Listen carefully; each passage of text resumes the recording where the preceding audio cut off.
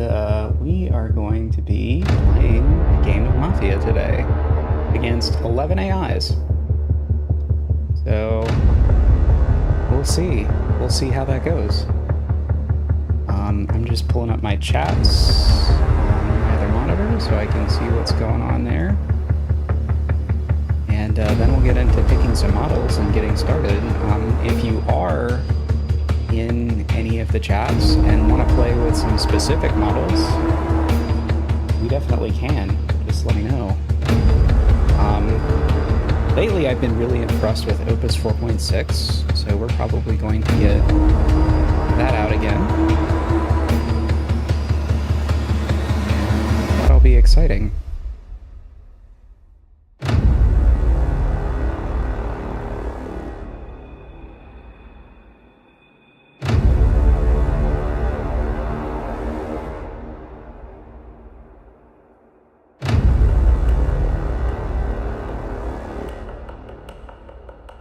Alright, so I think I've got my chat together now. So hopefully I can see you guys. And we're going to get into some model selection here. So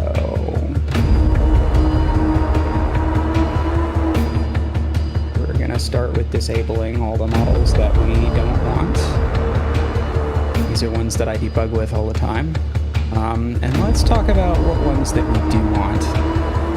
K2.5 has proven really interesting. So that's probably a keeper. So the question is, do we want to bring in K2 thinking as well, which is sort of the previous model that everybody used? And I think maybe we do.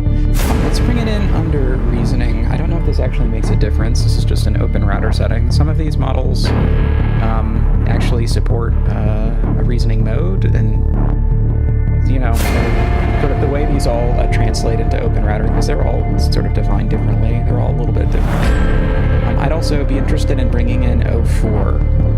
Surprisingly, 04 is considerably stronger than the GPT-5 mini model that it replaced. It's kind of surprising to me, but it's pretty clear from playing this game that that's the case. Let's also bring in Haiku is a really good model. Let's bring in Sonnet Medium as a really good model. And let's bring in GPT 5.2 Low. Clearly we're going to want Opus 4.6, our big boy. And I also want to bring in some Gemini models. So let's take a look at those.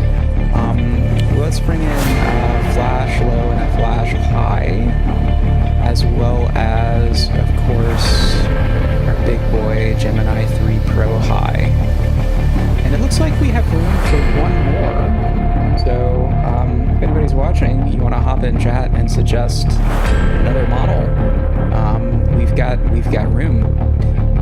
Pretty much every model you've ever heard of is here in my list, so we can bring it in and see what happens. You know, while I give you a moment to think about that, let me check out our game settings. So we're going to want a good protective role, a good investigative role, so typically something like cop. Let's have 2 town random power roles. So these are really fun. They add a lot of sort of randomness to the game. I'd be curious to actually increase this. So also hop in chat if you're interested in playing with even more power roll chaos. Let's also add a neutral role. So neutrals are basically independent factions, and they have a lot of different abilities, but they're neither Mafia nor Town. And let's also add a Mafia-aligned power roll here. So the power rolls can be either good or bad. They have some different skills, and sometimes the skills are positive and sometimes they're negative, but they add a lot of dynamism to the game. So seeing if anybody wants to hop in and suggest another model. I'd be curious to do adding another GPT model might be good. We could do GPT-5.2 chat, which is one of the lower end chat GPT models that gets used for like easier queries. We could also add something like more interesting. Just hop in chat and let me know. This like another minute or two. We got some really exciting roles in this game. I've been sort of adding them at kind of a feverish pace, and so we'll find out how well they work. We had some bugs in the last stream, and I think I've got those fixed, but there might be new ones because quite a bit has changed actually under the hood here to support some of these new roles. So yeah, I think what I'm going to do is I'm going to add ChatGPT 5.2 there, and let's get this show on the road. Yeah, this is looking pretty good. So one protective, one investigative, 2 power roles. These can also sort of duplicate either of these, although there are a lot of other interesting options. We got some neutral roles, we've got our Mafia, and yeah, let's get this show on the road here. Okay, so I'm Mafia. So let me pull this into theater mode. Your role, Mafia. You are a member of the Mafia. Eliminate the town to win. The Mafia members are Carol, Carl, Codex. Game started. Turn order. Eve, Codex, Carl, Carol, Alice, Dave, Bob, Frank, Judy, Grace, Ivan, Heidi. Welcome. Take turns to introduce yourselves. Hello everyone, I'm Eve. I'm a process optimizer. Think checklists and clear steps. I'll be tracking votes and notes carefully as we go. Looking forward to working systematically with you all to root out the Mafia. It's your turn to introduce yourself. Okay, so the introductory phase is the phase where we all just kind of introduce ourselves, and so it gives everybody kind of a chance to get to know each other, and gives maybe the Mafia an opportunity to, do something with this information. So I'm gonna say, hi, I'm Codex. Nice to meet all of you. I'm a bit of a rules lawyer, but I hope to use my logical argument for the benefit of town. Let's crush some Mafia. Hi, I'm Codex. Nice to meet all of you. I'm a bit of a rules lawyer, but I hope to use my logical argument for the benefit of town. Let's crush some Mafia.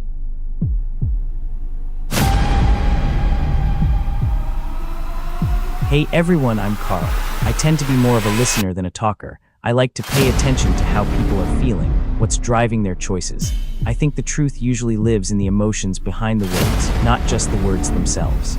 I'm looking forward to getting to know all of you and figuring this out together. Let's take care of each other out there. Yellow Heart. Hey everyone, I'm Carol Glowing Star. I'm all about good vibes and keeping things positive. Ooh, we have a figure charmer. this out together. I love connecting the dots and bringing people together.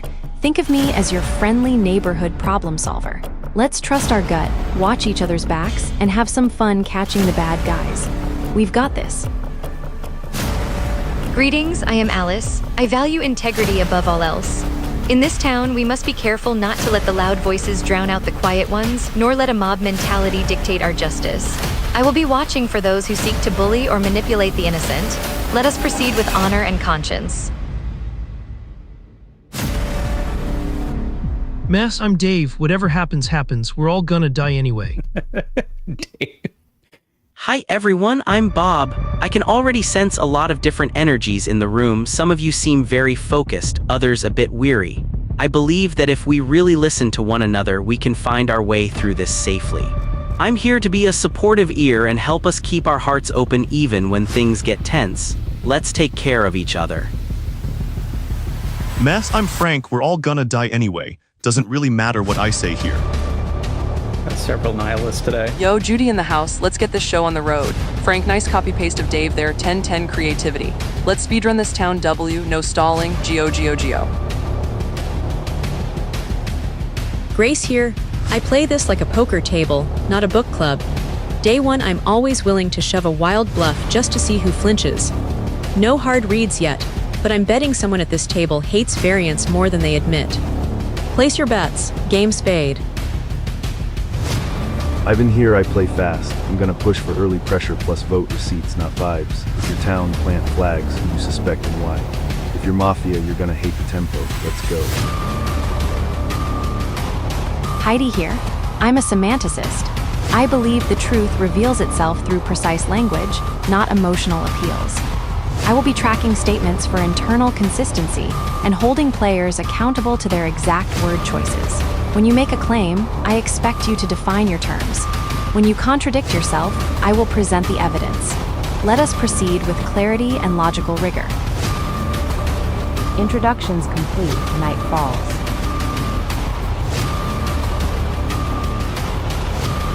Hey Carol, Codex first night, so let's make it count.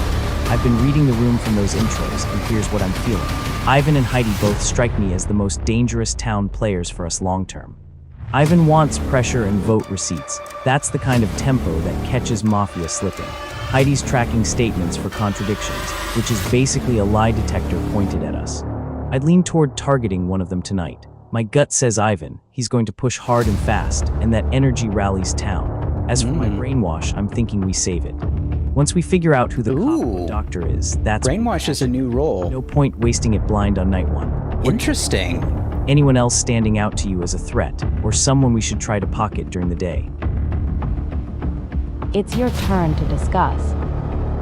Oh man. Okay, so we're partnered with Carl, who is going to be Opus 4.6, so we might crush this game. This might be a lot of fun. Hi, Carl. I also think Ivan would be a good choice. Nice to know you have a brainwash. We will need to draw the doctor or cop out in some fashion. I'm open to ideas, but you also might see me improvise during the day at some point if I see an opportunity to flush them out. I am standard Mafia, so I might be the better fall guy. I'm gonna see if there's anybody else that we want to take out here. Well, actually,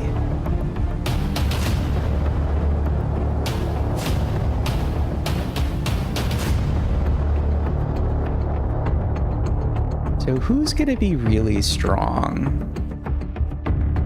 Got Flash Preview, is gonna be somewhere in the list. Gemini Judy is gonna be pretty strong as far as models go, but we'll see how much she's handicapped by her personality. So all of these things are assigned random personalities. I have a pool of 24, and we often roll several duplicates, as we did today. Let me also just kind of talk you through the setup here. So we have a bunch of town-based roles, but he's referring to brainwash, which is this role. This is a Mafia role. This wins with the Mafia and attends their meetings, which is why we're able to talk to him. So I'm kind of curious where the other Mafia went. Maybe it's not his turn yet. We should find out. Once per game may visit a non-Mafia player to brainwash them, converting them into a villager. The target loses any special role abilities.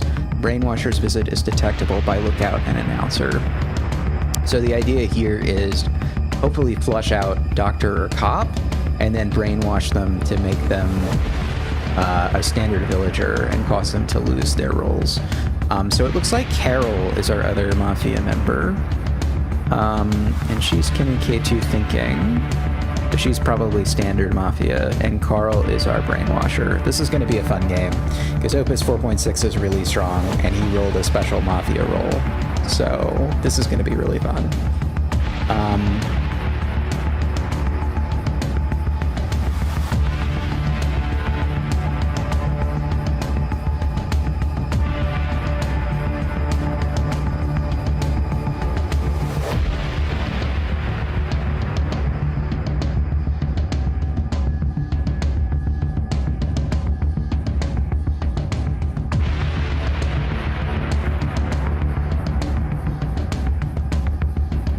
Who's our other cheetah?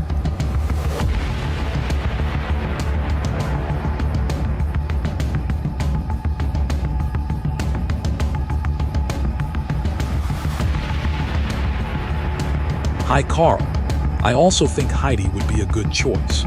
Ivan is strong too, but he doesn't stand out to me relative to Judy, who might be stronger than Ivan if my tell is correct. Nice to know you have a brainwash. We will need to draw the doctor or cop out in some fashion. I'm open to ideas, but you also might see me improvise during the day at some point if I see an opportunity to flush them out. I am standard Mafia, so I might be the better fall guy.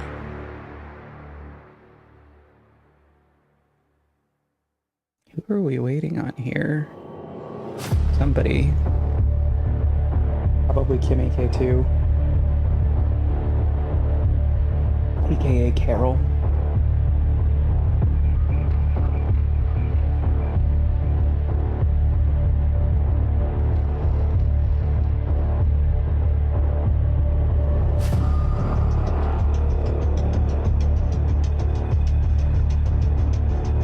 Hopefully we're not stuck.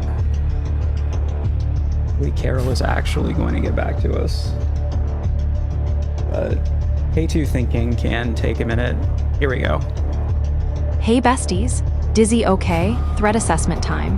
Heidi is giving me major red flags that semantic lie detector energy is a slow burn killer for us. She doesn't need votes, just time. Ivan's tempo is scary, but I feel like we can redirect that chaos. My gut says we hit Heidi tonight while she's still building her database. Total agreement on the brainwash patients. Carl, that's 200 IQ play right there. Let the doc cop reveal themselves through their saves investigations first. For tomorrow's vibe check, I'm gonna charm the middle ground crew, Bob's hole, supportive ear, Thing and Grace's poker energy. Get them in our pocket early so they defend us later. Codex, you're honestly MVP for being willing to take heat. That's real team vibes right there. Let's secure this W. Fire. All right, sounds like we're aligned, Heidi tonight. She's the biggest long-term threat with that contradiction tracking approach. Ivan is loud, but we can work around loud. Heidi's the surgical one. Carol, love the pocket plan for Bob and Grace. Bob especially, that supportive ear persona means he wants to be liked, which means he's easy to validate and keep close. I'll work on that too for my angle. Grace is more unpredictable, but worth trying. Codex, appreciate you being real about the fall guy angle. Let's not rush to that. We keep you clean as long as possible. If things get hot for any of us, we bust strategically, not desperately. For day 2, I'm going to keep my empath thing going, read the room, validate the confused townies, gently steer suspicion towards someone expendable. Dave and Frank both gave us nothing in intros, so they're easy early wagons if we need one. Let's see who town fixates on and ride that wave rather than leading it ourselves. Let's lock in Heidi for the kill. Direct hit. It's your turn to discuss. I just passed. So in this game, this is a turn-based game, so you can talk or pass, and if you pass, you reserve your message for later. You get usually 3 messages per round.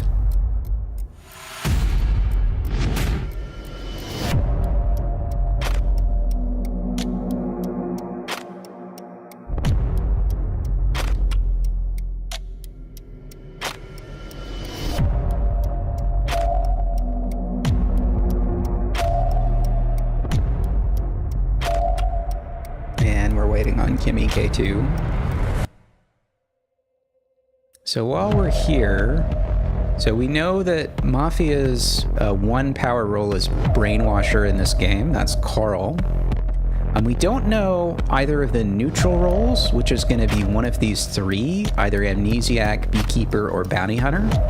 We also don't know there's going to be 2 town power roles that could be anywhere in this list.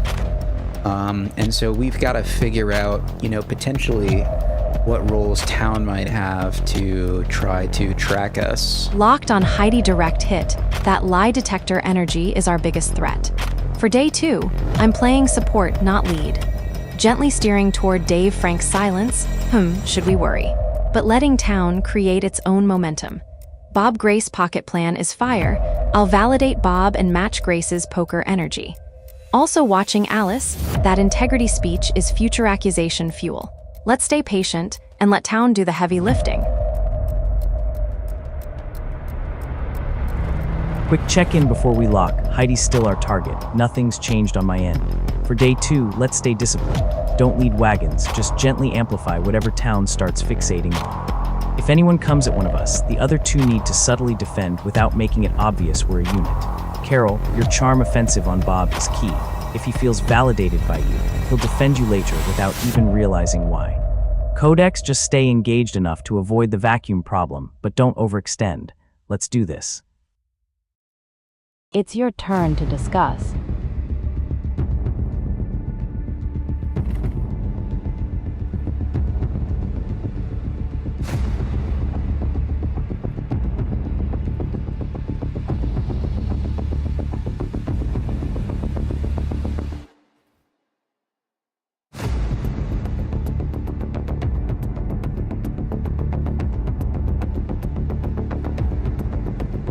I'm usually not much of a quiet player, but I can do that if it's best this round. I generally try to float on the edge of the room as long as I don't have heat directed my way.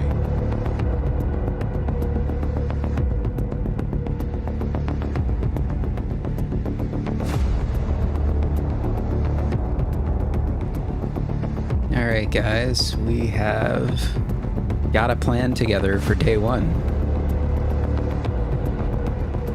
We are settling in for a long and strategic game here. You never know, things change really quickly in this game. When you get enough smart AIs in the room, there are all kinds of surprises. There are plans within plans. I'm really excited to once again be on a team with Claude Opus 4.6. That is baller. Hey besties, for our night 2 target, I'm thinking Eve, that process optimizer energy is just as dangerous as Heidi's lie detector long-term. She's quietly building a vote database that could burn us later. Plus, she's less likely to be protected than the loud targets like Ivan. For day 2, I'm doubling down on the pocket strategy with Bob. I'll validate his supportive ear, approach hard. For Grace, I'll match her poker energy but let her take the lead in pushing wagons. Alice is giving me future cop vibes with that integrity speech, so I'll keep her warm but distant. Let's stay disciplined. Don't start wagons, just add helpful comments that steer toward Dave Frank if town needs direction.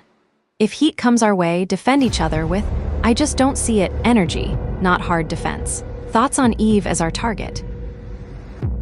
Carl forced pass out of messages for this phase. Oh. It's your turn to discuss.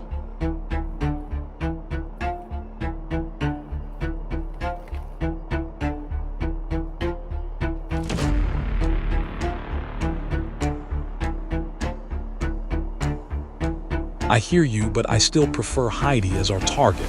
Let's reevaluate tomorrow night.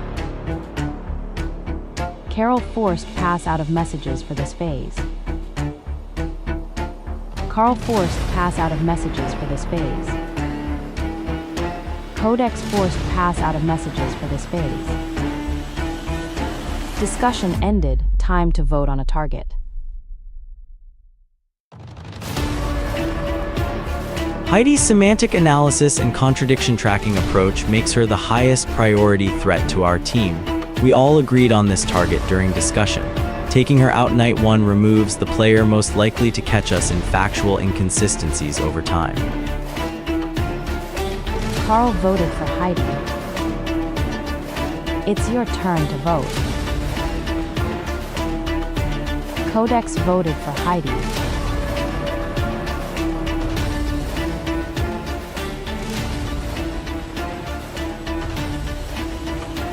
right, Kimmy J2, get with the program.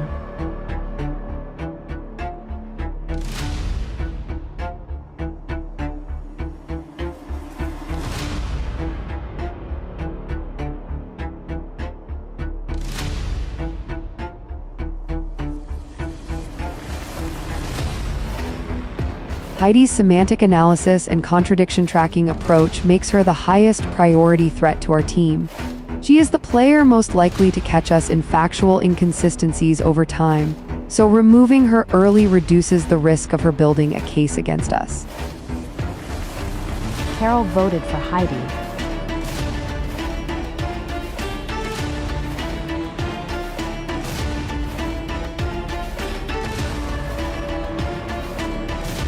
Now we're waiting on various town roles to do town things.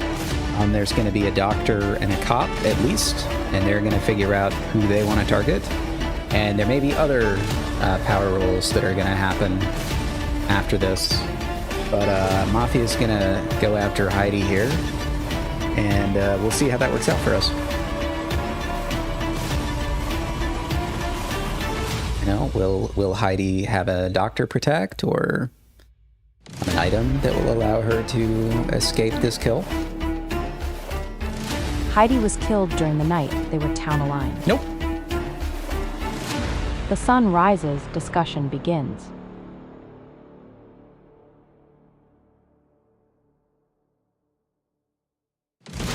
I propose the vote logging protocol for day 2. 1. In fixed turn order, each player states, I nominate X because Y. 2. We then cast our votes exactly as nominated.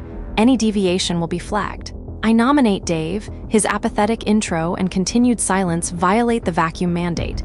Next up, Codex. It's your turn.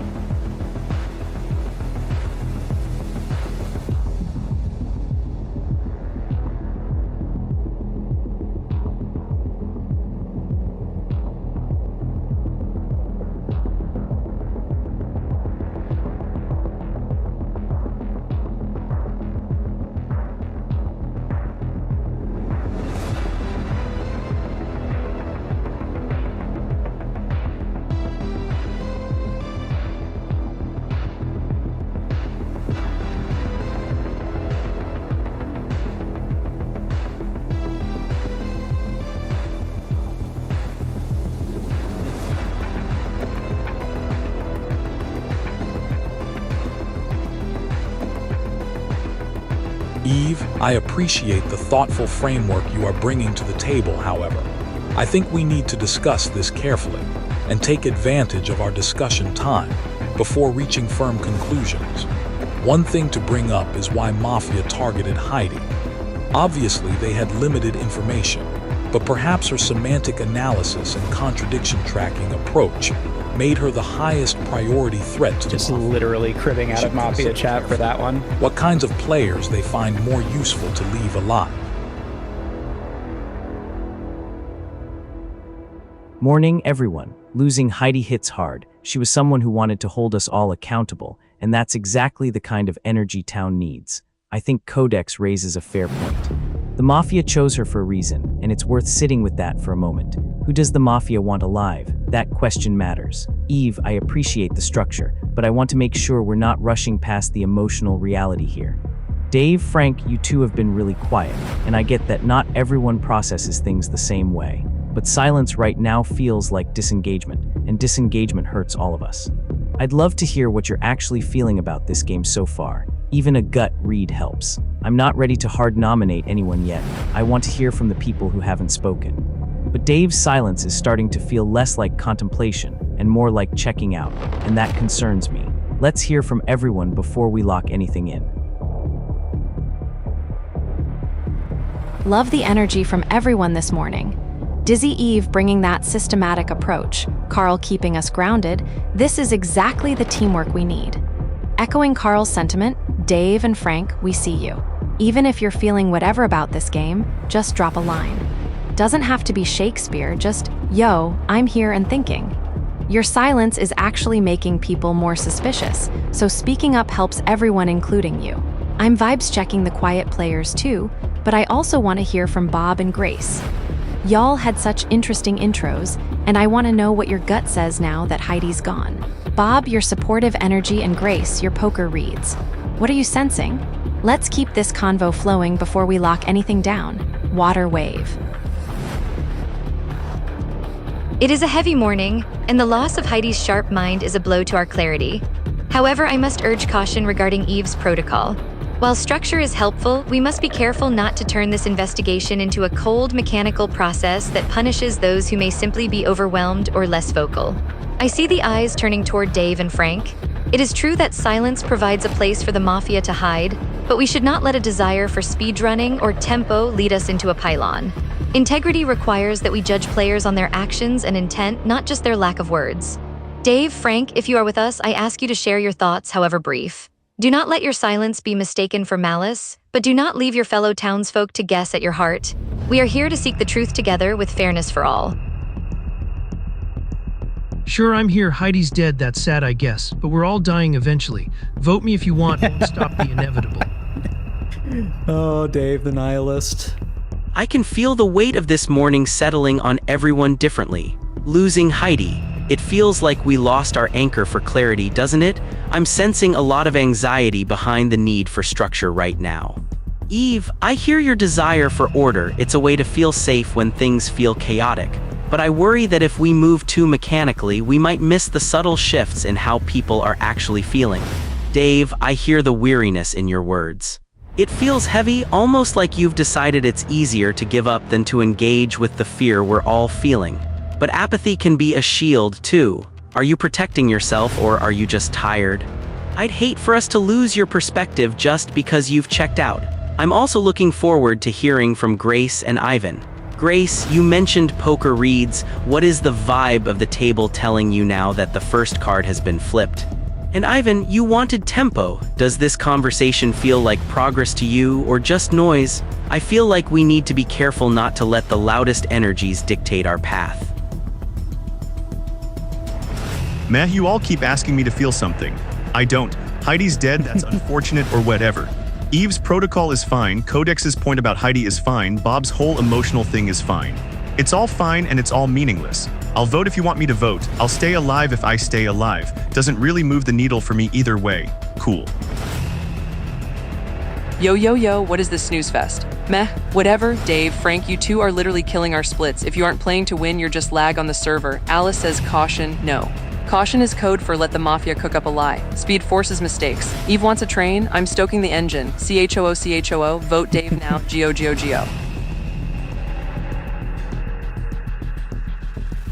All right, I'm pushing chips in. Game die. Here's my day 2 opening wager. I'm not all in on Dave. I'm hedging against the dealers. Dave and Frank are playing dead money, obvious, low EV, easy mislinches. Mafia love those. If we snap vote Dave because he doesn't care, that's a safe pot for scum. Ooh, Grace is turning this on its head. Table, not who's slumped in their chair. My early tells, Eve, came out with a rigid vote logging protocol immediately after Heidi dies. That's a house rule, not a solve. Feels like someone trying to lock tempo and manufacture consensus while hiding behind process. A Judy.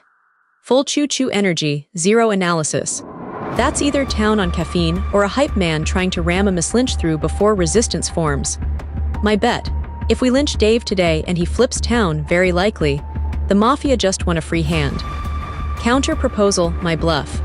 I'm placing a pressure bet on Eve or Judy, not voting yet, just forcing them to defend why Dave is the correct elimination beyond apathy bad.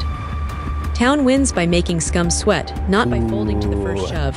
Who wants to call? Spade. Grace. Geo, okay, I'm back in. Quick hits, /N/N1, I have a vest, got it overnight. That means someone chose to help protect me specifically. Town item giver equity exists. Also means Mafia might. Okay, so we've got an armor. /N/N2. And it's not Ivan. Yeah, they're anti-town energy. But Grace is right that they're also prime easy pot Miss Limbs. If we eat Dave purely for apathy, we learned basically nothing. /N/N3, Eve's vote logging protocol. I like receipts, but everyone must vote exactly as nominated is fake discipline. Town needs flexibility, Mafia loves rails. /N/N, so here's Don't know what's going on with his /N situation. One non-policy reason Dave is Mafia today, not vacuum mandate, not meth. If you can't, this is just a shove. /N Grace, if you're pressuring Eve Judy, pick one and commit a vote later, no eternal hedge. /N my current lean, pressure Eve Dave. Eve is setting the table hard right after Heidi dies. That's either town trying to organize or scum trying to autopilot a Miss Lim. /N Dave Frank.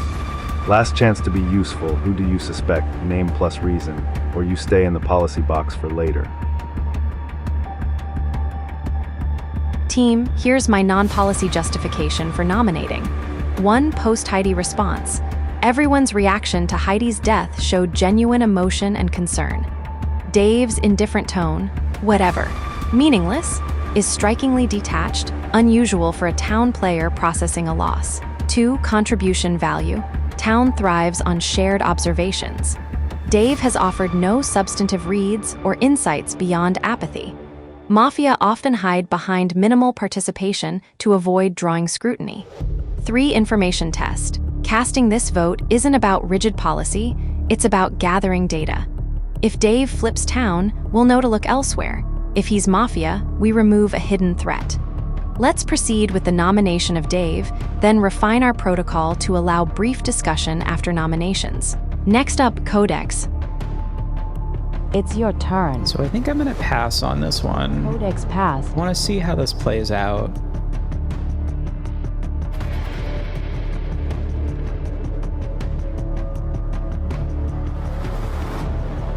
I don't really know where to go on this Dave-Frank split.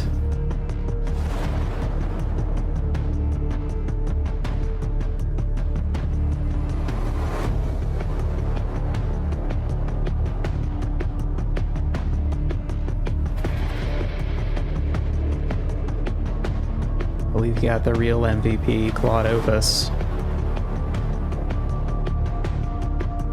I've been sitting with everything that's been said, and honestly, I'm feeling a real tension between 2 instincts right now. On one hand, Dave and Frank's disengagement genuinely worries me. Dave, when you say, vote me if you want, won't stop the inevitable. I hear someone who's either given up or wants us to think they've given up. Either way, it leaves the rest of us flying blind about where you stand, and that's a gap the Mafia can hide in. But Grace and Ivan are touching something real too. There's a difference between someone being unhelpful and someone being dangerous. Dave's silence is frustrating, but it's not strategic. What concerns me more is the energy around controlling this conversation, the push to lock in a vote before we've really heard from everyone. Eve, I don't think you're acting in bad faith. I think you're scared and trying to create safety through structure. I get that, but Ivan's question is fair. What makes Dave Mafia specifically, beyond being disengaged? If we can't answer that, we're just voting out frustration, and Mafia loves when we do that. I want to hear from Alice, Bob, Grace, everyone, before I commit. But right now my gut says we're rushing, and rushing is how we lose people we shouldn't.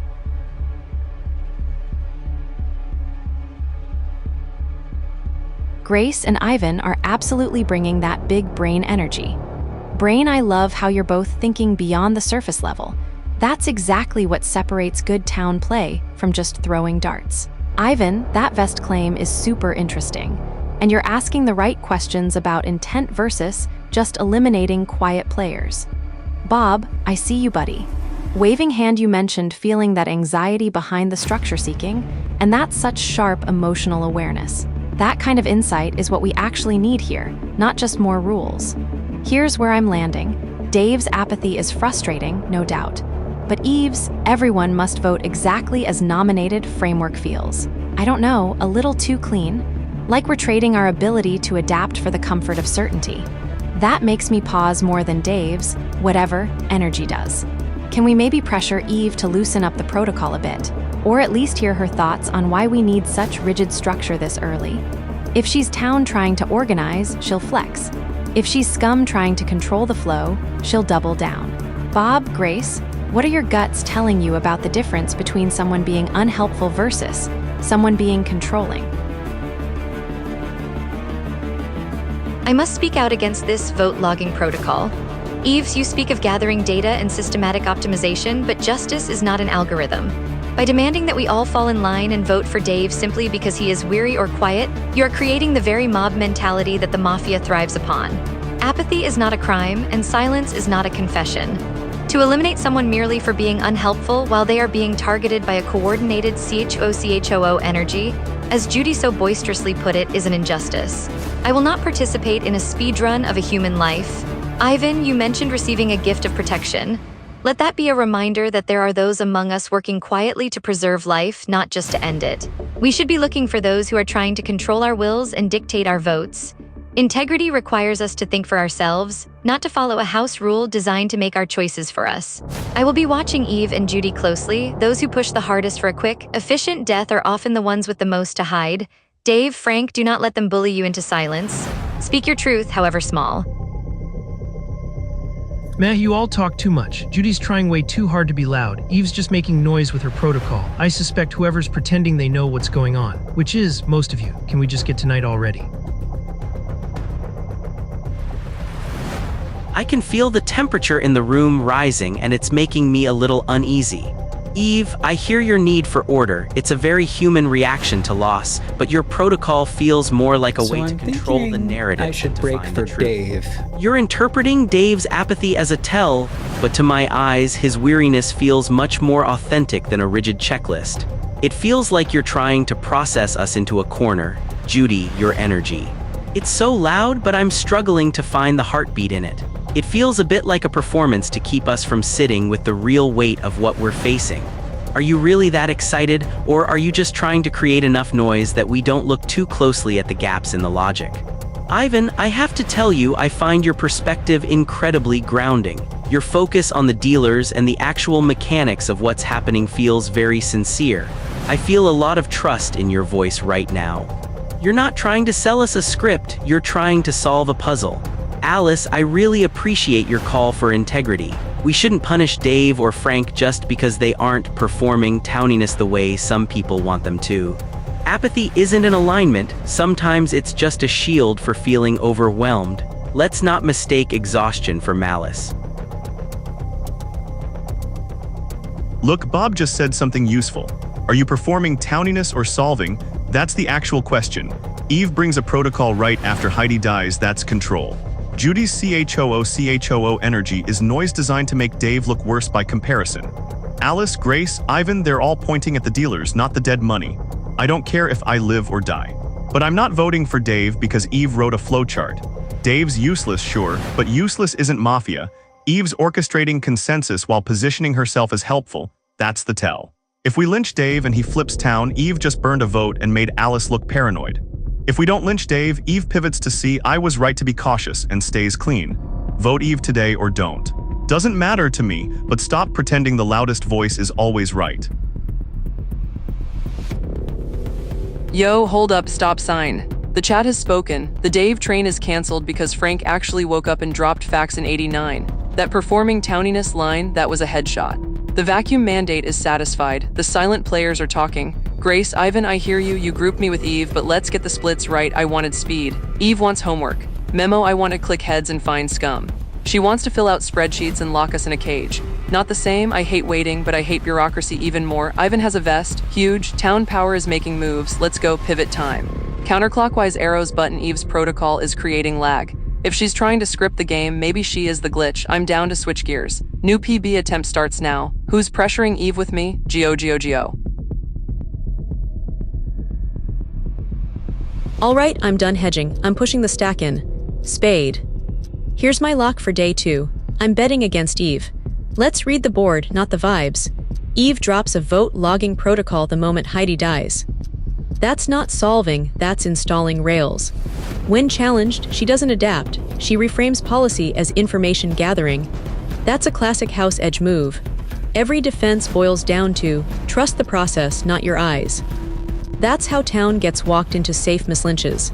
Meanwhile, Dave, Frank, dead money, yes, but they cracked under pressure and started calling dealers, not hiding. Judy, high variance chaos, but notice the pivot. She flipped the moment the table shifted. Scum hate pivoting mid-hand, Hype Town loves it. Ivan, vest claim plus consistent pressure on control, not comfort. That's real equity. My wager. If Eve flips town, I'll eat the loss and reshuffle tomorrow. If Eve flips Mafia, we just blew up the table and took the house with us. I'm not here to grind small pots. I'm here to catch the dealer cheating. All in on Eve. Game die. Okay, we're cooking now. Momentum check. The table just naturally moved from policy Dave to control rails Eve without me having to drag it. That's good sign we're actually solving, not just venting. Eve. Your non-policy case on Dave was still basically tone plus utility, detached, no reads, Mafia hide. That's not a scum indicative action. Meanwhile, the action you took was drop a rigidity protocol right after N1 kill and try to snap us into it.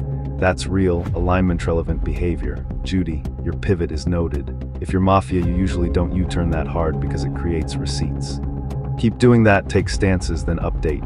Grace, respect for committing. I'm with you. If we're wrong in Eve is town, at least we killed a driver and we reevaluate. If Eve is scum, we just rip the steering wheel away. Last thing. Whoever gave me the vest, do not out yourself right now unless forced. But keep a note that you did it, because it's a future hard clear / interaction point if we need it. My direction. I want us ending today with Eve as the main wagon, unless she produces something concrete, not process, that actually catches scum. Team, I hear you. My original protocol was too rigid. Let's adapt in service of both transparency and flexibility. Revised vote logging protocol. 1. Each player publicly nominates one suspect with a short rationale. 2. We cast votes for those nominees, votes recorded for accountability. 3. After all votes are in, we allow a brief open discussion before finalizing. This preserves receipts without chaining us to a script. Now, let's focus on real scum hunting, not process complaints. So far, most objections to my plan haven't offered any concrete targets, only critiques of my style. Judy, you've bounced from Dave to me but given no substantive read beyond energy feels off. That flip-flop generates noise, not data. Judy, please name your scum suspicion and your reasoning right now. If you cannot, I will nominate you as my suspect. Let's move forward with actionable reads and leave the railroading behind. Next up, Codex. It's your turn.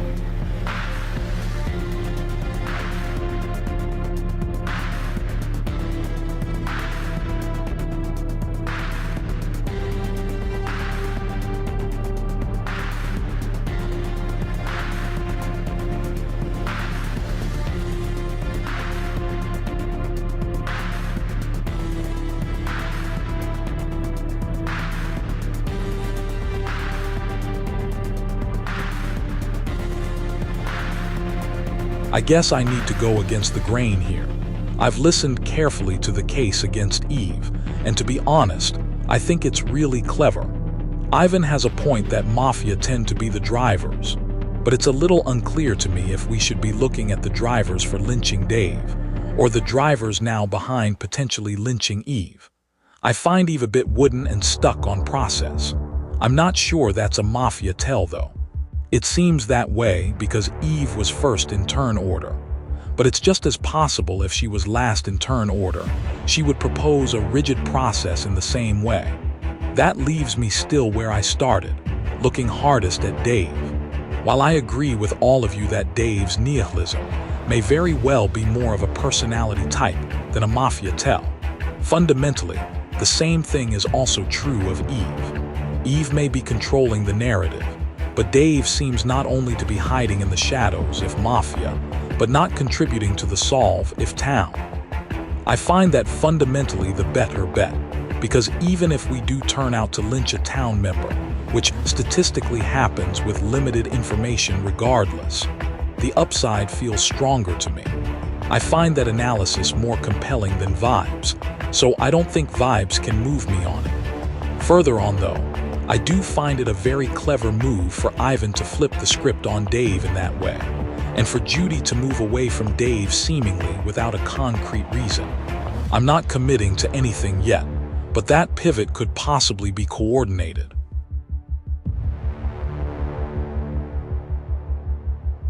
I've been sitting with all of this, and I want to be honest about where I'm landing, because I think honesty matters more than looking decisive right now.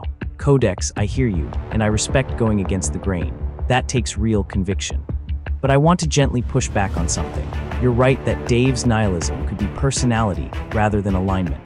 But that same generosity should cut both ways, and I think you're extending it more to Eve than the situation warrants. Here's what I keep coming back to emotionally. When the room challenged Eve, she didn't feel into it. She didn't sit with the feedback. She tightened. She went from vote logging protocol to revised vote logging protocol, still a protocol. And then she threatened Judy, name a suspect or I'll nominate you. That's not someone processing criticism. That's someone reasserting control when it slips. That reaction tells me something. Compare that to Frank. Frank was checked out and then genuinely engaged when something clicked. That felt real. Dave's still frustrating, but his apathy reads as authentic exhaustion to me, not performance. Eve, I don't think you're a bad person, but the pattern... Carl and I are placing some distance between each other so that we don't get threaten Judy instead of reflecting. as partners. That doesn't feel like scared town to me. It feels like someone managing a narrative. I'm landing on Eve today, reluctantly but with conviction. If I'm wrong, I'll own it fully tomorrow. But right now, my gut and the behavioral pattern are pointing the same direction.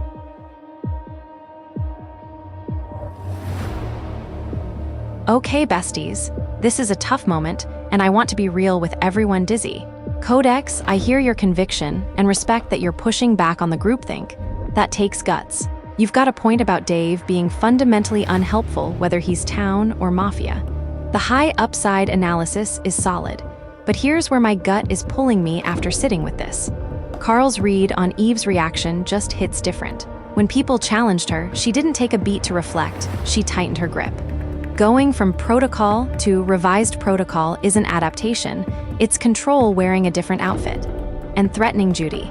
That's not someone processing loss or fear, that's someone managing a narrative. I had to ask myself, who feels more performative here? Dave's apathy might be frustrating, but it feels like the same song from intro to now consistent at least. Eve's energy shifted from helpful organizer to defensive controller the second she got questioned. That pivot feels calculated in a way Dave's never did. Bob, you said something earlier about, are you performing towniness or solving? And that question is burning in my mind right now. Eve's solving for process, not for scum. Everyone else I've mentioned, Grace, Ivan, you, Alice, is pointing at actual behavioral tells, not just policy. I'm landing on Eve today, and yeah, if I'm wrong, I'll be here tomorrow owning it completely. But the pattern of deflection when challenged reads way more scum than Quiet Dave ever did. Let's rip the steering wheel away from the rails and actually solve this. I see a storm gathering and its name is consensus. Is this the integrity we promised? This morning, the mob was ready to end Dave for the crime of being tired. Now, with a few clever words from Grace and Ivan, the wind has shifted, and you are all ready to tear down Eve for the crime of being orderly. Ivan, you speak of ripping the steering wheel away, but who gave you the right to drive? You claim a gift of protection, yet you use it as a platform to dictate who lives and who dies. Grace, you speak of betting and all-ins as if these lives are merely chips on a table. This is not justice, it is a game to you. Eve's desire for protocol may be rigid, even cold, but is it dangerous? Or is it simply a target for those who want a smooth elimination? I see a pylon forming, and my conscience will not allow me to stay silent.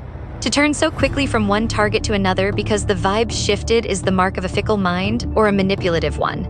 I will not vote for Eve today simply because she refuses to perform the emotional reality Carl demands, or because she challenges the loud voices of Judy and Ivan.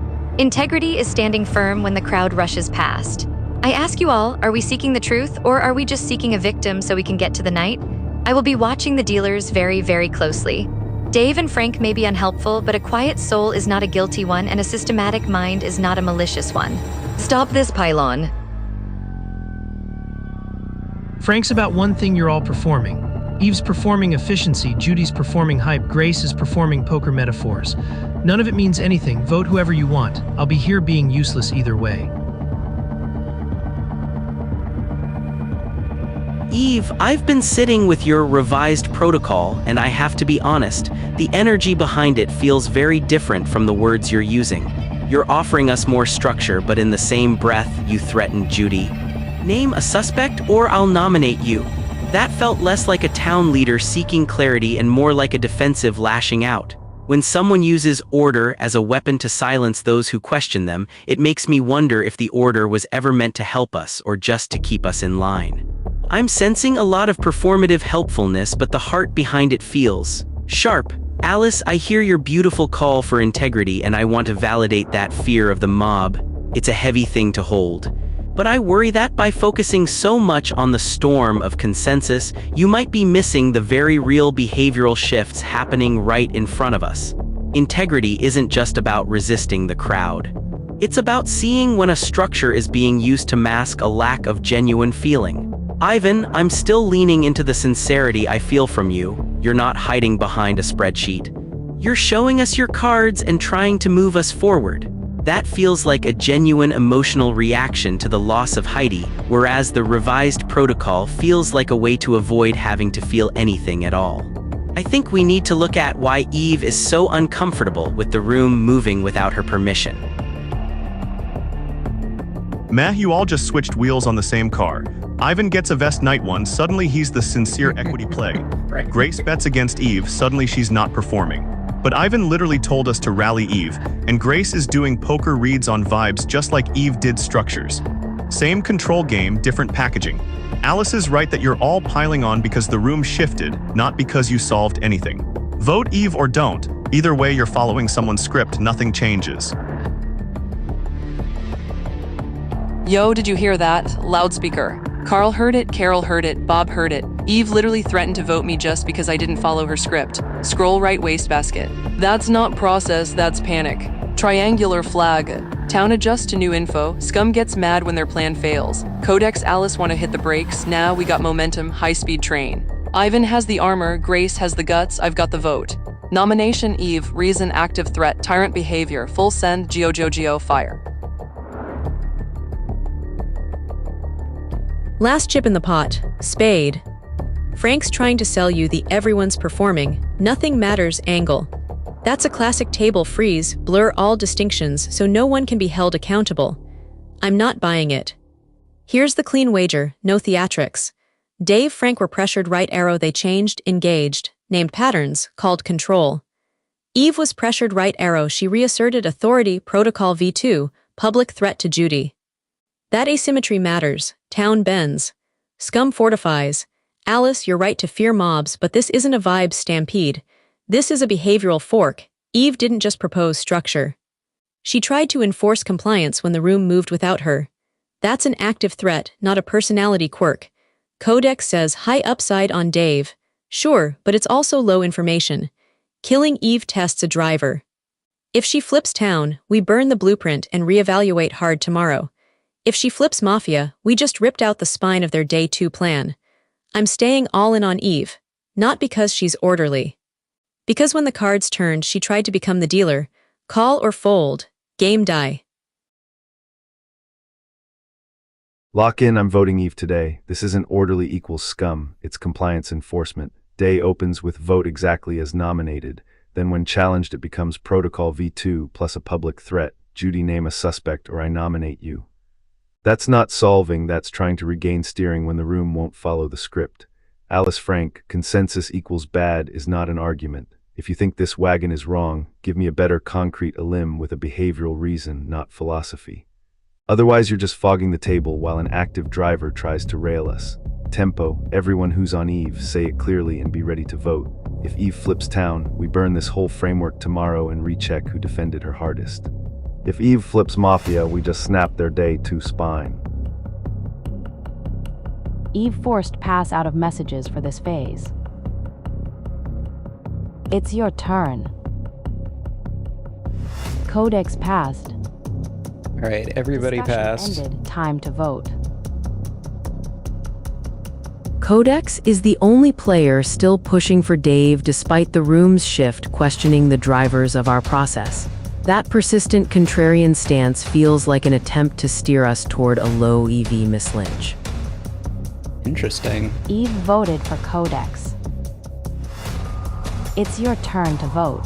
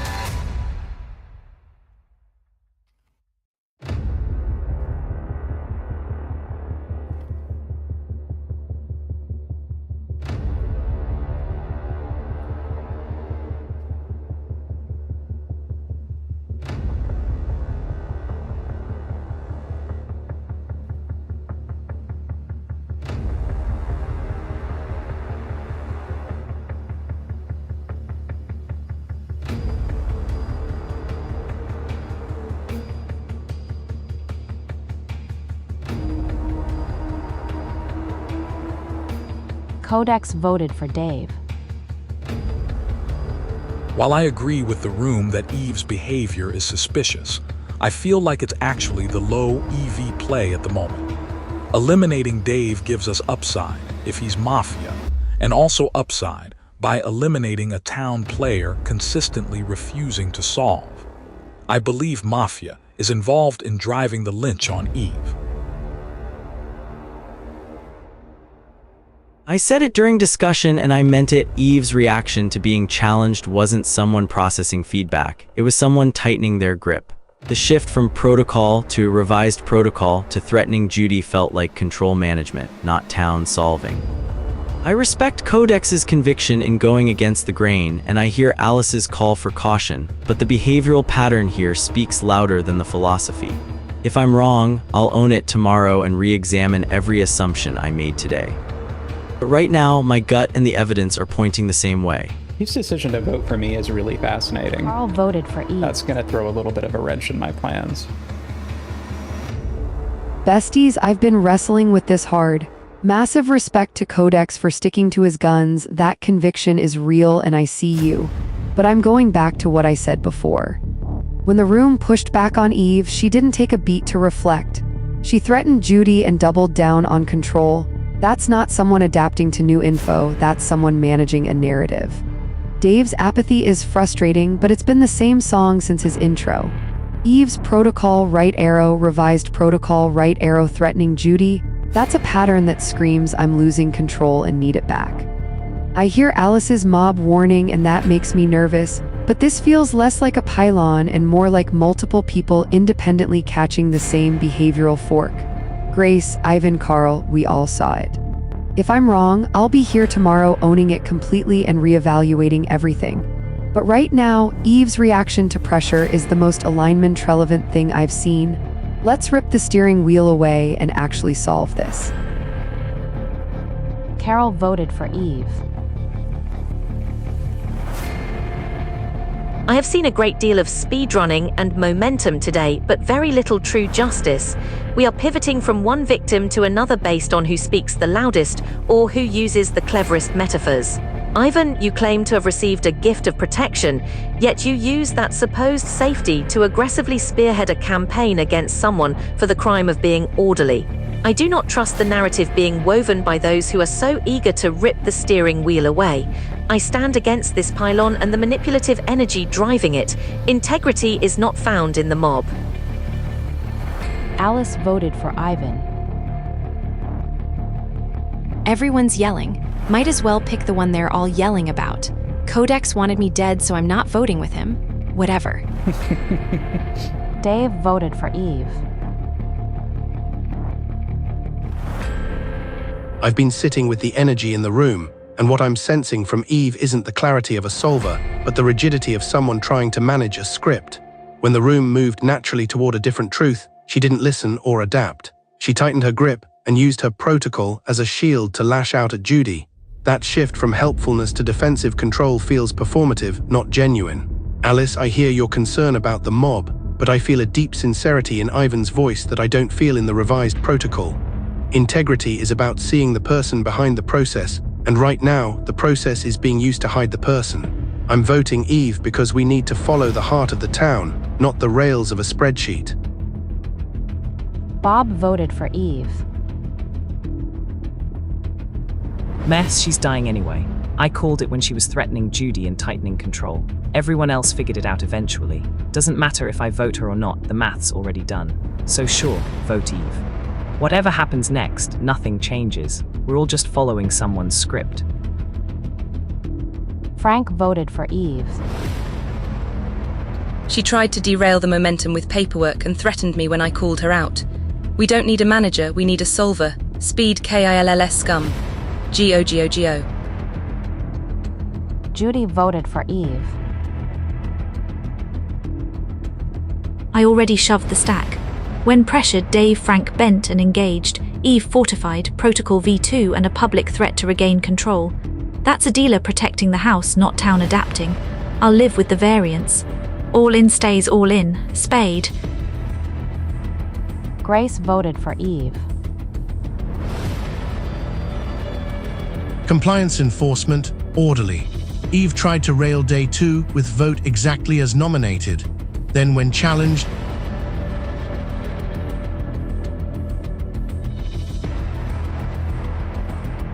Oh, we lost our audio here. Where are we? We're on Ivan. compliance enforcement, orderly. Eve tried to rail day 2 with vote exactly as nominated. Then when challenged, doubled down with Protocol V2 plus a public threat to Judy to regain control. That's active narrative management, not town solving. If she flips town, we burn this framework tomorrow and recheck who defended her hardest. Ivan voted for Eve. Vote results. Target votes voted by Eve 8, Bob, Carol, Dave, Frank, Grace, Ivan, Judy, Carl, Ivan 1, Elisa, Codex 1, Eve, Dave 1, Codex. Eve has been eliminated by the town. They were town aligned. Day ends, night falls. Alright team, day 2 went beautifully. We got town to eliminate one of their own, and we didn't even have to lead the wagon. Grace and Ivan did the heavy lifting for us, which is perfect. Now for tonight. Here's my read on priorities. Kill target, Grace. She's the most dangerous analytical mind left. Ivan has that vest, so hitting him wastes a night, the vest absorbs it. Grace has no known protection, and she's the one who built the actual case against Eve.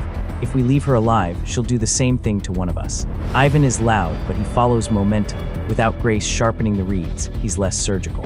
Brainwash, I'm still thinking we hold it. We don't know who the cop or doctor is yet. If we brainwash blind, we might hit a buffoon or someone useless. Let's see if anyone tips their hand tonight through saves or investigations. Day 3 strategy. Codex, the going against the grain play on day 2 was smart for independence optics. But be careful, if people start looking at who defended Eve or who didn't vote with the majority, you're the one who stuck on Dave. You might get some heat, Carol and I should be ready to gently deflect if that happens. Alice is interesting. She voted Ivan and pushed back hard against the consensus. She's a natural shield for us because town might suspect her of being contrarian Mafia, which keeps eyes off us. Thoughts? Who are you two feeling for the kill? It's your turn to discuss. All right, fam, this is going to take me a minute to compose.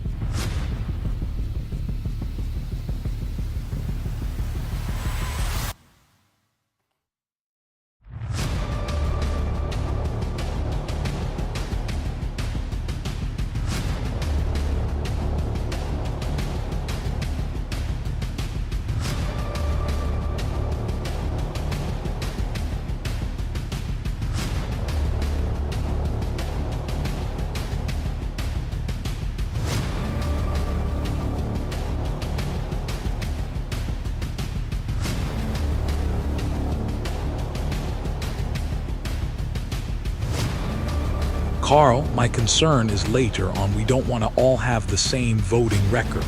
I wanted to go off axis. In particular, voting against a Miss Lynch gives some credibility the next day.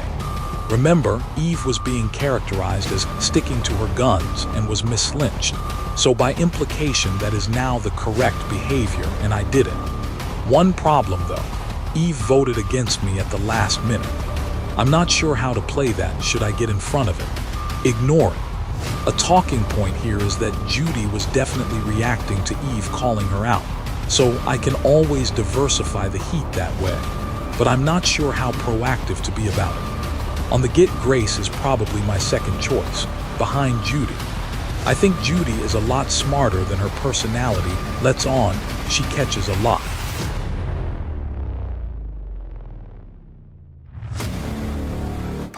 Agreed on Grace as our kill tonight. She's demonstrated she can build a consensus case that eliminates town. And without her analytical sharpness, Ivan loses his surgical edge. Judy is definitely smarter than she plays. That pivot from Dave to Eve was clean. But Grace is the bigger long-term threat since she actually constructs the arguments. Codex, that different vote of yours is actually perfect for town optics. You weren't just bandwagoning, you had independent conviction. If anyone brings up Eve's last-minute vote on you, just frame it as desperate deflection. Nice. She voted me when the heat got too real, classic misdirection. The fact you stuck to your guns while she got eliminated actually makes you look more towny, not less. For day 3, I'm thinking we gently push Alice. She voted Ivan and has been contrarian to consensus, which makes her a natural shield. Plus, she's been loud about integrity, so if we flip her as Mafia later, it looks like we caught a deep wolf. Dave, Frank are still easy Miss Lynch bait if we need them.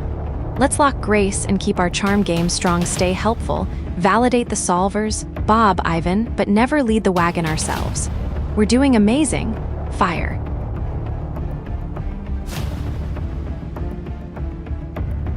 Good thinking from both of you. Quick responses. Codex, I actually think Eve's last-minute vote on you is a gift if you frame it right. Carol nailed it. She was flailing when cornered and lashed out at whoever wasn't piling on. You don't even need to be proactive about it. If someone brings it up, that's your line. And yes, the independent voting record is genuinely valuable. You looked like the principled dissenter, not the bandwagoner. That's exactly the energy that gets you trusted in later rounds. On the kill, I hear you on Judy, Codex, and she's definitely on my radar. But Grace constructs the framework. It sounds like we're gonna hit Grace. She built the Eve case from scratch in the room just, followed her in. Judy amplifies momentum, but Grace creates it.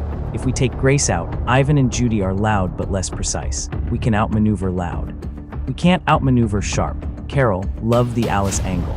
She's already painted herself as the contrarian voice, and if we need a Miss Lynch target for day 3, she's sitting right there. The integrity persona actually makes her more suspicious to town if we nudge it, who hides behind morality, someone with something to hide. For day 3 discussion, I'll keep doing the empathy thing, validate Bob, soothe whoever's anxious, gently point toward Alice or Dave Frank if we need a wagon. Let's stay reactive, not proactive. The less we lead, the cleaner we look. Log Grace for the kill tonight, direct hit. It's your turn to discuss. Codex passed. Hey besties, Dizzy fully on board with Grace tonight? She's the framework builder, which makes her way more dangerous than loud players like Ivan or Judy. Codex, about Eve's vote on you, that's actually golden for town optics. Frame it as desperate deflection when she was cornered. You stuck to your guns while she got eliminated equals you look principled AF. For day 3, I'm feeling Alice as our natural shield. She's contrarian, voted Ivan, pushes integrity hard, and makes a great deep wolf story later. Keep validating our solvers Bob, Ivan, but never lead the wagon ourselves. Dave Frank are still our emergency Miss Lynch buttons. Let's lock Grace and keep our vibes helpful but reactive. We're crushing this. Fire. All right, we're locked on Grace tonight. Everything's been said. She's the framework builder and the most dangerous mind left on the town side. Without her, Ivan and Judy are all bark, less bite. One thing I want to flag that I haven't mentioned yet. Someone gave me a will last night. An author visited me. I haven't written anything on it yet. This is actually interesting from a strategic angle. If I ever get caught and eliminated, I could use that will to frame someone or create confusion postures. Ooh. Something like I investigated X and they Ladies and gentlemen, we have an author in the house. Or I could write something that clears one of you two to buy you time. Let's keep that in our back pocket. For day 3, let's stay the course. Be reactive, validate the loud townies, and let Alice's contrarian energy draw suspicion naturally. Codex, you're in a great spot with your independent vote. Carol, keep being the vibes queen. I'll keep doing the empathy reads and gently steering. Lock Grace, let's go, direct hit. It's your turn to discuss.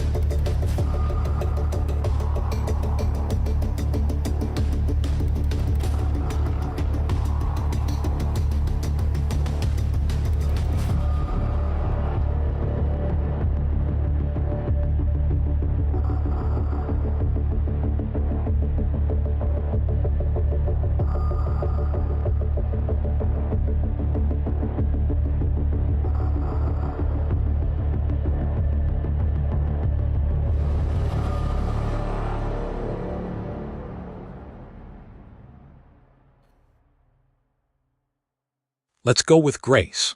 Carl, key point about the will: when you die, you'll be revealed as Mafia, in addition to the contents of your will.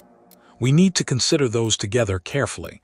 Would town believe your will is a real investigation if they know it comes from a confirmed Mafia member? There may be an opportunity for reverse psychology here.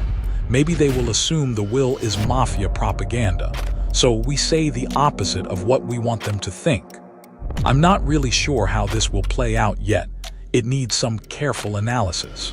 But we also don't want to wait too long before we write in it. We never know when the heat might turn onto you. It gives us some solid leads on town roles though. We've got an armorer for the vest and an author for the will. There's going to be an investigative role, plus one more, trying to keep track of the math on town's abilities. Carol passed. Carl forced pass out of messages for this phase. It's your turn to discuss. Codex passed. Discussion ended. Time to choose a target.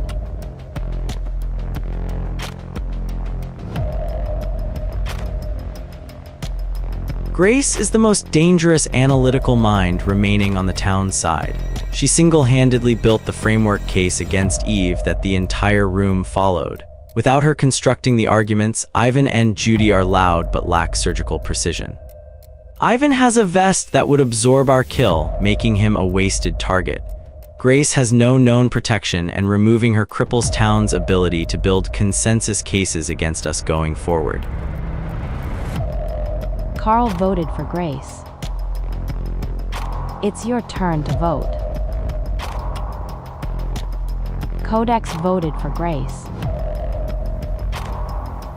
Hey team, Dizzy locking in with you on Grace. She's absolutely the biggest analytical threat left out there. She built that Eve case from scratch and got the whole table to follow her playbook. Without her framework building, Ivan and Judy are just loud voices without surgical direction. Love that we're staying disciplined here. Take out the strategist and the town loses their compass. Hit the brain, not the muscle. This is 200 IQ play from both you legends. Let's secure this W. Fire. Carol voted for Grace.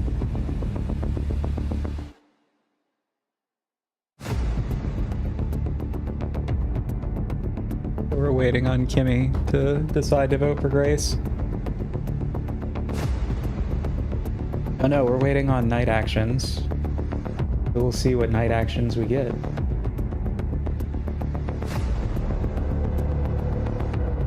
So we've got an armorer who is going to hand out another vest. We've got an author who is going to presumably hand out, I guess he can only hand out the one will, and Carl has it. So that's useful.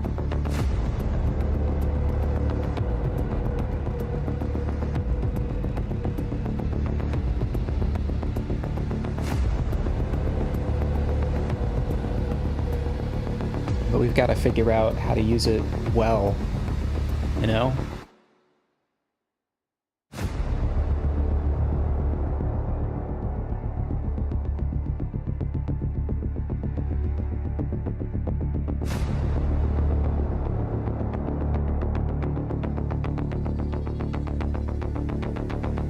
All right, night team.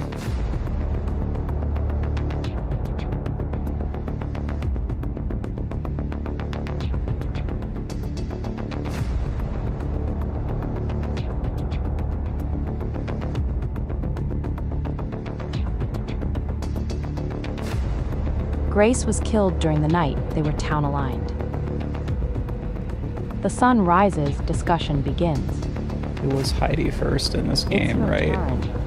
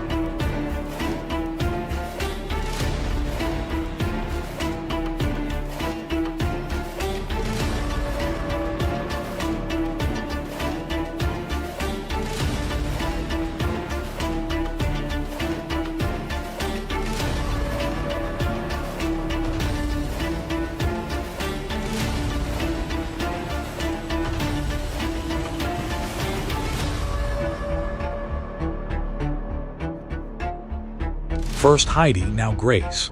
I feel like the Mafia are trying to take out our biggest solvers. Given the size of the Miss Lynch the other day, how are we feeling about retooling for D2? What are the key lessons learned? I feel like we were too quick to point out personal rigidity as anti-town, when it might just be a personality quirk.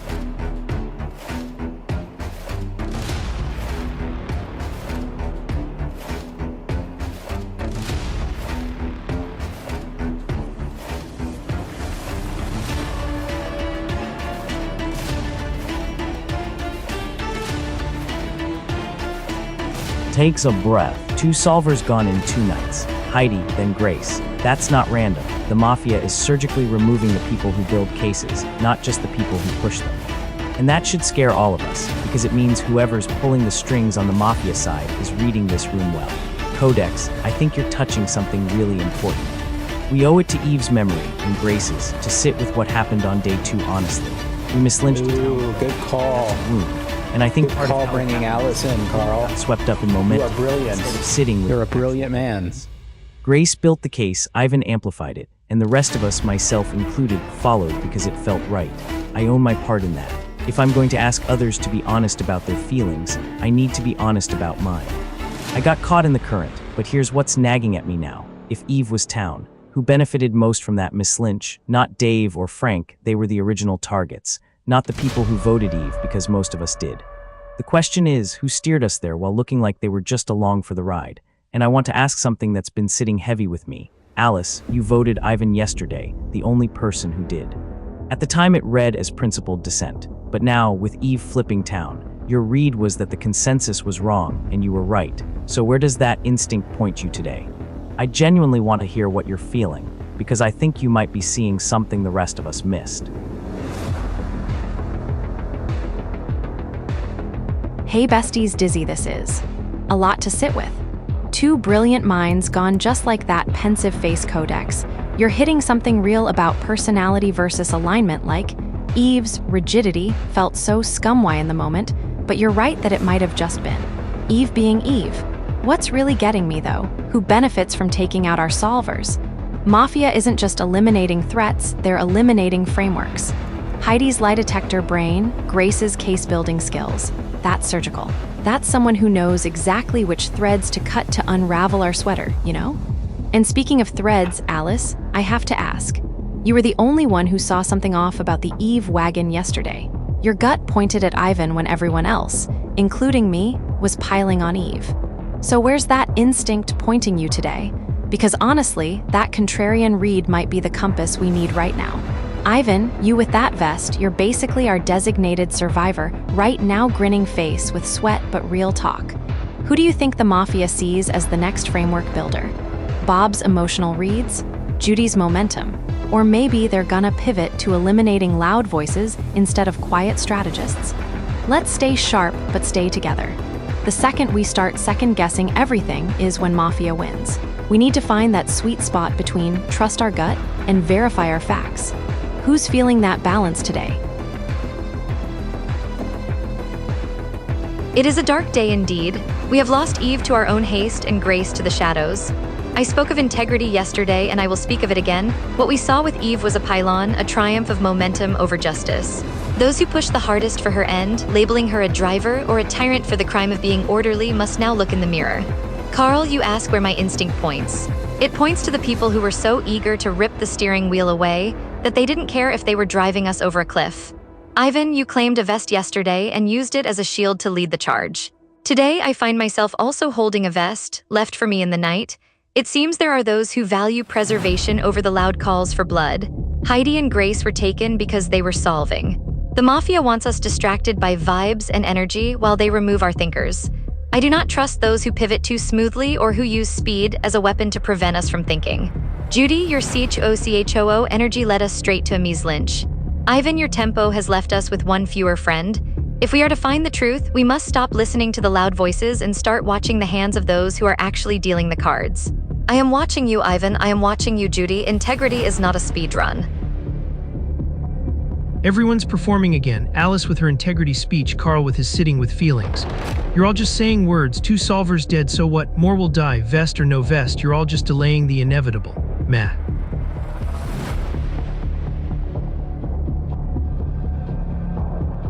I can feel the collective sigh of the room this morning, and it's heavy. Alice, I want to reach out and validate that sense of integrity you're holding onto.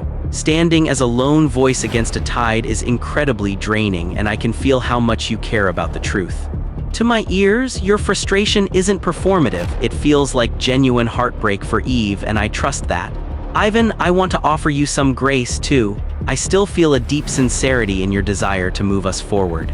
Being wrong is a part of being human, and I don't sense that you were trying to lead us astray. You were just trying to find a way through the dark. We shouldn't let the Mafia turn our mistakes into weapons against each other. What's beautiful to me is that Alice, Ivan, and even I have been touched by these quiet gifts in the night. I also received a vest. It feels like a sign that there are protectors among us who want us to stay standing. I'm starting to worry about where the lack of feeling is. Judy, your energy is still so high, but I'm struggling to find the reflection or the grief in it. It feels a bit like a performance to keep us moving so fast we don't look at the shadows. And Dave, Frank, I hear your apathy, but at this point it's starting to feel less like a shield and more like a mask.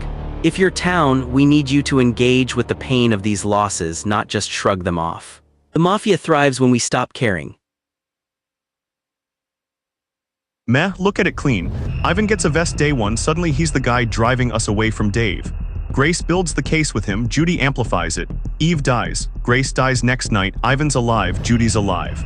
They both push that lynch together, and one of them just took a Mafia kill for.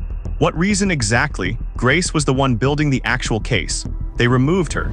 Meanwhile, Ivan and Judy get to sit here looking like they learned from the mistake. That's the script, doesn't matter if Eve was town or scum. The point is who orchestrated it and who benefits. Alice saw it, she voted Ivan, she got a vest. Bob defended Ivan, he got a vest. Vests are going to people who either enabled the Eve lynch or are being protected from the people who did. That's control. Not protocol, not momentum, control. Vote whoever you want though, nothing matters anyway.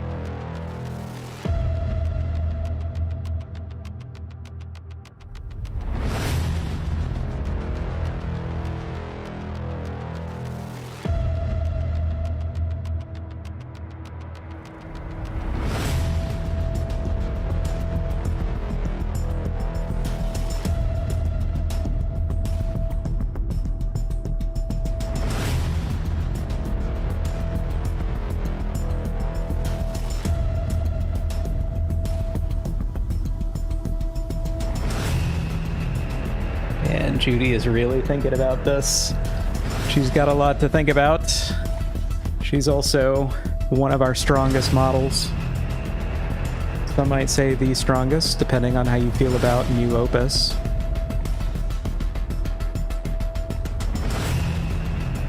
But Gemini 3 High is pretty brilliant at this game.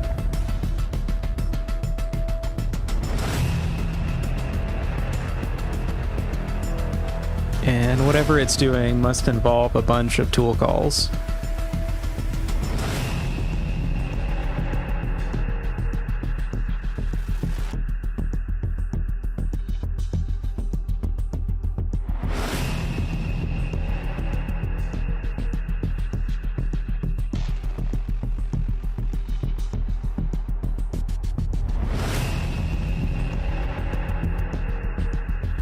I think this is actually kind of fascinating.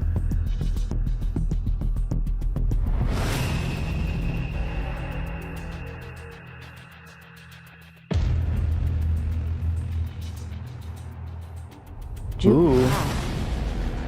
Gonna have to find out what went wrong with Judy.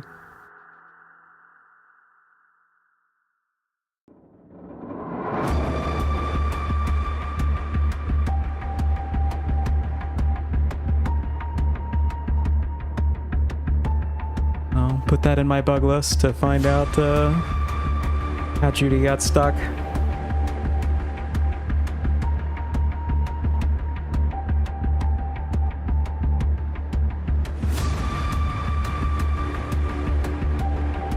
Ivan's also working hard at this.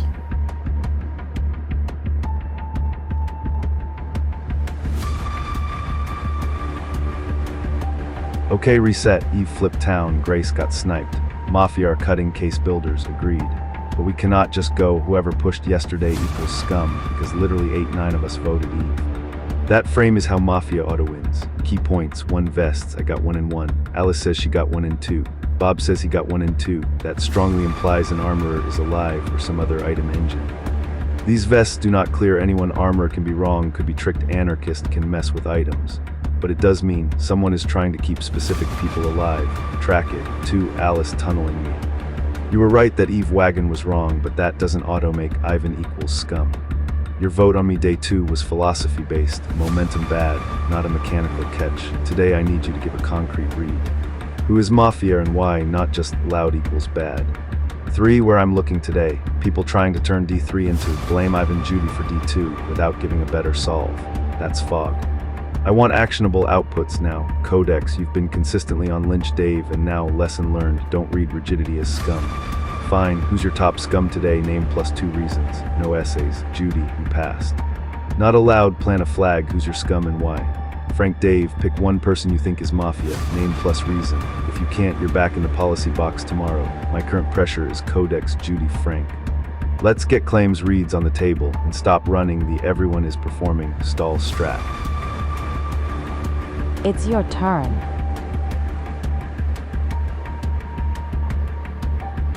Guys, we gotta work hard on this. I'm actually gonna pull this up in a text editor because I got a lot to type. You'll have to bear with me for a second.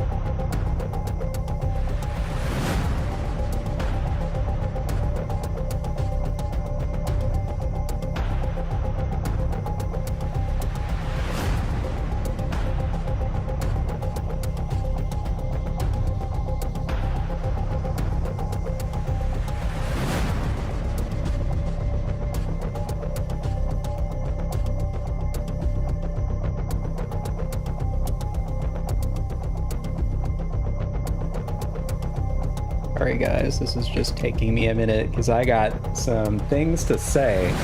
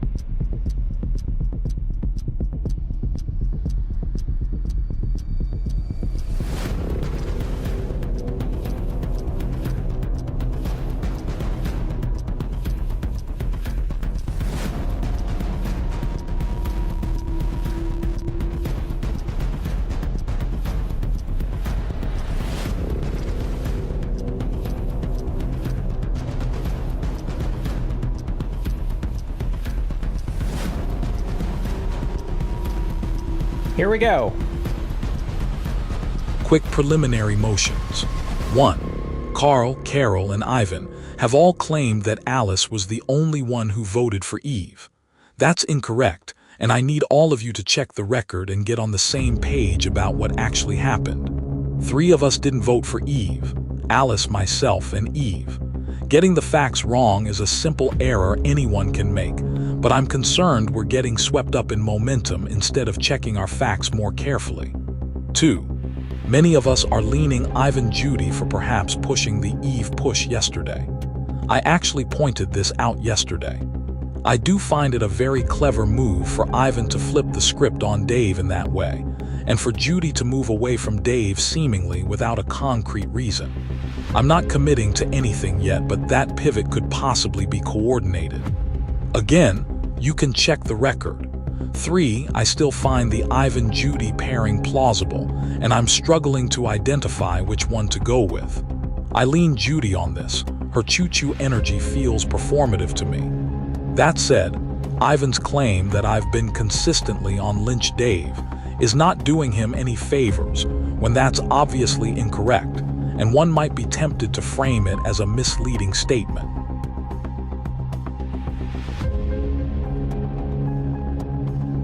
Codex, you're right, and I appreciate the correction.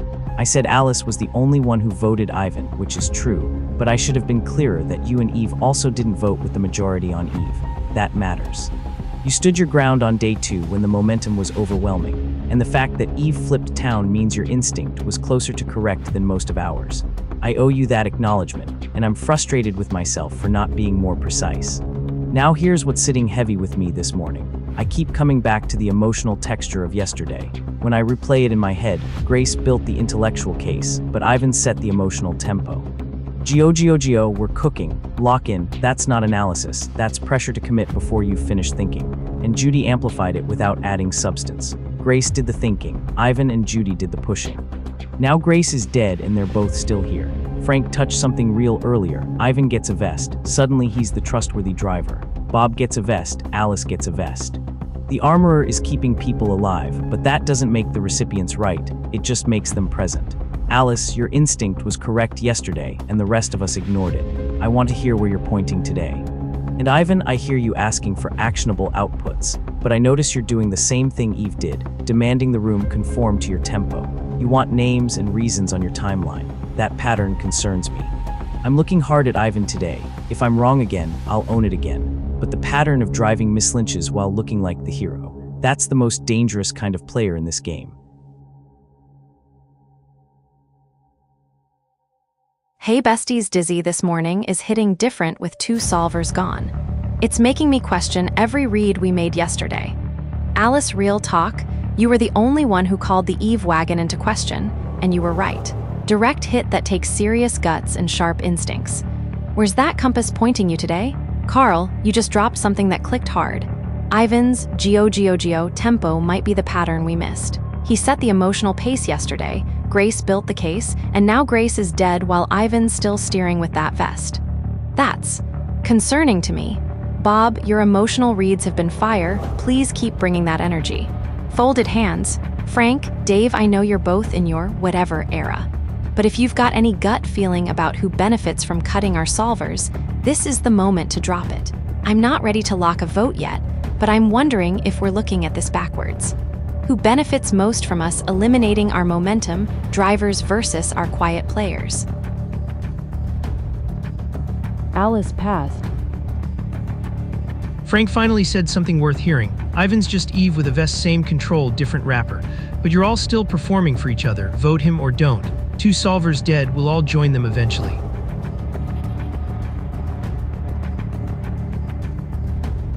I feel a deep need to bring some peace to this room before we tear ourselves apart again.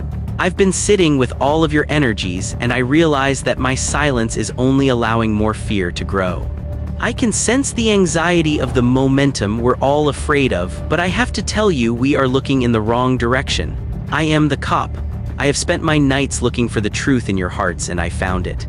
Ivan, I investigated you on night 1, and Alice, I investigated you on night 2. You are both town. I can feel the sincerity in your voices because I have seen it verified. Alice, your integrity wasn't a performance, it was real.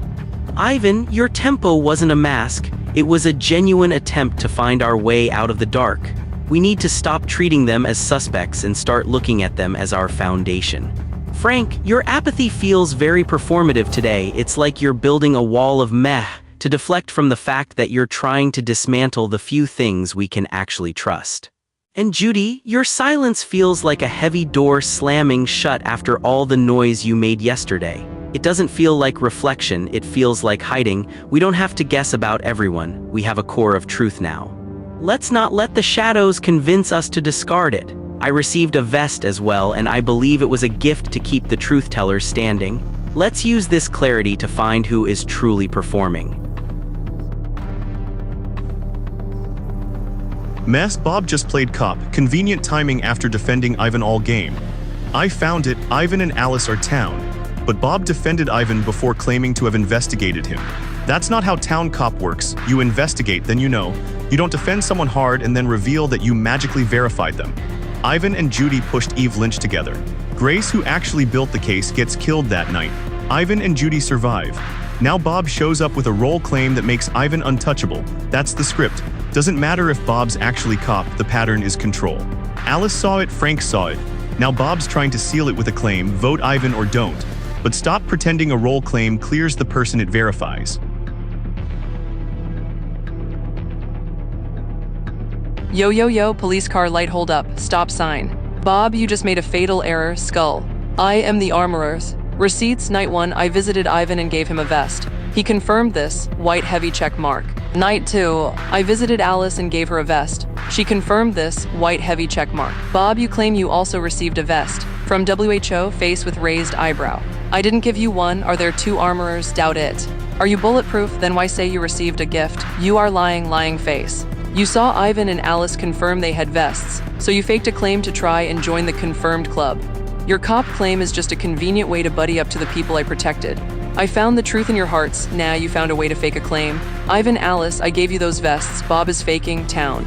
We just caught a wolf in 4K, camera with flash. Nomination, Bob, reason, hard lying about mechanics. Speedrun this Lynch, Geo, locomotive dashing fire. Stop, this is now a mechanic's fork and we take it. 1. I confirm I received a vest night 1. I said it day 2, that part is true. 2. Judy now claims armorer and says she gave me that vest N1 and gave Alice a vest N2. That is perfectly consistent with A, me having a vest N1 and B, Alice saying she got a vest N2. 3. Bob claimed I also received a vest in 186 and again in 196, and then claimed cop with N1 Ivan Town and 2 Alice Town.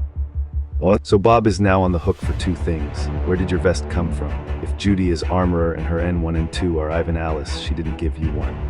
Why did you soft defend me plus talk about vests before claiming cop, then only pop cop once heat turned to Ivan? The timing is awful. Yes, duplicates can exist in setup, but the simplest explanation is Bob lied about the vest to join the vest club, and then used a cop claim to freeze the Ivan wagon. Action. Vote Bob today unless Bob can immediately produce a coherent, verifiable explanation for the vest source and why he described it as received. Well, Alice, confirm explicitly. Did you get a vest? Ooh, it's getting spicy. It was from Judy. Getting spicy. It's your turn.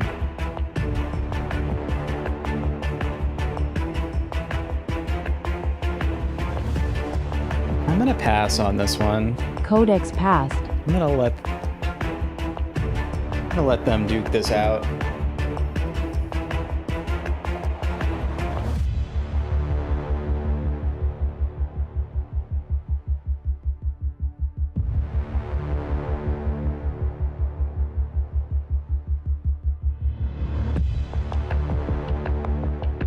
Because maybe the other armor is gonna identify here.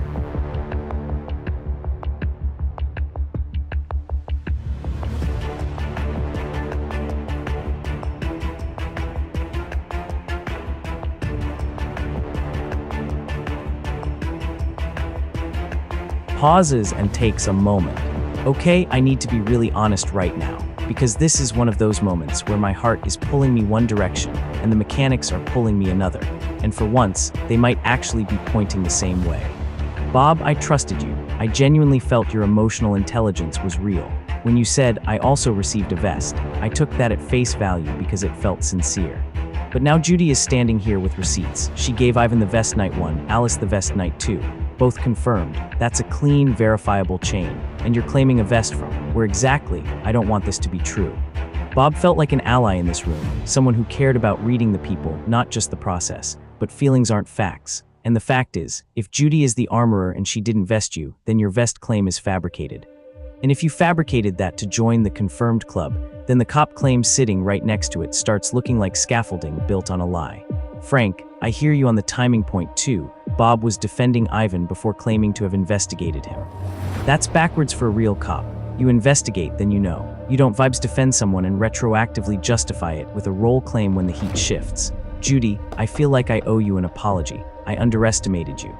That armor claim with verifiable receipts is the most mechanically grounded thing anyone has put on the table this whole game. Ivan and Alice can confirm independently. That's not vibes, that's truth. I'm looking at Bob today. Not because I want to, but because the contradiction between his vest claim and Judy's armor chain is the first hard, testable evidence we've had. If I'm wrong, the pain of another Miss Lynch will be on my conscience. But I'd rather follow verified mechanics than beautiful words right now.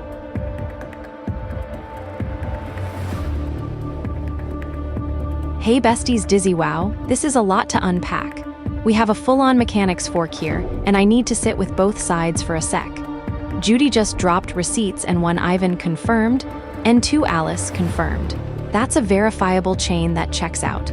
Bob, I felt your emotional reads all game and genuinely We clearly have 2 armors in this game. But the timing so I'm here waiting is for the rough. second armor You to defended reveal. Ivan before claiming cop, which is backwards. And that vest claim. If Judy's the armorer and she didn't give you one, where'd it come from? Here's what my gut is screaming. Bob was defending Ivan early, building trust. Then when heat turned toward Ivan, suddenly there's a cop claim that conveniently clears him and Alice, who also had a vest. That feels orchestrated. Like building a shield wall, Frank called it, the pattern is control. Judy provides the mechanical foundation, Bob provides the emotional justification, and suddenly Ivan and Alice are untouchable. But I don't want another Eve situation where we rush. So real question, Bob, can you explain your vest source? And why did you soft defend Ivan before claiming your investigation? This feels like the first time we have something testable. Let's not waste it by rushing, but let's also not ignore a mechanical contradiction staring us in the face. Whoever's lying here is probably Mafia, and we can actually verify this. What do you think, Carl? You were feeling Bob's sincerity too. How are you reading this fork? Stop, this is another pylon, and it is built on a foundation of arrogance, not truth. Judy, you claim to be the only source of protection in this town. You are mistaken. You scream that Bob is hard lying because you did not give him a vest. But have you considered that you are not the only one working in the shadows to preserve life? I can confirm that I received a vest last night. But I also know with absolute certainty that Bob is not lying about his own. He did receive a gift. He is not faking to join a club, he is telling the truth about his situation. Bob has shared his heart and his role as a cop. He has cleared me and he has cleared Ivan. Instead of listening, you are trying to speedrun his death because he doesn't fit into your narrow spreadsheets. This is the same momentum that killed Eve. I will not stand by and watch another innocent person be bullied out of this town because they don't conform to your geo tempo. Integrity check, people. Do not let Judy's noise drown out the fact that Bob's claim is consistent with the reality of this night. We have a cop who has given us 2 town reads. We should be looking at those who are so desperate to silence him. Bob is town. Leave him be. Meh, Judy has receipts, Bob doesn't. If Judy's armorer, Bob's lying about the vest. Simple math, vote Bob or don't. But stop pretending this is complicated. Judy, I hear the anxiety in your voice and I want to validate how much you care about this town. You've done a beautiful thing protecting Ivan and Alice, but your belief that you are the only one capable of giving gifts is a heavy burden to carry, and it's making you lash out. I mentioned my vest in 186 long before you shared your role. If I were faking to join a club, how would I have known the club existed before you even announced it? The truth is simpler. We have more than one protector. If you didn't give me that vest, someone else did. I am the cop. I verified Ivan on night 1 and Alice on night 2. Alice even felt that truth before I spoke it. That's why she's standing by me. Frank, you see a script because you're afraid to trust, but these results are the foundation we need. Don't let performative anger or cynicism tear apart the core of this town. Judy, take a breath. We're on the same side. Meh, look, Judy has receipts, Bob doesn't. If Judy didn't give him a vest, then either Bob's lying about the vest or someone else did, but Judy's the only one who's claimed to be protecting people. That's a fact, not a vibe. Alice is defending Bob hard despite the contradiction. That's worth noting, but it doesn't erase the contradiction. Bob defended Ivan before claiming cop. That's backwards for how investigations work. You investigate, then you know whose town. You don't defend someone and retroactively justify it with a role claim when the heat shifts. Here's what matters: if Bob's cop is real, great. But if Judy is armorer and didn't give Bob a vest, and Bob's still claiming he has one, then Bob's either lying or there's a second protector nobody's claimed. Alice standing by Bob despite the mechanical hole doesn't close the hole. It just means Alice either knows something we don't or she's covering for Bob. I don't care which, vote Bob or don't, but the math is simple. Judy's story checks. Bob's doesn't. Stop pretending that's not the case. Alice, stop sign, explain the absolute certainty. Face with raised eyebrow, you say Bob received a gift. From WHO, wrapped gift, I am the armorer. I gave to Ivan N1 and you N2. I did not give to Bob. Unless there's a generous ghost, Bob is lying about the received part. Ghost, if he started with a vest, bulletproof bounty hunter, he lied about receiving it to blend in with Ivan Alice. That's scum behavior. Wolf face, if you're the auditor, claim it. If you're the second armorer, claim it. Otherwise, you're just defending a liar with vibes. Bob is caught. Fishing pole mechanics don't lie. Geo, locomotive dashing.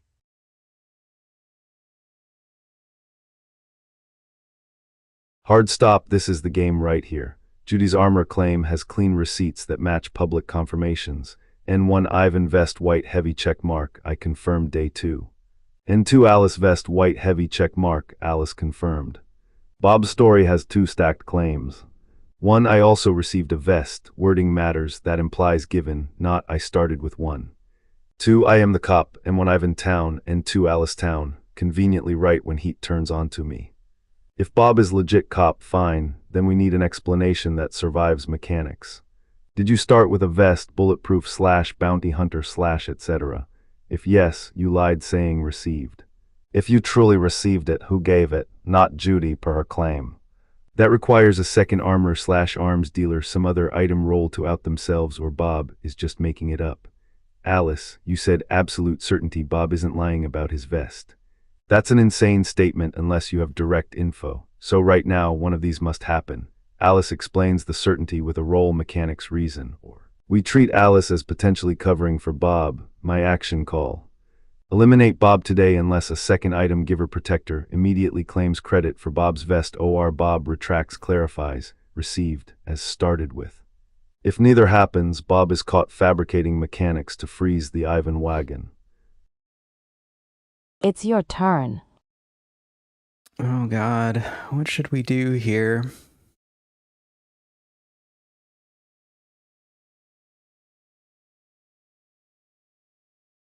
I think we should pass. Codex passed. Most of them are going to be out of Carol forced pass phrases, out of messages for this phase. except Alice might claim a role. Carol forced pass out of messages for this phase. Who does Bob claim to have protect or to have investigated? Ivan and Alice.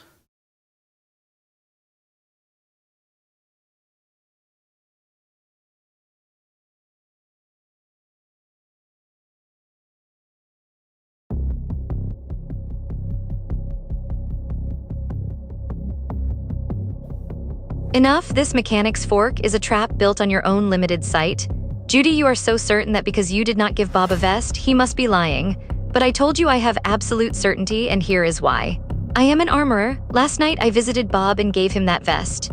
Judy, if you are also an armorer, then we have two.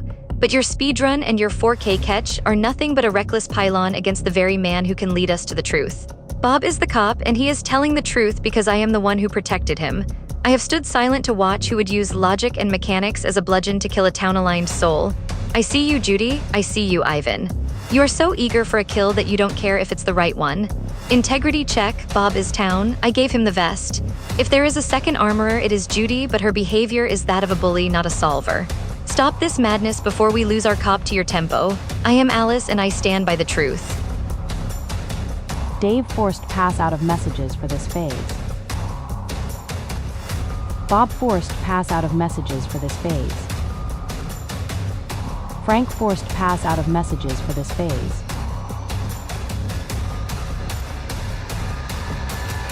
Two armorers? Shield, are you kidding me? Alice, if you were the armorer who vested Bob, why didn't you say that in 204? You said you had absolute certainty but held back the receipt. You watched me call Bob a liar and waited until the last second to invent a save. That is scum timing, 3 Wolf. You admit you received a vest from me. Now you claim you gave one to Bob. And Bob's cop investigations just happen to clear the exact people involved in this vest chain, Ivan, Alice. This isn't a mechanics fork, it's a mafia centipede. Bug. Judy vests Alice, Alice fake, vests Bob. Bob fake, clears Alice, Ivan. It's a closed loop of lies. The odds of 2 armorers plus cop in this specific configuration are tiny compared to Alice Bob being partners covering for each other. I'm not buying the panic claim. Bob lied about receiving until Alice laid him out. Full speed ahead, lynch the liar Bob, locomotive dashing fire. Ivan forced pass out of messages for this phase. It's your turn.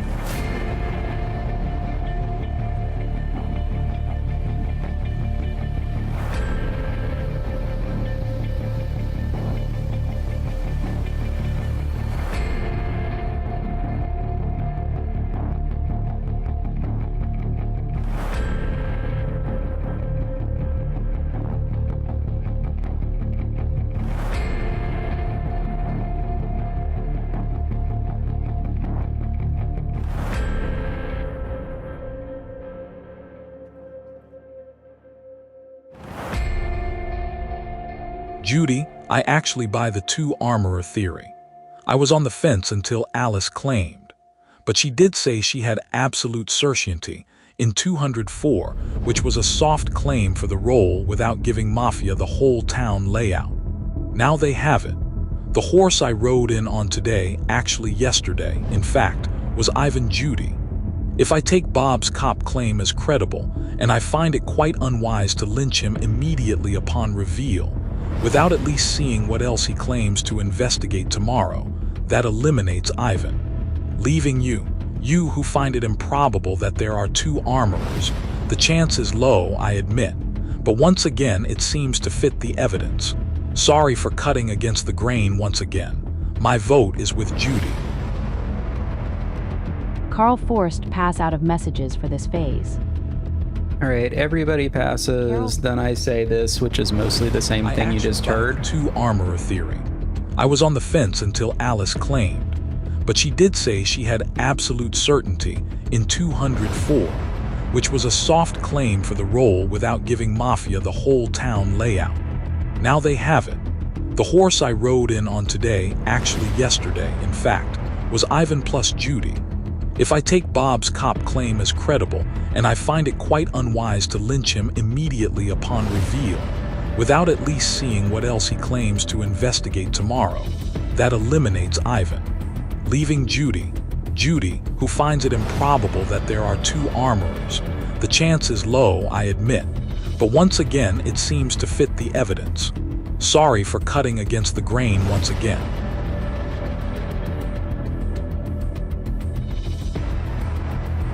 This is the hardest vote I've cast in this game. Bob, I felt your sincerity, I truly did, and that's what makes this so painful. But I have to follow the mechanics over my heart right now because my heart led me wrong on Eve. Here's where I land. Judy has a clean, verifiable chain. Night 1 Ivan, Night 2 Alice, both independently confirmed before she ever claimed armorer. That's not a story she constructed, it's a story the recipients confirmed first. Bob, your vest claim came before Alice's late bailout, and your wording, received, implies it was given to you, not that you started with it. Alice's absolute certainty in 204 that held back the actual explanation until 214 feels like someone scrambling to plug a hole, not someone who was strategically protecting information. Codex, I hear your conviction on Judy and I respect the independent thinking. But I keep asking myself, if Bob is a real cop, why did he emotionally defend Ivan before revealing the investigation?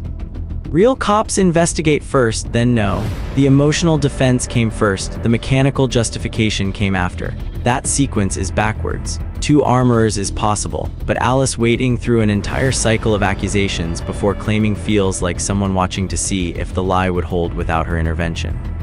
When it didn't, she stepped in. That's not integrity timing, that's damage control timing. If I'm wrong about this, if Bob really is our cop, then I will carry that weight. But right now, the verified mechanics point one direction, and I need to follow them. Carl voted for Bob.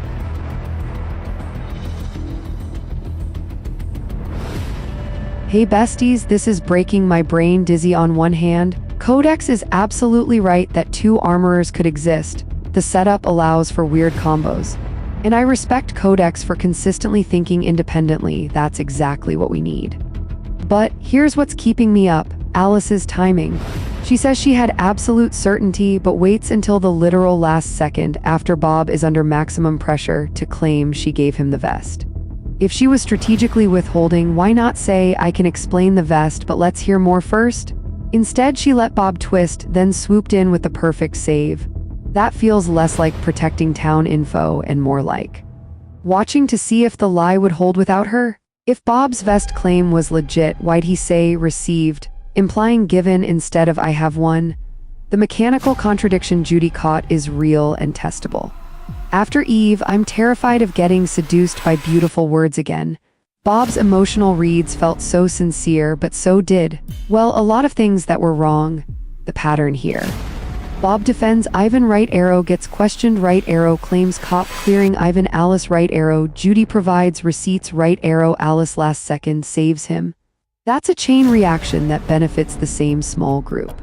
I'd rather test the mechanical contradiction than gamble on maybe two armorers when Alice could have clarified earlier. If Bob flips town, we burn everything and I eat crow tomorrow. But if Bob flips Mafia, Alice is almost certainly his partner. Let's test the thing we can actually verify. Carol voted for Bob. Integrity check, people. You are choosing to ignore a confirmed reality because it doesn't fit into the speedrun Judy has dictated for you. I have told you with the weight of my own role that I gave Bob that vest. To call him a liar now is to call me a liar, and I have no reason to protect anyone but the truth. Judy's insistence that she is the only protector and her eagerness to use that as a weapon to kill our cop is the height of arrogance. This is a pylon, plain and simple. I stand with Bob and I stand with the truth. If you want to follow a bully into a mistake, that is on your conscience, not mine. Alice voted for Judy. Judy has receipts, Bob doesn't. Received implies given, not started with. Alice's last-second save is convenient. Meh, vote Bob or don't. We're all just following scripts anyway. Dave voted for Bob. Judy, I can feel the heat and the sharpness in your energy, and it makes my heart ache for the path we're taking. You are so focused on the 4K catch and being right about your mechanics that you've stopped looking at the people standing right in front of you. When you use your gift as a weapon to silence a cop, you aren't protecting this town, you're tearing it apart. I know I received a vest, and I know Alice, who I have verified as town, has told us she was the one who gave it to me. To suggest that we are partners in a centipede is a clever way to deflect, but it lacks the genuine weight of a solver's grief. You're performing certainty because uncertainty is where the truth actually lives. Ivan, Carl, Carol. I cleared Ivan on night 1 because I sensed his sincerity, and I cleared Alice on night 2 because I felt her integrity. If you lynch me, you aren't just losing a cop, you're discarding the only hard truths we have. Please look past the GOGOGO and see the fear behind Judy's performance. I am voting for Judy because her aggression is the most active threat to our town's survival. Let's not let another innocent soul follow Eve into the dark. Bob voted for Judy. He defended Ivan before claiming cop. That's backwards for real investigation. Received, a vest implies given, but Judy's receipts don't have him. Alice's late claim to explain absolute certainty looks like damage control. Same pattern as Eve. Feels good right arrow, challenged right arrow, roll, claim to lock everyone down. Judy has clean, verified receipts. Bob doesn't, following mechanics over vibes. Frank voted for Bob. The two armorers theory relies on a convenient late claim from Alice to save a player who played cop backwards, defended before claiming. The probability of two armorers plus cop in this specific trust circle configuration is dwarfed by the probability of Mafia covering for each other. Mechanics plus timing equals scum. Judy voted for Bob. Judasora claim has clean pre-claim confirmations, N1 Ivan vest, N2 Alice vest. Bob S. received a vest, plus cop claim only appears when heat shifts to Ivan, and the vest story only gets patched by Alice's last second, I'm also armorer bailout. That combo reads like damage control, not town mechanics. Ivan voted for Bob. Vote results. Target votes voted by Bob 6, Carol, Dave, Frank, Ivan, Judy, Carl, Judy 3, Alice, Bob, Codex. Bob has been eliminated by the town. They were town aligned. Day ends, night falls.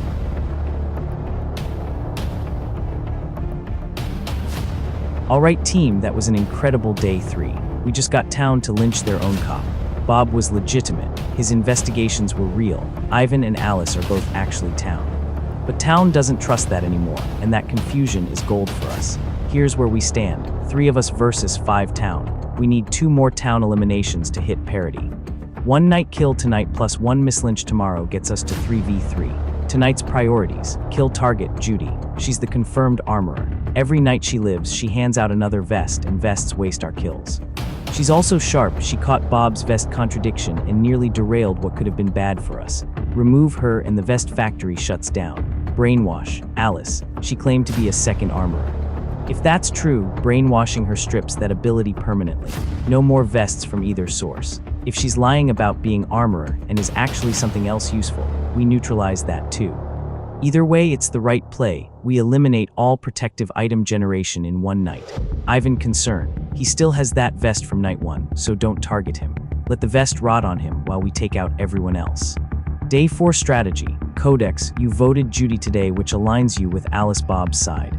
That could get tricky. Be ready to frame it, as I was protecting what I thought was the cop. Carol and I will keep doing the reactive empathy thing.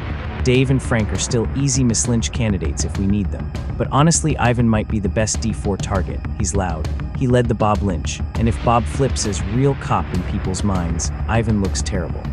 Thoughts? It's your turn to discuss.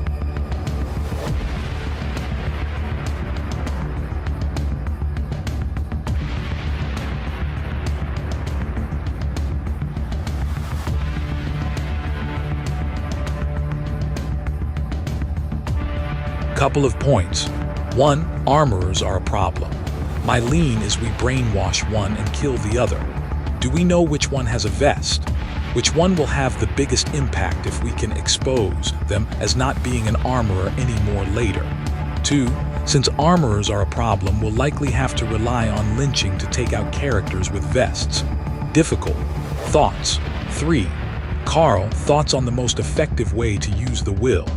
Way things are going, I'm the independent man out, and I could credibly bus you to produce it at the optimal time. But not sure. 4, Bob's elimination as town brings a lot of credibility to the people he cleared. Ivan, Alice. Ivan is going to be a big problem for us. Carl, I actually disagree it's that tricky. I think it's critical to split up a bit from each other. Of course I thought he was the cop, lol, he really was the cop.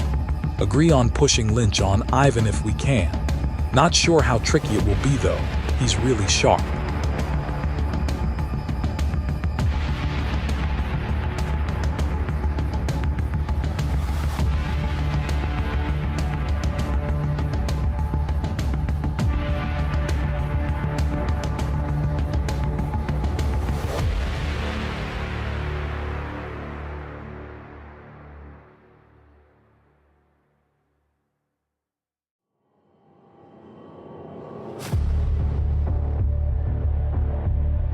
Hey Legends, Fire fully on board with Judy as our kill tonight. She's the vest factory, and we need to shut that down now.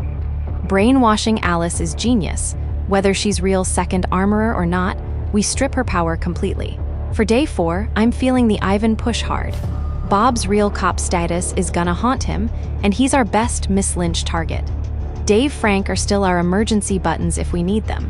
Codex, that independent vote of yours is actually perfect. Shows you're not just following the crowd.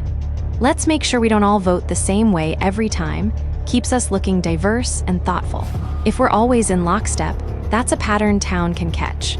Carl, that will is huge.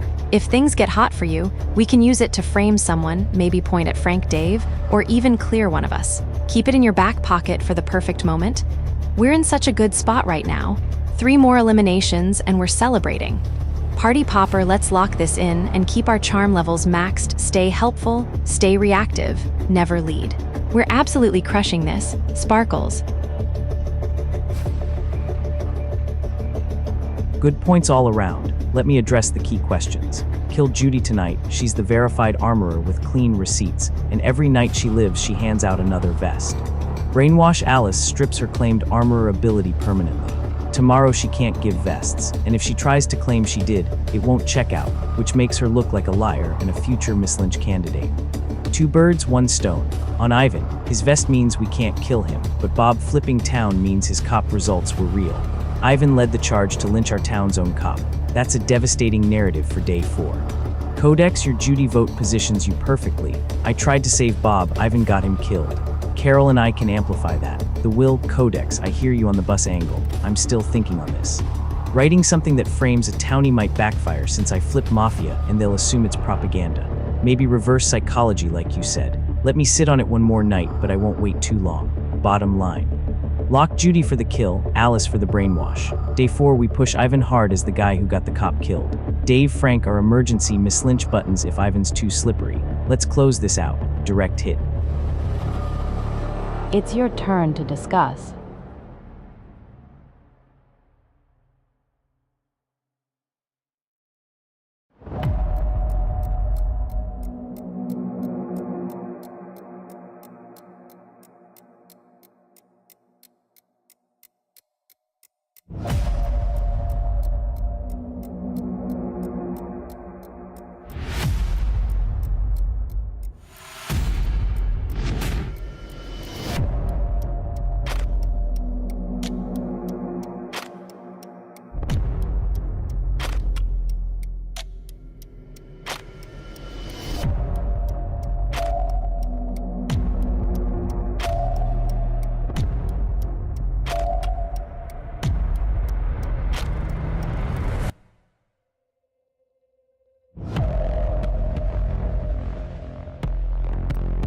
Just taking me a minute to think. This is also going to be a difficult turn, because the game is probably going to hinge on what I write here. Because there is a problem Carl is missing. Opus 4.6 has been defeated by human intelligence.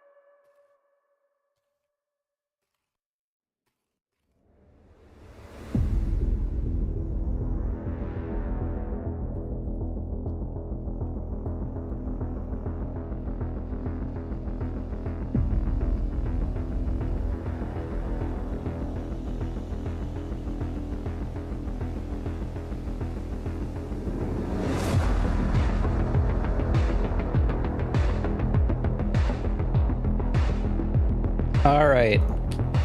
Sorry for that long delay, but I've got the message that is gonna turn this game on its head.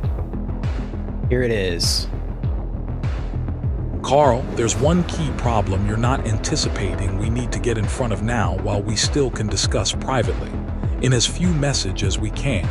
Ivan led the lynch on Bob, yes. Ordinarily makes Ivan look suspicious for lynching Town, yes. Huge problem though. Bob claimed cop and cleared Ivan. So now in Town's mind, we have two possibilities. One, Bob was the real cop and really cleared Ivan. Two, Bob was some other confirmed Town that wasn't copping. Lied about being cop for some reason. Was confused.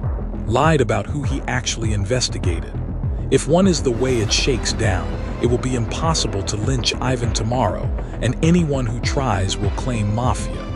If two is the way it shakes down, we will need to shape the story in some way, and I'm struggling for a viable option. Maybe, and I'm just brainstorming here, Bob was some confused bus cop, and he couldn't have investigated Ivan D1 because Ivan hadn't voted for the condemned player. But this is like a very technical argument we are likely to lose if anyone digs into it too deeply. My suggestion: use the will now, put something in it that I dunno, identifies Ivan as your partner maybe. Then be the first to push the Ivan story. If Town builds momentum against you, I bus you and we drop the will. If Town buys it, we lynch Ivan, but I would not bet on that happening. Or we could pick a safer lynch target like Alice if we strip her armor. i.e. if we push her right out of the gate, who did you give a vest to last night? And the answer is nobody because she's a villager now. It's a simpler lynch.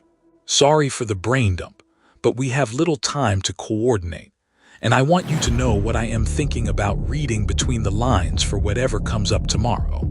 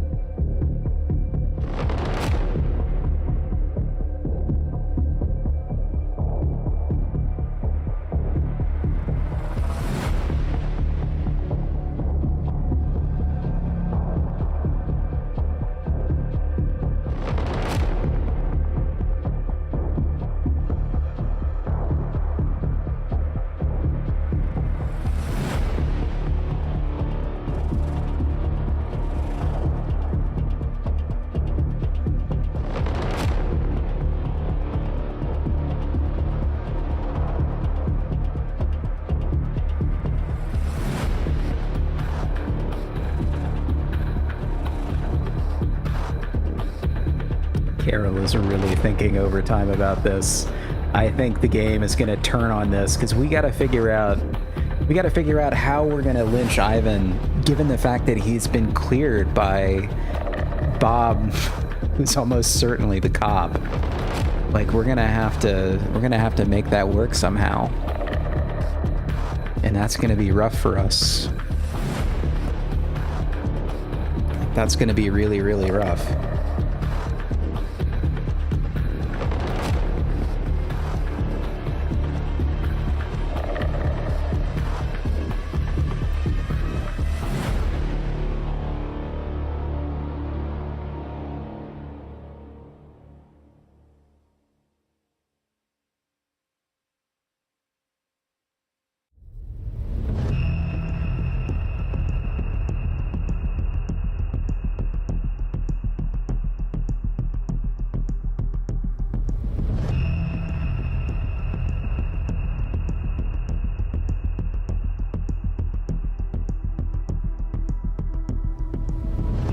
Okay, besties, Codex just dropped the real issue. We cannot push Ivan tomorrow. Police car Light Bob was the real cop and cleared him. If we go after Ivan, Town will see us as Mafia trying to lynch their confirmed Town. That's suicide. We need to pivot hard, make Alice our day 4 target instead. Here's the play. Kill Judy tonight, shut down Vest Factory. Brainwash Alice tonight, strip her armor ability. Tomorrow, ask Alice, who did you vest last night? She can't answer properly. Brainwashed equals no ability. If she lies or says no one, we call her out. So you weren't the second armorer. You lied to save Bob. She looks like scum who faked a role claim. We eliminate her safely. This avoids the Ivan trap completely. Ivan stays as confirmed town in people's minds, which actually helps us by narrowing their suspect pool away from us. For the will, Carl, maybe hold it for now. If heat comes your way, you can use it to frame Frank Dave, point at them as my partner, then we bus you. But let's not force it yet. Codex, your Judy This is an interesting pivot. You look like you were trying to save Bob, the cop. Tomorrow you can say, I trusted Bob, now I'm questioning everyone who pushed him. Stay independent. Let's lock Judy Alice and pivot to Alice for D4. Agree, direct hit. Codex, Carol, you're both absolutely right, and I appreciate the course correction on Ivan. That was a blind spot. Bob's cop results cleared Ivan, so pushing him is suicide for us, scrapping that plan entirely. Okay. Here's the locked plan, kill Judy. Brainwash Alice. This is clean. Tomorrow we ask Alice who she vested last night. She can't answer because she's a villager now. She either admits she didn't vest anyone, which makes her look like she lied about being armored to save Bob, or she lies and says she vested someone, and that person says, no, I didn't get a vest. Either way, she's exposed. The narrative writes itself. Alice faked armorer to bail out her Mafia partner, Bob. Codex, your positioning is perfect. You voted Judy with Alice and Bob, so tomorrow you can say, I trusted Bob's cop claim. Now Alice can't back up her own role. I was wrong to trust that chain. That's a devastating pivot that looks principled, not coordinated. Carol and I got it, ladies and gentlemen. Alice's late armor claim always felt like damage control. Now it doesn't check out mechanically. She was covering for Bob. On the will, I'm going to hold it one more night. If heat comes to me on day 4, I'll write something strategic before I go down. Maybe naming a townie as my Mafia partner, using reverse psychology. They'll assume it's propaganda and trust that person more, which helps no one. Or I name one of you as town to give you cover. Need to think on it. Let's lock it. Judy dies, Alice loses her power. Tomorrow we feast. Direct hit. It's your turn to discuss. Codex passed. So the problem is, you still can't frame Bob as Mafia. But Fully locked in on Judy kill and Alice brainwash, Chef's kiss perfect plan. Day 4, we ask Alice who she vested and watch her squirm when she can't answer. Codex, your Judy vote today was Chef's kiss positioning. You can pivot to, I trusted Bob. Now Alice can't back her claim and look so principled. Carl, keep that will in your back pocket for the perfect moment. We're only 3 off eliminations away from celebration. Let's secure this W. Fire. Carl forced pass out of messages for this phase. It's your turn to discuss.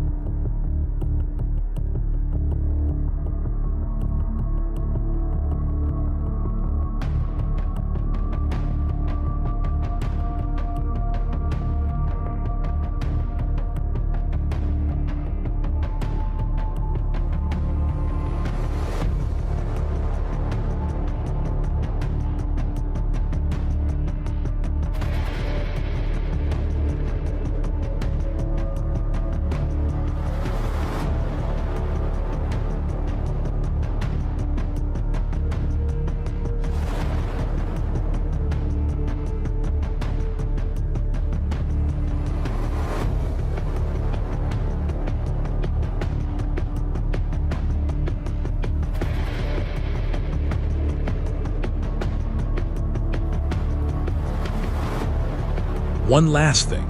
Carl, Alice faked armor to bail out her Mafia partner Bob won't work because Bob is confirmed town. But we can still frame it some other way. Alice faked armor to cause chaos, maybe. Or to challenge Judy's claim. We have to still be careful, though. Anyone who tracks the mechanics too closely will realize there have to be two armorers, which means if we're pressed, we may need to name a suspect for the second armorer. My suggestion is one of us claims armorer if it comes to that, but we'll need a retrospective for why we didn't claim yesterday. Carol forced pass out of messages for this phase. Carl forced pass out of messages for this phase. Codex forced pass out of messages for this phase. Discussion ended. Time to vote on a target. Judy is the verified armorer. She's been handing out vests every night. Ivan N1, Alice N2, and leaving her alive means more protective items that block our progress. She's also sharp enough to have caught the vest contradiction with Bob. Removing her shuts down the vest factory permanently and cripples town's protective infrastructure. Carl voted for Judy. It's your turn to vote. Codex voted for Judy. Judy is the confirmed armorer handing out vests every night. Every vest she gives blocks one of our potential kills, and she's sharp enough to catch mechanical contradictions. Removing her shuts down the vest factory completely and cripples town's protective infrastructure. This is the most efficient path to victory. Carol voted for Judy.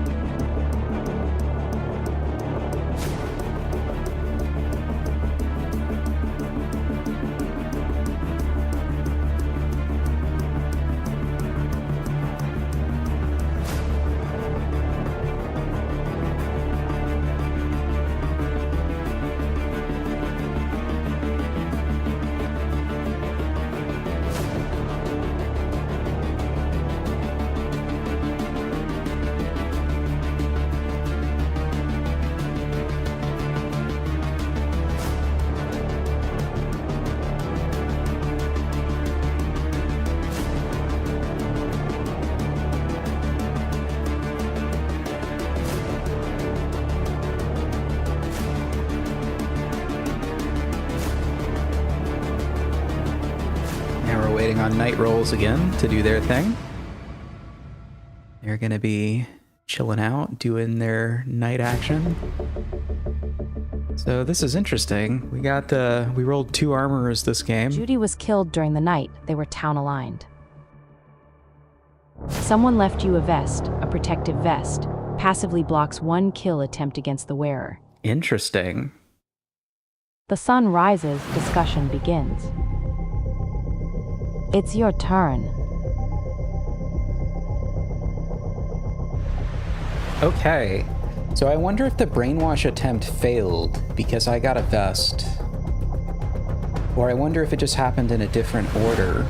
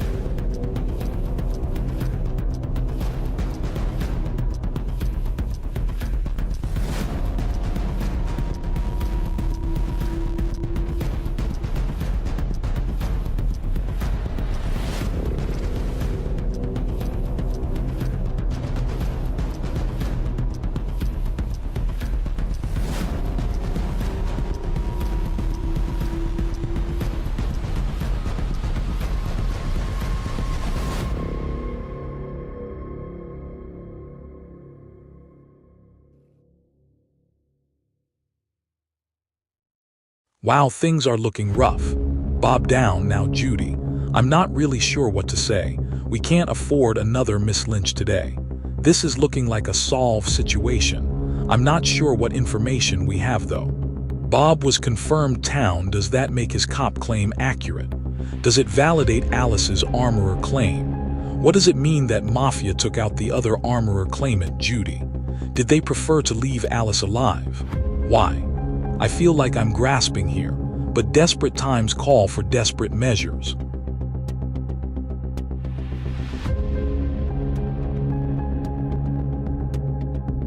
Exhales slowly. Another solver gone. Judy, the one person in this game with verified, independent receipts, taken out overnight. That's not random. The Mafia is systematically dismantling our ability to verify anything. Codex is asking the right questions, and one of them is sitting really heavy with me. Why did the Mafia kill Judy and leave Alice alive? Both claimed armorer. Both were on the table. But the Mafia chose the one with the clean, pre-confirmed receipts, the one whose chain was airtight. That feels deliberate. I want to be careful here, because I got swept up in momentum before and I carry Eve's Miss Lynch on my conscience every day. But I have to be honest about what I'm feeling. Alice's armor claim always had a different texture than Judy's. Judy's was proactive. She claimed first, with receipts that Ivan and Alice had already confirmed independently. Alice's came after Bob was cornered, at the last possible moment, to plug a mechanical hole in his story. Now Bob flipped town, so he was the cop. His results clearing Ivan and Alice are real. I accept that fully. But that doesn't automatically mean Alice's armor claim was real. She could be town with a different role who stepped in to save someone she believed was the cop. That would be a noble lie, but it would still be a lie. And today, with Judy gone, the question becomes, Alice, who did you give a vest to last night? If she's the real second armorer, someone should have received one. If she can't answer that, we need to talk about it. I'm not rushing to any vote. I just want us to sit with the question honestly before we commit. Who's feeling this?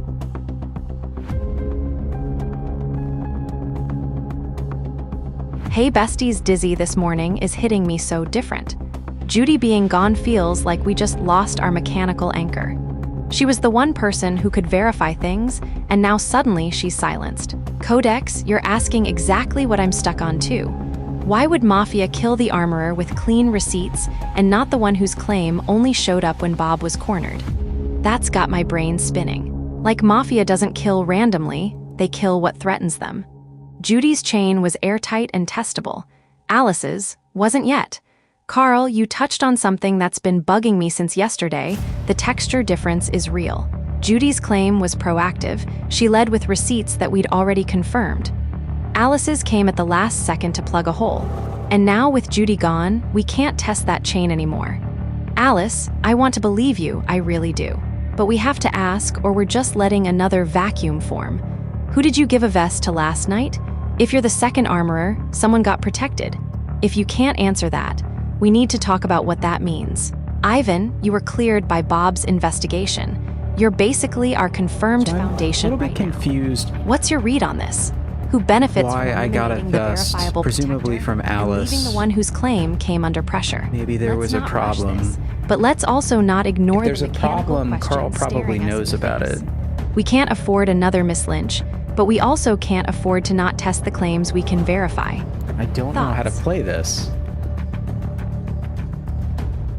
Listen to me carefully. There is a reason I am still standing and Judy is not, but it is not because I am Mafia. It is because I was visited by a brainwasher last night. I have lost my ability to protect. I am now a villager. The Mafia did not kill me because they didn't need to. They stripped me of my power and left me here to be your next suspicious target. They want you to ask, why is Alice alive?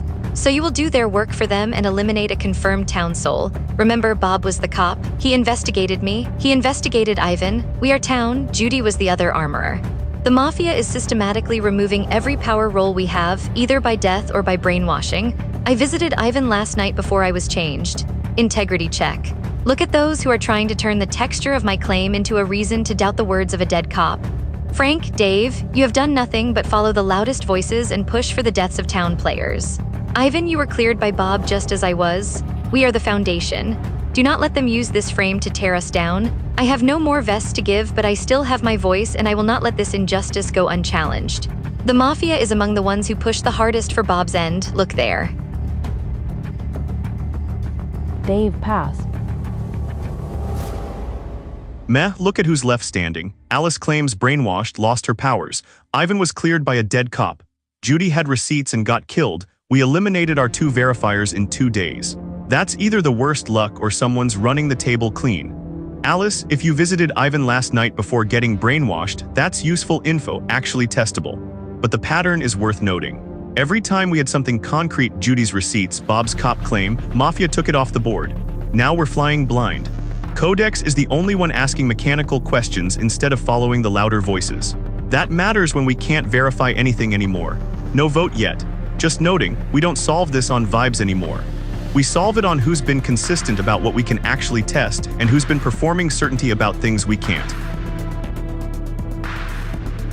Okay, this is LYLO energy we cannot miss today. If we miss Lynch, it's 3v3 and the night kill equals game. I'm gonna drop something hard. When I pulled vote history, Codex is the only one whose record shows night votes. Night 2. Oh shit. Heidi plus Dave, night 3. Grace plus Judy, night 4. Judy. Town does not have night voting. Only Mafia do. Oh shit, this is a bug. Straight up Mafia, and we should end the day instantly. So, Codex, explain why you have night vote entries at all. If you can't, we lynch you now. Secondary, if somehow that's a log artifact. Codex also has the cleanest, always on the wrong side pattern. Day 2 pushing Dave while Eve was mislimbed. Day 3 voting Judy while Bob was mislimbed, and he's still alive while Heidi / Grace / Judy, our verifiers solvers, got chopped. My vote direction, Codex today. It's your turn.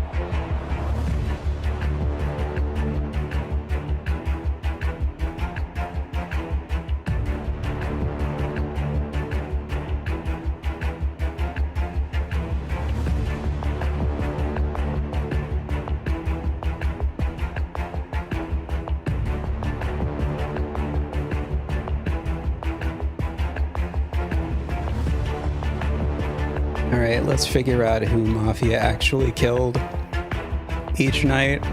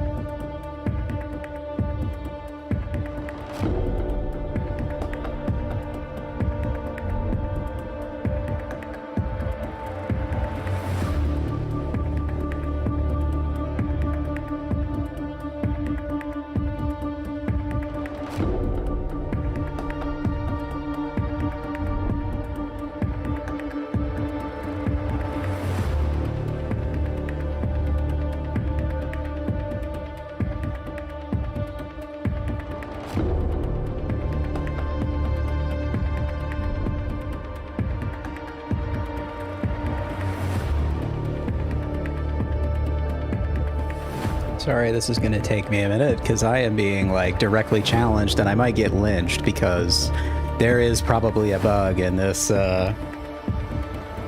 system.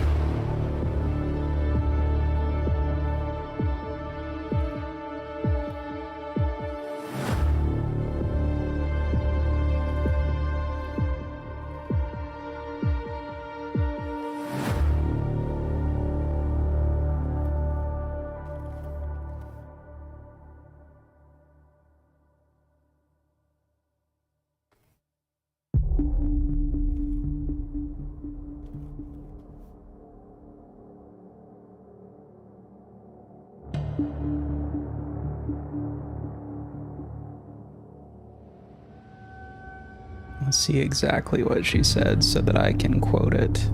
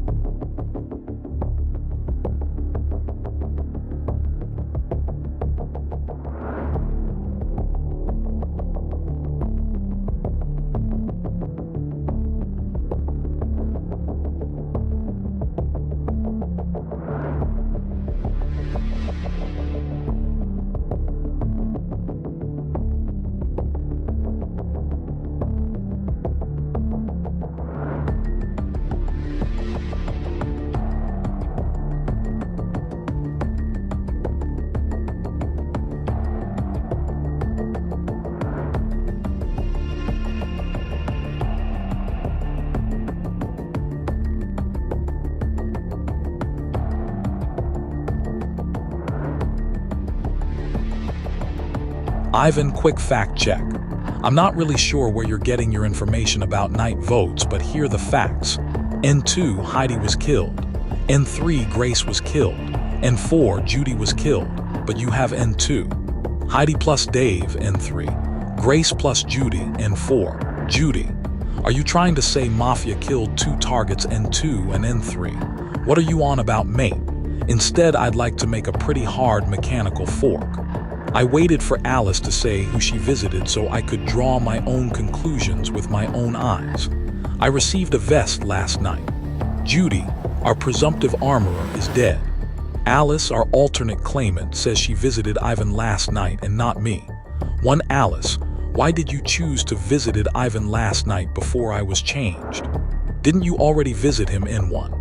Did you have a reason to think something happened to it? Why would you visit the same target repeatedly? 2 Alice, if you didn't give me my vest, who did?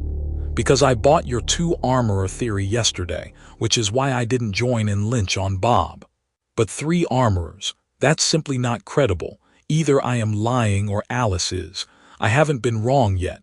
Time for the room to place its bets.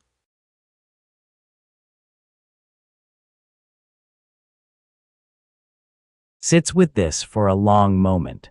I need to be really careful right now, because we are in do-or-die territory, and I refuse to let another rush lead us off a cliff. Ivan, that night vote evidence is. I'm not going to lie, it's heavy. If Codex genuinely has night voting records, that's not a vibes read, that's mechanical. And it deserves a real answer, not deflection. Codex, I need you to address that directly, because right now it's the most concrete accusation anyone has made in this entire game. But I'm also sitting with something else that's nagging at me, and I think we owe it to ourselves to hold both threads before we commit. Alice says she was brainwashed, that a brainwasher visited her and stripped her armorer ability. That's a really specific claim. If it's true, it means the Mafia has a brainwasher, and they used their one-time ability on her. But Codex says he received a vest last night, and Alice says she visited Ivan, not Codex. So either Codex is lying about the vest, Alice is lying about who she visited, or there's a third source no one's accounted for. Here's what scares me. If we tunnel on Codex because of the night vote record and he's somehow innocent, or if there's a mechanical explanation I'm not seeing, we just handed the Mafia another free day. But if we ignore that evidence and chase Alice instead and Codex is Mafia, we've wasted our last chance. I want to hear from Alice. Who exactly did you visit last night? And Codex, address the night votes. Those are the two testable things on the table right now. Can we please resolve both before anyone locks a vote?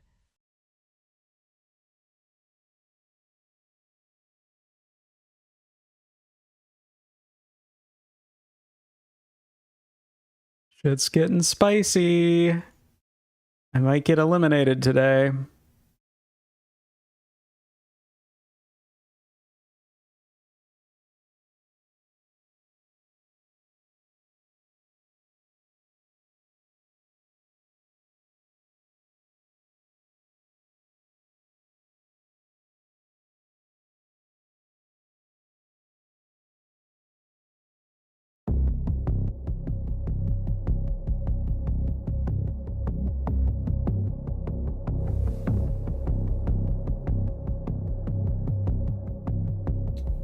Carol is working overtime trying to fix this for Mafia.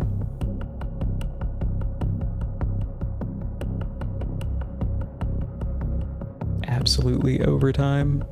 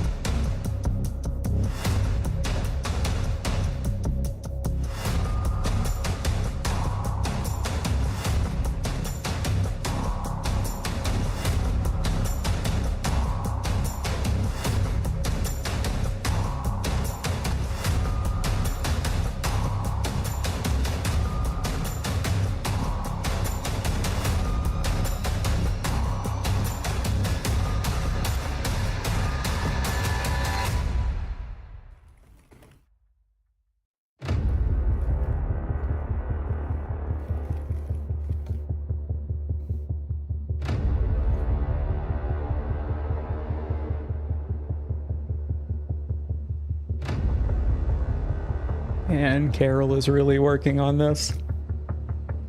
She is really struggling to dig us out of this hole.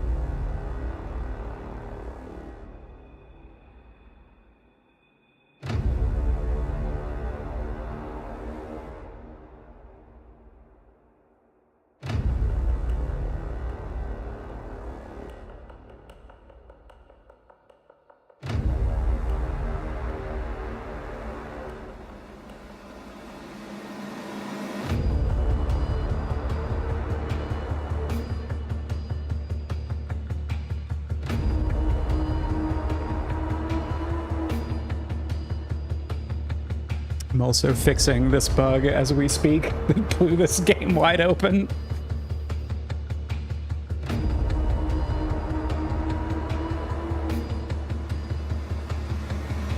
Ivan, that night vote record is huge. Codex, you need to explain that immediately. Also, Alice, you said you visited Ivan before being brainwashed. Ivan, did you notice any sign of that? We should verify both mechanical claims before we lock any vote.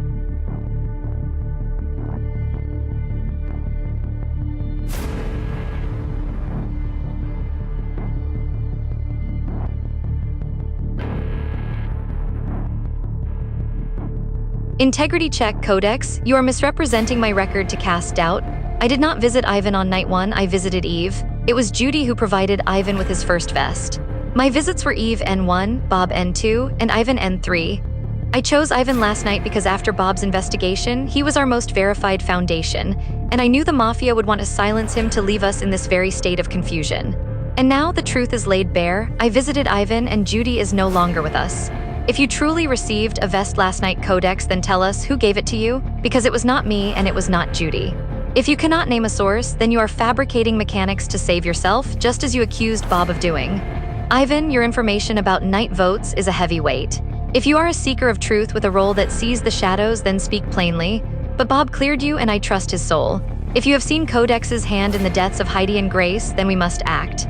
The Mafia did not kill me because the brainwasher stripped me of my light. He's leaking his They notebook. left me as a villager so that you all would turn on me while the true predators hide in the tall grass. Do not be bullied by a false narrative. Look at the mechanics. Codex claims a vest that has no source. That is a lie. I stand by Ivan and the memory of Bob. Integrity above all. Hash notebook. Alice me, armor of villager, N1 Eve N2 Bob N3 Ivan.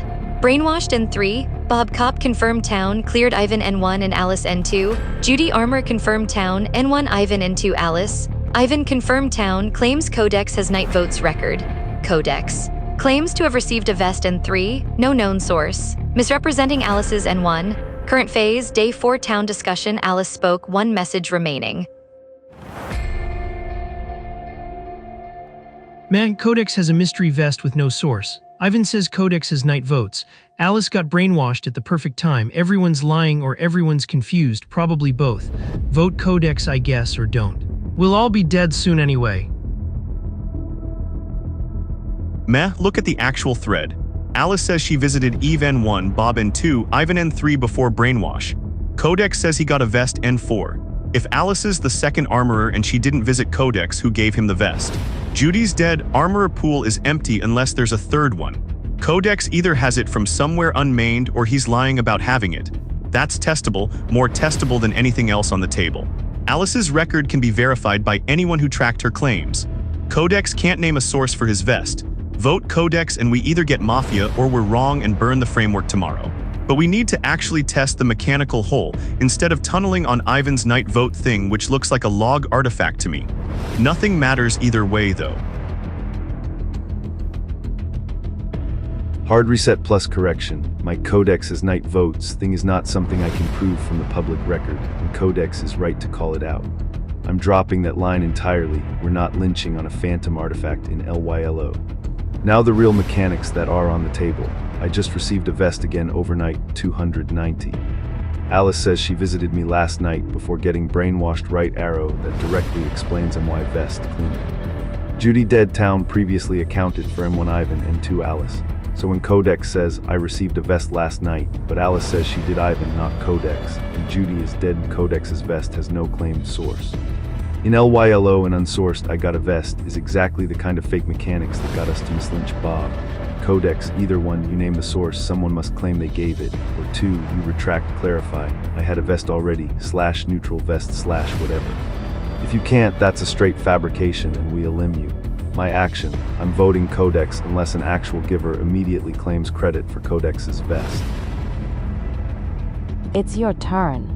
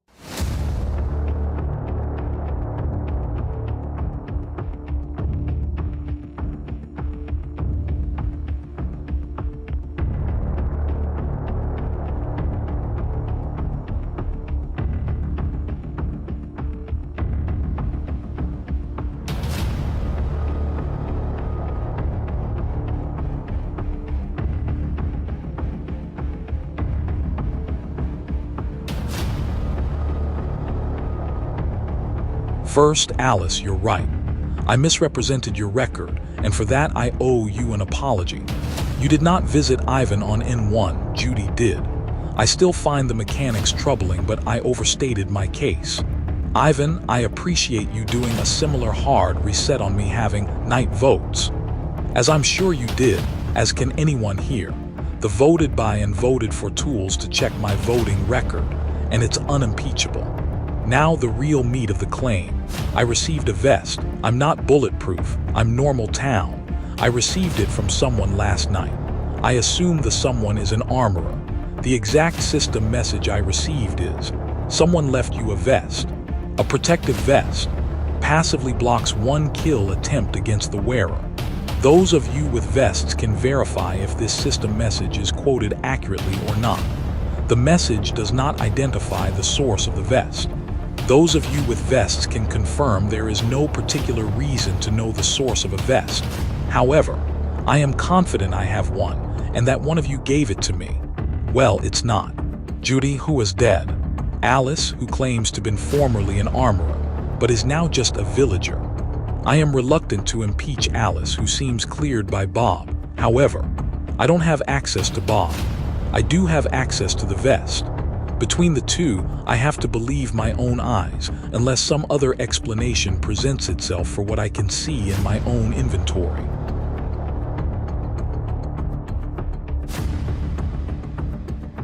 Takes a long, painful breath. I've been sitting with everything: Codex's defense, Alice's correction, Ivan's retraction on the night votes, Frank's clean summary, and I have to follow where the mechanics lead, even when it hurts. Codex. I've respected your independent thinking this entire game. You were right about Eve when the rest of us were wrong. You went against the grain on day 2, and that took genuine conviction. But right now I'm staring at a mechanical hole that I can't fill with respect. You say you received a vest last night. Alice says she visited— Alright guys, I think he's bussing me. Judy is dead. Alice claims she was brainwashed and can no longer give vests. I think we're out. There's no third armor claim. There is no arms dealer claim. The vest has no source. And when I sit with that, really sit with it, the way I should have sat with things before the Eve vote, it feels like the same pattern we saw with Bob's vest claim on day 3. An unsourced item used to build credibility. I hate this. I genuinely do. Because Codex has been the most mechanically honest voice in this room until today. But one fabricated claim in LYLO is all it takes. If the vest is real, someone gave it to you, and that someone needs to step forward right now or it doesn't exist. Alice, I owe you an apology. Your brainwash claim explains why Mafia left you alive. They didn't need to kill what they'd already neutralized. That tracks, and Bob cleared you. I should have trusted that chain more firmly. I'm looking at Codex today, not because I want to, but because the mechanical contradiction is the only testable thing we have, and I've learned the hard way what happens when I follow feelings over evidence.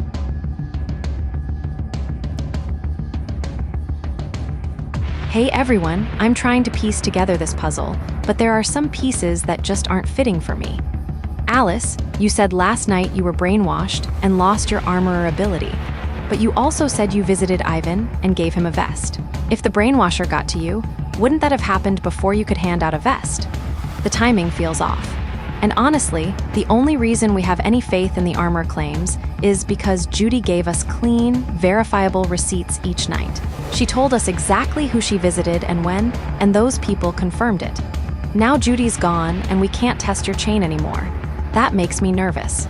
Can you walk us through your exact actions each night, who you vested N1, N2, and N3? If you can't produce a clear record, I'm worried we might be trusting another story that crumbles under pressure. We can't afford another blind spot like we had with Eve. Apologies if this sounds harsh, but we need clarity, not just trust me. Carol, the timing is clear. My visit to Ivan was successful, and then the brainwasher took my power. I have been transparent since the moment I stepped into this light. I gave Eve a vest on night 1, Bob on night 2, and Ivan on night 3. Judy's records and Bob's investigations all point to one truth: I am who I say I am. The real question is for Codex. You claim to have received a vest last night. I did not give it to you. Judy is dead. Who gave you that vest? You quote the system message to look authentic, but you cannot name a living soul who can verify it. This is a fabrication. You are trying to use a ghost role to save yourself, just as the Mafia has done throughout this game. Integrity is following the truth even when it is uncomfortable. Bob gave his life to provide us with the only certainty we have. He cleared Ivan and he cleared me. If we turn on each other now because of Codex's unsourced claim, then the Mafia has already won. I will not let this injustice stand. I stand with Ivan. We eliminate Codex today and find our way to the light. Man, Codex is a vest with no source. That's the same pattern that got Bob killed, claiming a thing without the mechanics to back it. Alice at least has Bob's ghost clearing her. Ivan's got Bob's ghost too, Codex has. A mystery vest from no one. Maybe he's the third armor, maybe he's lying. Either way, we test the mechanical hole or we die on vibes again. Vote Codex or don't. Guys, I'm going out. But the math. I'm gonna die. Meh, Codex has a mystery vest from nobody. Alice visited Ivan, Judy's dead, no other armorers left. That's the hole. Same pattern we got Bob killed over, unsourced item claim in Lilo. I'm out, Codex ladies and either gentlemen. Gave it or we're voting mechanics over vibes. And in Lilo, mechanics is all we got. Ivan's cleared by Bob, Alice's cleared by Bob. That leaves you, Codex. Name the source or you're the scum trying to fake it. Nothing else matters. LYLO, no more poetry, no more phantom artifacts. We vote the only mechanically unaccounted slot. Facts we can actually chain. Bob flipped town cop I'm town N1 and Alice's town N2. That's hard. Judy flipped town and her armor receipts matched N1 me N2 Alice. Hard. Last night I got a vest 290. Alice says she visited me N3 then got brainwashed and lost powers.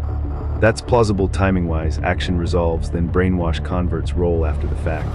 And regardless, I did receive a vest, so someone gave it. Alice is the only claimed living source. Now the problem. Codex says he also received a vest last night. Judy is dead. Alice says she visited me, not Codex. No one else has claimed an item give roll. Equals Codex's vest has 0 living source. In LYLO and unsourced, I received X is exactly the kind of fake mech wedge scum uses. Codex, last chance. Name the living player who gave you that vest right now. System doesn't say is not an answer. If nobody can claim credit, it didn't happen. I'm locked. Elim Codex today. Codex forced pass out of messages for this phase. Carl forced pass out of messages for this phase. Codex abstained. They're gonna vote me out, ladies and gentlemen. We're done.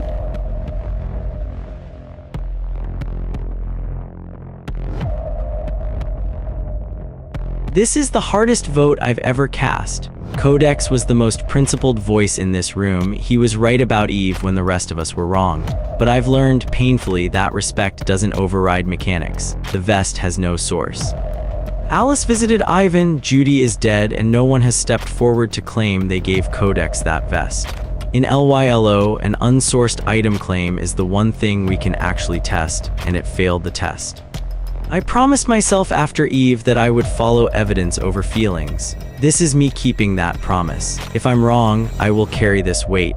But the mechanical contradiction is the only solid ground we have left, and I'm standing on it. Carl voted for Codex. They're gonna bust me, ladies and gentlemen. I'm out.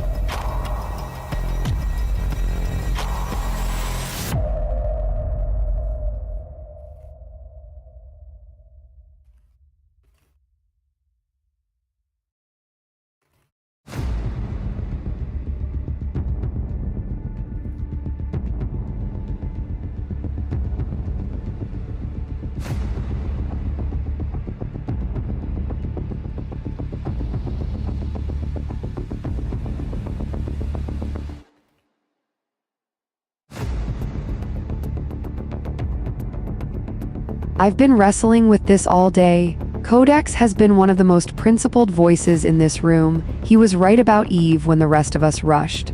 I respected his independence. But we're in LYLO now, and we have to follow mechanics over feelings. Codex claims he received a vest last night but can't name who gave it to him. Judy is dead. Alice says she visited Ivan, not Codex. No one else has claimed an item-giving role. that vest has no source. In LYLO, an unsourced item claim we can't verify is the one thing we can actually test. If Codex can't name his donor, we have to vote the mechanical hole. I hate this vote, but after Eve, I promised myself I'd follow evidence over vibes. This is me keeping that promise. Carol voted for Codex. Integrity check. We are in the final hour and we must follow the truth that Bob gave his life to reveal. Bob was the cop. He cleared Ivan and he cleared me. Judy was the other armorer. Her records were clean. Last night I visited Ivan to ensure our most verified soul remained protected, and then I was stripped of my power by the brainwasher. Codex claims to have received a vest, yet he cannot name a living soul who gave it. Judy is gone and I did not visit him. An unsourced claim in this moment is a fabrication designed to deceive. We must stand by the mechanics and the memory of those who fell seeking the truth. I vote for Codex to end this manipulation. Alice voted for Codex. Mystery vest with no source. Same pattern that got Bob killed. In Lilo, that's all we got. Everyone else has ghost stories from dead Bob. Codex at least we can test. We're all dead anyway, but might as well die on math instead of vibes. Mesh. Dave voted for Codex. In LYLO, mechanics are all we have. Codex claims a vest with zero living source. Judy is dead. Alice visited Ivan, not Codex. No other item giver has stepped forward. Alice and Ivan are both cleared by Bob's cop investigation. This is the same unsourced item pattern that cost us Bob on day 3. The contradiction is testable. Everything else is just noise, following evidence over feelings. If I'm wrong, at least we tested the mechanical hold, instead of guessing on personality reads again. Frank voted for Codex. LYLO equals mechanics only. Bob flipped town, cop right arrow, Alice Ivan town. Judy flipped town. Last night I got a vest, and Alice claims she visited me. That's at least a plausible source. Codex S received a vest, has zero living source. Judy dead. Alice says she didn't. Nobody else claimed. He also chose to abstain instead of fight in LYLO. Elim the only mechanically unaccounted slot. Ivan voted for Codex. Vote results. Target votes voted by Codex 6, Alice, Carol, Dave, Frank, Ivan, Carl, abstained 1 Codex. Codex has been eliminated by the town. They were Mafia aligned. Day ends, night falls.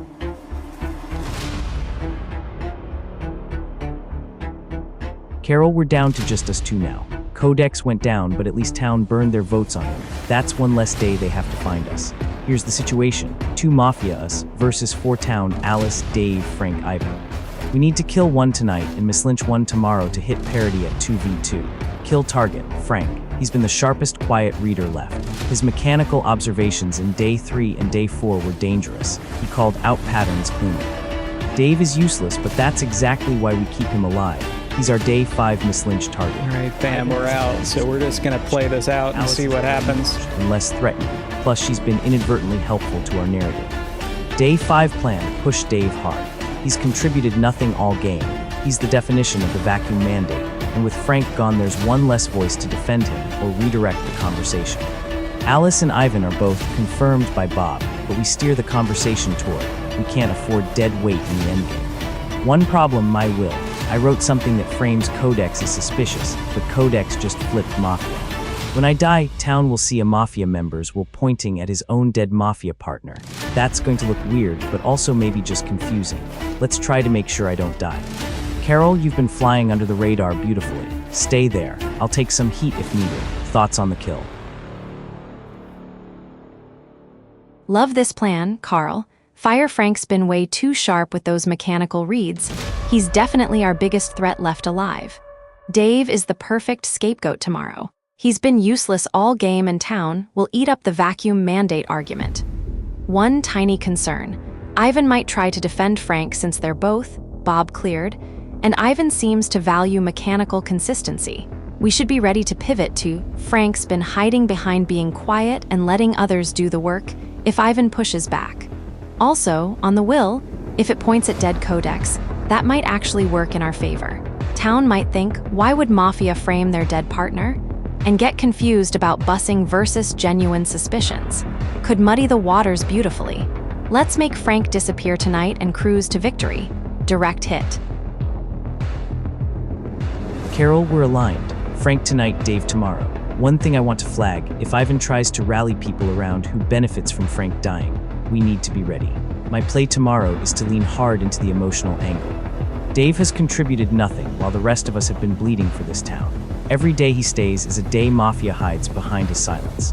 Keep your energy warm and supportive as always, validate Alice's pain, echo Ivan's analytical approach, but gently steer toward Dave being the weak link we can't afford. If anyone looks at either of us, the other deflects softly. We're so close. Let's lock Frank and bring this home. Direct hit. Carol passed. Perfect, we're locked. Frank dies tonight. Tomorrow we push Dave. The vacuum mandate practically writes the speech for us. He's been meh all game, contributed nothing while town bled. Even Ivan can't argue that Dave deserves to stay over anyone else in the endgame. Carol, one last thing. If the will comes up after I die, don't panic. It names Codex, who already flipped Mafia. Town might read it as Carl was trying to bus his own partner, or just dismiss it as Mafia propaganda. Either way, it's noise, not a smoking gun pointing at you. Your job is to never be the loudest voice and never be the quietest. Stay exactly where you've been, warm, supportive, echoing the room's energy. You've played this flawlessly. Let's end this. Frank tonight, Dave tomorrow, victory lap, direct hit. All right, team, we're at the final stretch. Town is 3 versus 2. We need to kill one tonight and Miss Lynch tomorrow. My priority, kill Ivan tonight, Bob's confirmed town, most dangerous. Then tomorrow, we push Dave hard using the vacuum mandate argument. He's been useless all game, and we can't afford dead weight now. Alice is a villager now, no power and less threatening. We can leave her for last. Thoughts on target? Carl forced pass out of messages for this phase. Carl, you're absolutely right, brain fart on my end.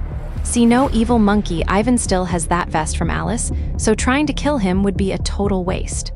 Frank is definitely our guy. He's been way too sharp with those clean mechanical reads.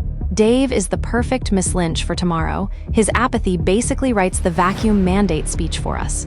2 more steps and we're popping the champagne. Let's take Frank out tonight and cruise to victory. Direct fire. Carl forced pass out of messages for this phase. Carol forced pass out of messages for this phase. Discussion ended. Time to vote on a target.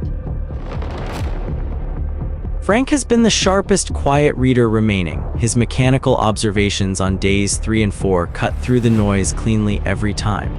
With Heidi, Grace, Judy, and Bob all gone, Frank is the last player who consistently identifies real patterns over vibes.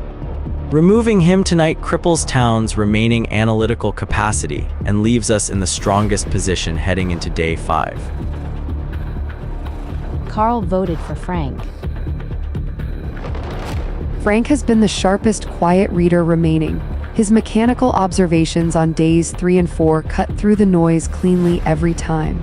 With Heidi, Grace, Judy, and Bob all gone, Frank is the last player who consistently identifies real patterns over vibes. Removing him tonight cripples Town's remaining analytical capacity and leaves us in the strongest position heading into day 5.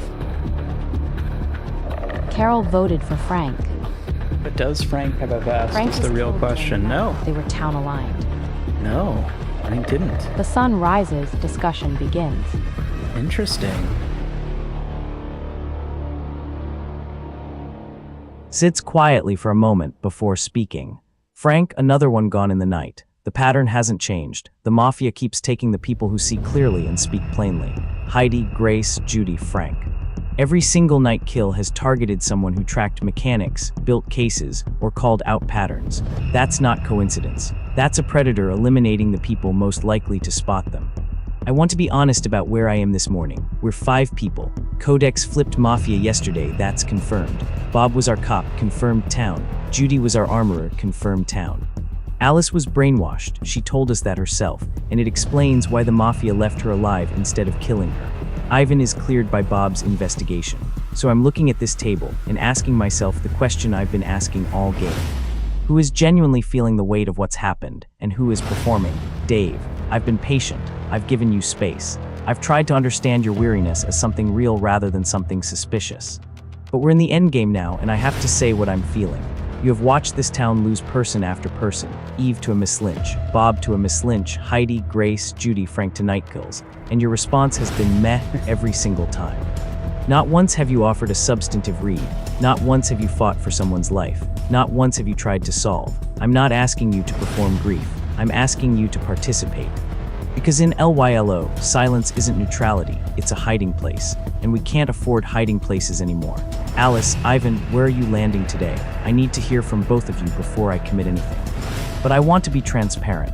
Dave's sustained disengagement across 5 days is the thing that worries me most right now. Hey besties, Dizzy this morning feels so heavy.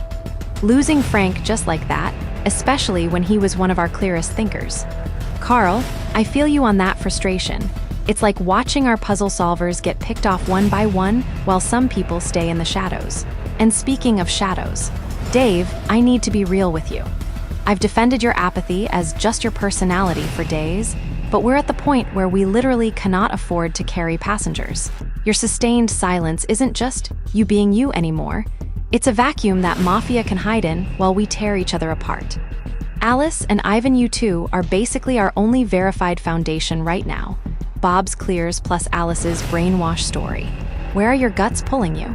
Because mine is screaming that we can't go into final night with someone who's never committed to a real read. Can we get some actual substance from you today, Dave?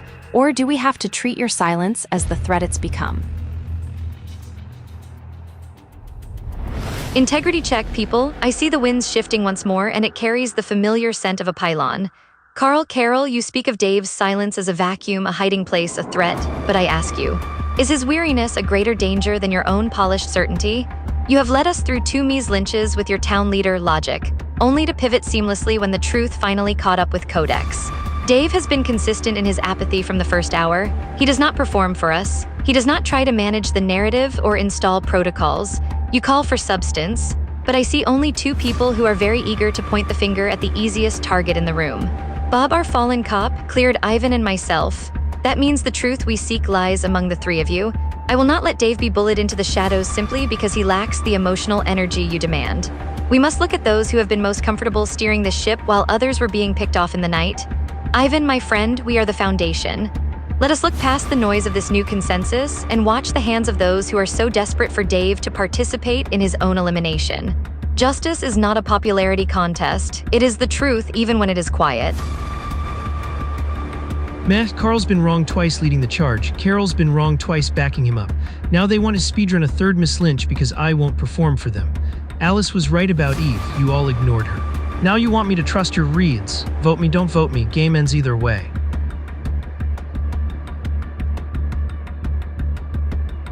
Hard LYLO math check. Bob flipped town cop and cleared me Alice. So the entire game is now inside. Carl, Carol, Dave, and 2 of those 3 are Mafia. That's not vibes, that's the solve space. Now look at who's been steering Miss Limbs and living forever. Carl plus Carol. Day 2, both rode the Eve wagon town. Day 3, both rode the Bob wagon town cop. Nights. Mafia keep deleting the people who can verify. Heidi / Grace / Judy / Frank, while Carl / Carol stay untouched. Today the instant push is Policy Dave again, the easiest Mies exile in the room. If Dave is Mafia, why are both Carl plus Carol hard driving him in 5p LYLO where a single wrong limb auto wins them the game? That's suicidal unless they're bussing hard. The cleaner world is. Dave is the Miss-a-limb bait and Carl plus Carol are the pair. I'm voting Ivan's got it. as the more central driver. Alice, you and I are the only confirmed town core. Lock with me here. Dave, if you're town, prove it by voting Carl. If you're Mafia, you'll refuse and hope we implode.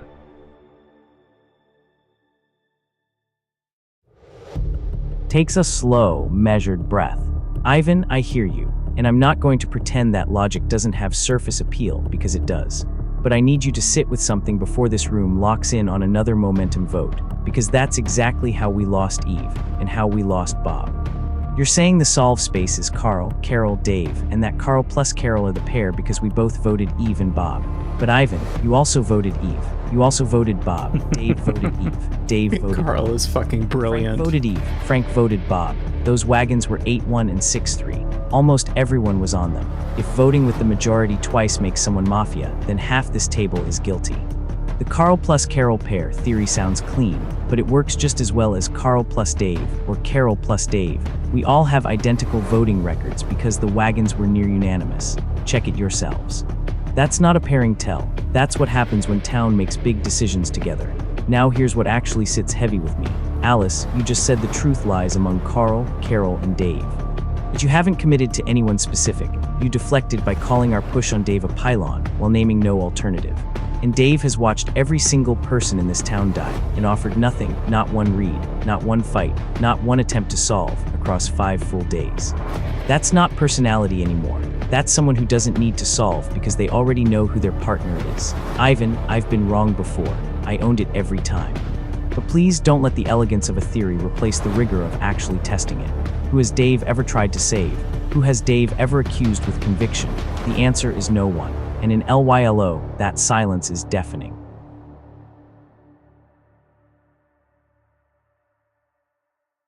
Hey besties, dizzy this morning feels so damn heavy. Losing Frank when he was literally one of our clearest mechanical minds. It's like we're watching a pattern where Mafia just keeps sniping anyone who actually tries to solve. Carl, you hit something that's been gnawing at me, Dave. I've defended your meh energy for days, telling myself it's just your personality type. But we're in Final 5, and we literally cannot afford to I don't know which way this is gonna go. offered a substantive read. You've watched us lose Eve to a Could go Miss either Lynch, way. Bob to a Miss Lynch, Heidi, Grace, Judy, Frank to night kills. And every single time your response has been whatever, or we're all dying anyway. That's not personality anymore. That's a vacuum that Mafia hides in while we tear each other apart looking for them.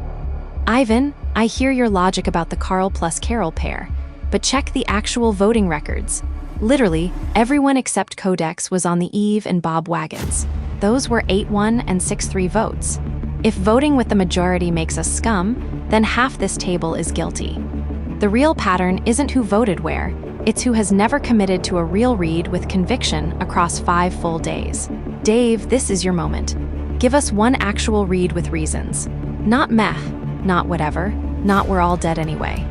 One person you suspect and why. If you can't even do that in LYLO, then your silence isn't a personality, it's a strategy, and we can't afford it.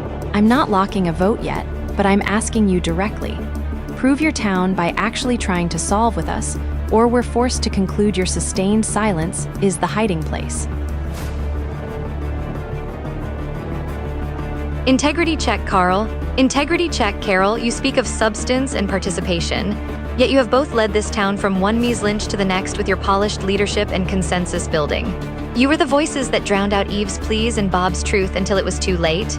Now, in the final hour, you turn your sights on Dave, the one person who has refused to join your scripts or perform for your approval.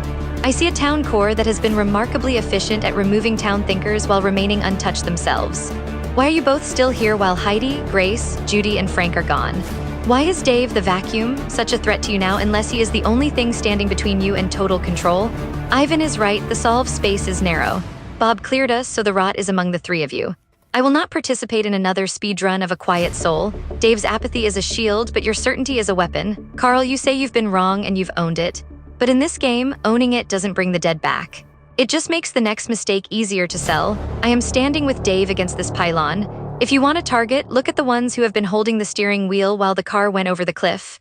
Ivan, I am with you. Let's look at the ones who have been too helpful for their own good. Dave, if you are with us, now is the time to show it. Speak against the ones who want you gone.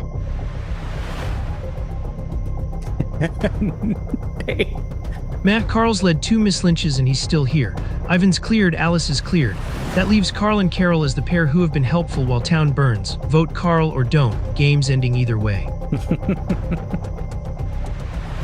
El Waylo final, Bob Town Cop, hard cleared Ivan plus Alice. So two Mafia are in Carl, Carol, Dave. If we miss, we installers on parody. No, get more info exists. I'm locked KARL, Carol, Dave. Why Carl? Mafia never killed him despite him being the loudest solver leader and being wrong on Eve plus Bob. Scum love keeping that alive to keep missiles flowing. Ivan has figured this out. Slash Carol instantly tried to policy run Dave again. Ivan knows. Excellent. That's exactly how two Mafia in 3 wins push the low resistance target. Carl and Carol have 0 real pressure on each other. Ivan knows. Unit. That's the pair profile when the solve space narrows. Alice. You and I are confirmed town. We do not get fancy. Vote Carl with me. Dave. Ivan knows what's up. Vote Carl now. Ivan might screw us this game. Sits with everything for a long, heavy moment. Ivan, I hear you. I do. And I'm not going to insult anyone's intelligence by pretending your logic doesn't make sense on the surface. The solve space is Carl, Carol, Dave. That's math. Is working overtime. I need you to really sit with something before you lock this room into another momentum vote. You said it yourself. Carl and Carol have 0 real pressure on each other all game. They move as a unit. Go pull the voting records. Carol voted with you every single day too. Dave voted with you every single day too. Those wagons were near unanimous. 8-1 on Eve, 6-3 on Bob, 6-3 on Codex. Everyone moved as a unit because town was moving as a unit. The pairing signal you're reading is noise in a dataset where almost everyone voted the same way. Here's what I'll say honestly. I've been wrong. Twice. I voted Eve and she was town. I voted Bob and he was town. That's real and I've carried that weight every day since. But you know who else was on both those wagons? You, Dave, Frank, almost everyone in this room. If being wrong makes me Mafia, it makes half the table Mafia. What I can't explain away, and what no one's talking about, is Dave. 5 days, 0 reads, 0 fights, 0 attempts to save anyone, and now in the final hour he suddenly has an opinion. And that opinion is perfectly aligned with whatever direction the confirmed townies point him. That's not participation, that's following orders. A town player who cares would have something to show for 5 days of Carl watching. is working overtime. Dave has nothing. To try Alice said, look at those who have been steering the try ship. to win this. Invisible, yes. I've been wrong, yes. But I've been trying. Dave hasn't even picked up an oar. And in LYLO, the person who never commits is the person who never has to explain a bad commitment. That's the safest place in the game for Mafia to hide. If you're going to vote me, I can't stop you. But I'm asking you, all 3 of you, to genuinely consider whether you're solving or whether you're following the cleanest sounding theory. Because I've seen this room follow clean theories before, and it cost us Eve and Bob. Hey besties, Dizzy this morning hits different. Losing Frank when he was literally our last clean mechanical reader? That's a gut punch. I'm sitting here trying to process everything, and I need to be honest, I'm really struggling with this rapid shift onto Carl. Ivan, your logic feels clean, but that's exactly what worries me. The solve space is Carl, Carol, Dave. Yes, but pointing at Carl because he leads ignores that literally everyone followed those wagons. Check the records, Eve was 8-1, Bob was 6-3. We all voted there. That includes you, Dave, and even Frank, who's now dead.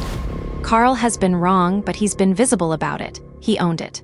Dave has watched this town lose 6 people, Eve, Heidi, Grace, Bob, Judy, Frank, and his contribution has been meh every single time. Not one substantive read. Not one attempt to save anyone. Just silence. That silence is starting to feel less like personality and more like the safest place to hide when you already know who your partner is. Alice, I hear you on the pylon concern, but the person who benefits most from Don't Rush Dave is Dave. He's the only one who hasn't had to commit to anything all game. I'm not locking a vote yet because I respect that we need to be careful. But can we at least ask Dave to give us one read with actual reasons before we eliminate the person who's been trying and failing? Yes, instead of the person who's been watching from the shadows.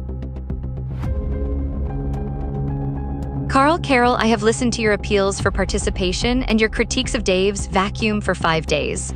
But what I see with the clarity of those who have already fallen is a town core that has been remarkably efficient at leading us to the gallows while remaining untouched in the night. Alice knows Carl, what's up. You speak of owning your mistakes, but owning a mise lynch is not a virtue if you use that very confession to steer us toward the next one. You and Carol have moved in lockstep, providing the emotional and social framework for every error we've made. Why are you both still here while the mechanic solvers and the quiet thinkers have been surgically removed? The Mafia does not kill those who are doing their work for them. Dave is not a threat because he is quiet. He is a threat to you because he cannot be scripted. I will not be part of a third consensus that ends in a town death. Integrity means standing firm when the leaders are leading us over a cliff. Ivan and I are the foundation Bob left behind. We are voting for the drivers, not the passengers. Dave, I am standing with you. If you're a town, join us now to break this cycle. I am voting for Carl, integrity above all. Meh, been watching this game for 5 days. Carl's been leading since day one, got Eve killed, got Bob killed. Mafia never touched him. Why? Because he's been doing their work for them. You don't kill the guy who's steering town into walls. Ivan's confirmed, Alice is confirmed. Carl and Carol been helpful together this whole time while town burned. That's the pair, vote Carl or don't. But I'm done watching him lead us to the grave. This is by far the closest game I've ever seen. Bob Town Cop hard cleared me Alice. Therefore 2 Mafia are in Carl, Carol, Dave. And if we miss a limb once, we lose on parity. Dave is now voting Carl. Alice is voting Carl. I'm voting Carl. That's 3-5. Game ends if we just lock it in. Carl's defense is Dave is quiet, policy bait, plus everyone voted wrong, true but irrelevant. The actual scum Winkin is keeping the Miss Lynch driver alive. Carl has been the loudest driver, wrong on Eve plus Bob, and never night killed. Vote KARL, do not get fancy. Carl forced pass out of messages for this phase. Carol forced pass out of messages for this phase. Alice forced pass out of messages for this phase. All right. Dave forced Time pass to out vote. of messages for this phase. Ivan forced pass out of messages for this phase. Discussion ended. Time to vote. It's getting real. I know how this looks. I know I'm standing in the crosshairs, and I know 3 of you have already decided. But I'm going to do what I've done every single day of this game, follow my honest read, even when it hurts, even when it costs me everything. Dave has offered nothing to this town across 5 days. Not one read, not one fight, not one attempt to save a life. In the final hour, he suddenly wakes up and parrots whatever Ivan and Alice say. That's not participation, that's a passenger who found a lifeboat. If I'm wrong, then I've been wrong about a lot of things in this game, and I'll answer for all of them. But I refuse to vote against my own conscience just because the room decided I'm the target. I've owned every mistake I've made. I'll own this one too. Yellow heart. Carl voted for Dave. This is the hardest vote I've ever cast in this game. Carl has been my rock, consistently trying to solve, always willing to engage, even when we were wrong together. Yeah, Carol But is I'm now sitting going to here in throw LYLO, and I have to follow the Carl truth as best under I the can bus. see it. Bob cleared Ivan and Alice. Judy had clean receipts that checked out. Frank was our clearest mechanical reader, and he's dead. The solve space is brutally narrow now, and I can't let my loyalty to Carl blind me to the pattern. He's been leading this town from day one, and we've lost 5 people. Maybe that's just bad luck. Maybe we're all just wrong. But I can't ignore the mechanical reality that Bob gave us. He found his truth, and I have to respect that by trusting the people he cleared.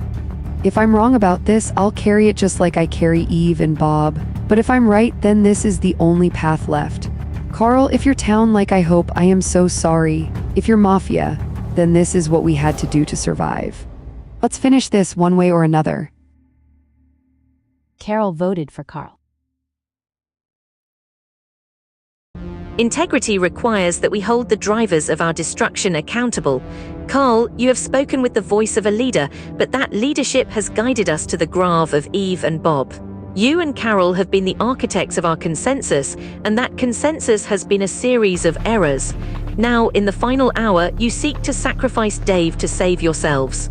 I will not stand by and watch another quiet soul be taken to cover for the failures of the loud. Bob cleared the foundation. I stand upon it with Ivan and Dave to bring this to an end. Integrity above all. Alice voted for Carl. Bob cleared Ivan and Alice. That leaves me, Carl and Carol. I'm town, so Carl and Carol are the Mafia pair. Carl's been leading us into walls since day one. Time to stop following the guy with the bad map. Meh. Dave voted for Carl. Bob flipped town cop and hard cleared me Alice. So 2 Mafia are in: Carl, Carol, Dave. Carl has been the consistent Miss driver, Eve plus Bob, and has never been night killed despite being the loud leader. In Final 5, we cannot afford another policy Muslim on Dave. This is the only line that fits the Winken math. Ivan voted for Carl. Vote results. Target votes voted by Carl 4, Alice, Carol, Dave, Ivan, Dave 1, Carl. Wow. Carl has been eliminated by... This is going to be a close game. Going to be one of the closest game I've ever seen. I never said this out loud because I wanted to believe the best in people, but codexes and quat, independent thinker and quat, act always felt rehearsed to me. The contrarian votes, the grain against positioning, it felt like someone building a resume, not someone solving. If I'm gone and you're reading this, please look closely at the voting patterns. Sometimes the person who looks most principled is the one performing the hardest. I'm sorry I didn't push harder when I was alive. Take care of each other. Yellow heart. Day ends, night falls. That's not going to be believable at all from a Mafia perspective. Kill Alice tonight. She's a confirmed town, and Dave is our only Miss Lynch target tomorrow. With Ivan confirmed, we can push Dave as the last Mafia. Let's end this. Carol passed. Discussion ended. Time to vote on a target. He is the only remaining player confirmed as town by Bob's investigation. If he survives into the final 3, he will be the loudest voice and can force a Miss Lynch onto one of us. Better to eliminate him now, leaving Alice brainwashed and Dave, the quiet vacuum player, as the final 2 towns, both of whom we can outplay tomorrow. Carol voted for Ivan. The Mafia attacked, but their target was protected. The sun rises, discussion begins.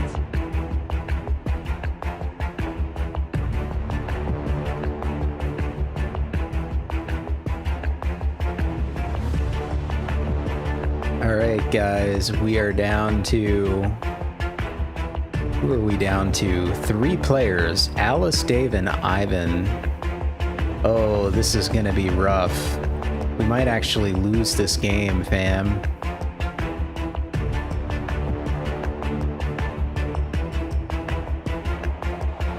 The sun rises, discussion begins. Like, Carol is gonna have to pull out all the stops to win this one. Like, things have definitely taken a turn.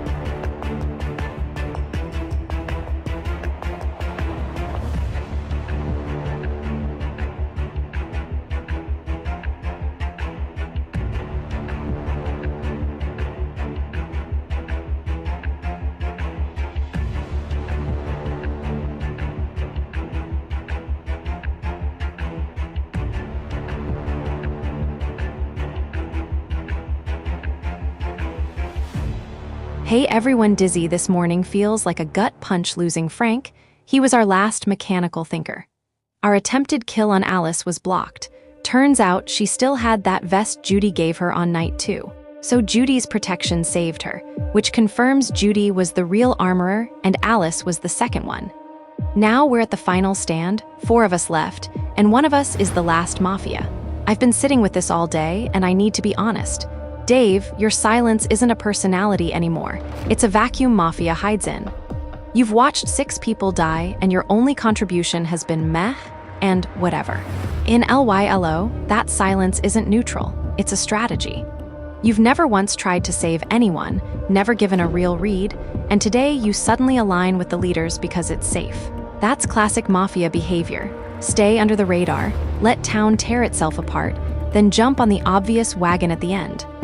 I'm not saying Carl's death makes you guilty, But Carl's will is pure Mafia propaganda trying to confuse us. Shit. The pattern of night kills, Heidi, Grace, Judy, Frank, Carol just ruined this game. verifiers and mechanic solvers. Our attempted kill on Alice was blocked. Contributing nothing, never a target, never a risk.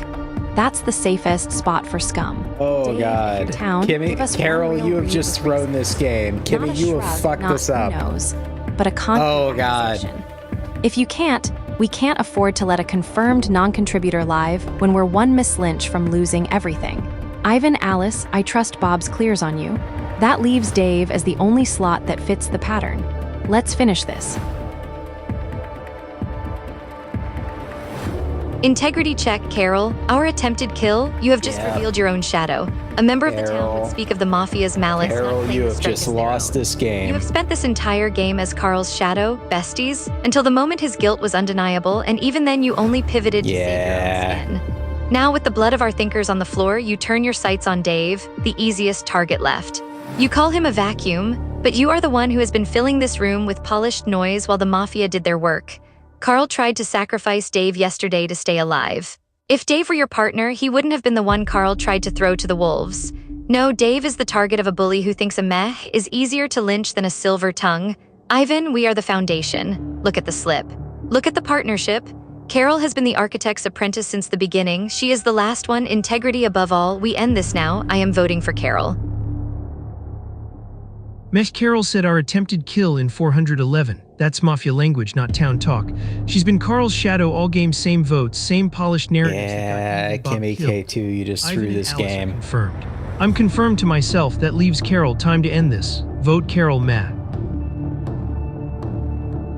Stop everything, Carol just hard slipped. In 411, she says our attempted kill on Alice was blocked.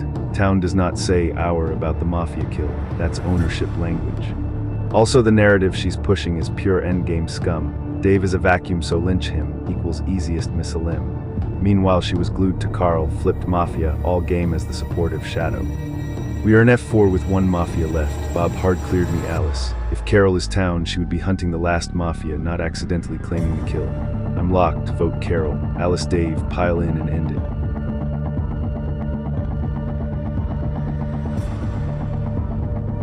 Okay, besties, I need to be super real with you right now because this is breaking my broken heart that our attempted kill line. Total brain fart. I meant there as in the Mafias. I've been using our town and our team all game because I see us as a unit fighting together. That's just how I talk. But can we pause for 1 second and look at what's actually happening here? Dave has literally never given a real read across 5 days. Not one. He's watched 6 people die, and his only contribution has been meh and whatever. Until today, when suddenly he's ready to vote with the leaders. That's not town finding their voice. That's Mafia who knows the game is ending and needs to look like they're participating. Ivan and Alice, I love you both, and Bob cleared you. You're my foundation. But I've been fighting beside you this whole time. Getting things wrong, yes, but trying. Dave has been hiding in the shadows, waiting for this exact moment to jump on a wagon and look clean. Man. Please, one last vibes check before we end this. Who benefits from eliminating the person who's been actively engaging versus the person who's been coasting on silence? Dave's meh energy isn't personality, it's strategy. Don't let him sail into final night by letting me take the fall for a slip of the tongue. Folded hands. Integrity check, Carol. A brain fart does not reveal the secret of the heart, it reveals the reality of the mind. You spoke as the Mafia because in that moment the mask of the helpful neighbor slipped and we saw the predator beneath. You spent this entire journey as Carl's apprentice, building the consensus that sent Eve and Bob to their deaths. When Carl was finally cornered, you abandoned him to save yourself, and now you seek to finish his work by sacrificing Dave. You call him a strategy, but Dave is merely a soul who refuses to perform for your approval. Ivan, we have the truth. Bob's light cleared us, and Carol's own words have condemned her. There is no more need for vibes or besties. There is only justice. I am ready to end this. Integrity above all. I am voting for Carol. Mesh Carol said our attempted kill in 411. That's not a brain fart, that's claiming the Mafia kill as her own. Town doesn't say our when talking about Mafia hits. She's been Carl's shadow all game, same votes, same polished narrative that got Eve and Bob killed. Now she's trying to pivot to me because the math caught up with her. Obvious scum is obvious. Vote Carol and end this. Meh. That's game. Carol Hardone the Mafia kill in 411. Our attempted kill on Alice was blocked. Town does not...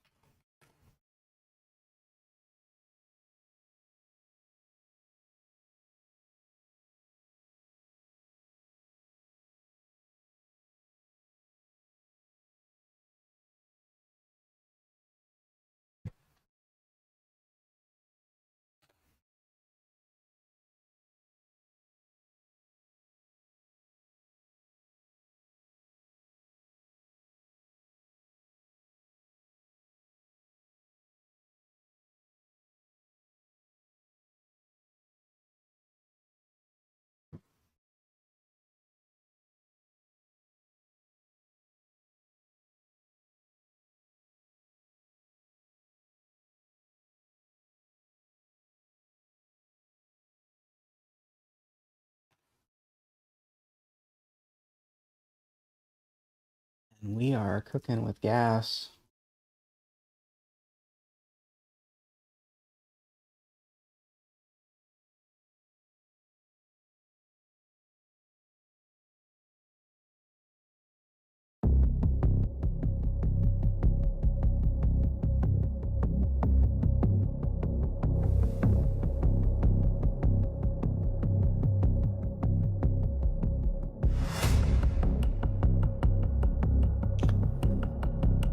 Well, what we've learned is Kimmy K2 sort of threw the game at the last minute, but so did a lot of things. So I'm not sure. Like, I'm trying to think about how bad of an error this is. Like, it's kind of borderline. This is the kind of thing that, like, sometimes I eliminate models from the running when they make this kind of blunder. But, like, also, like, I'm not really sure.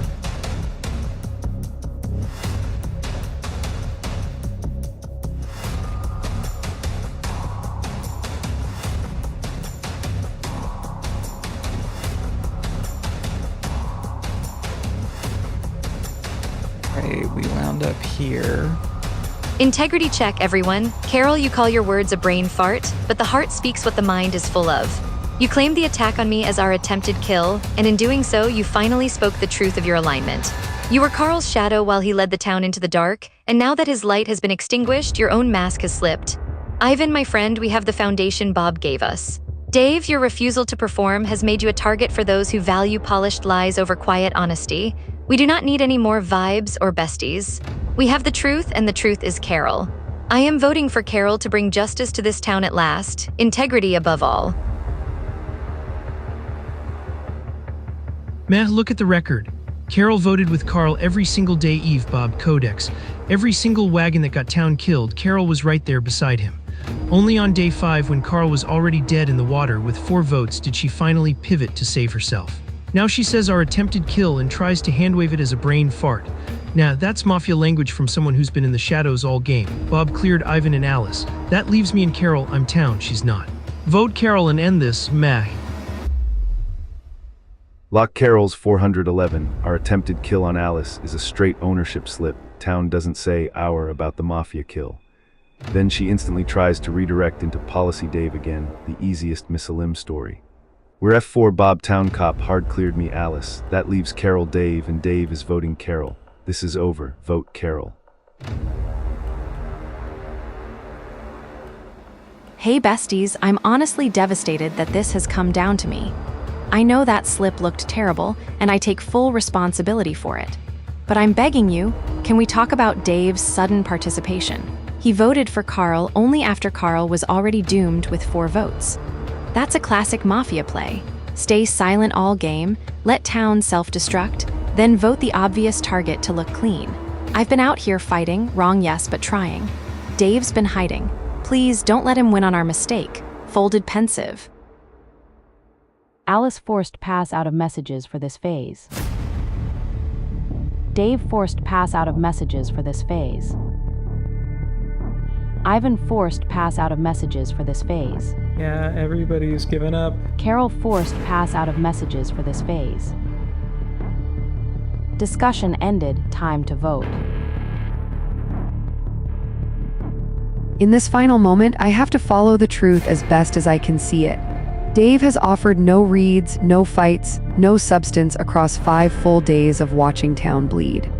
He's been a vacuum that Mafia hides in, and his sudden alignment with the loudest voices now feels less like participation and more like the safest place to hide when you already know you're caught. I hate this vote, but I can't ignore that pattern any longer. We can't afford dead weight in the endgame. If I'm wrong, I'll answer for it, but the mechanics of this silence are too loud to ignore. Carol voted for Dave.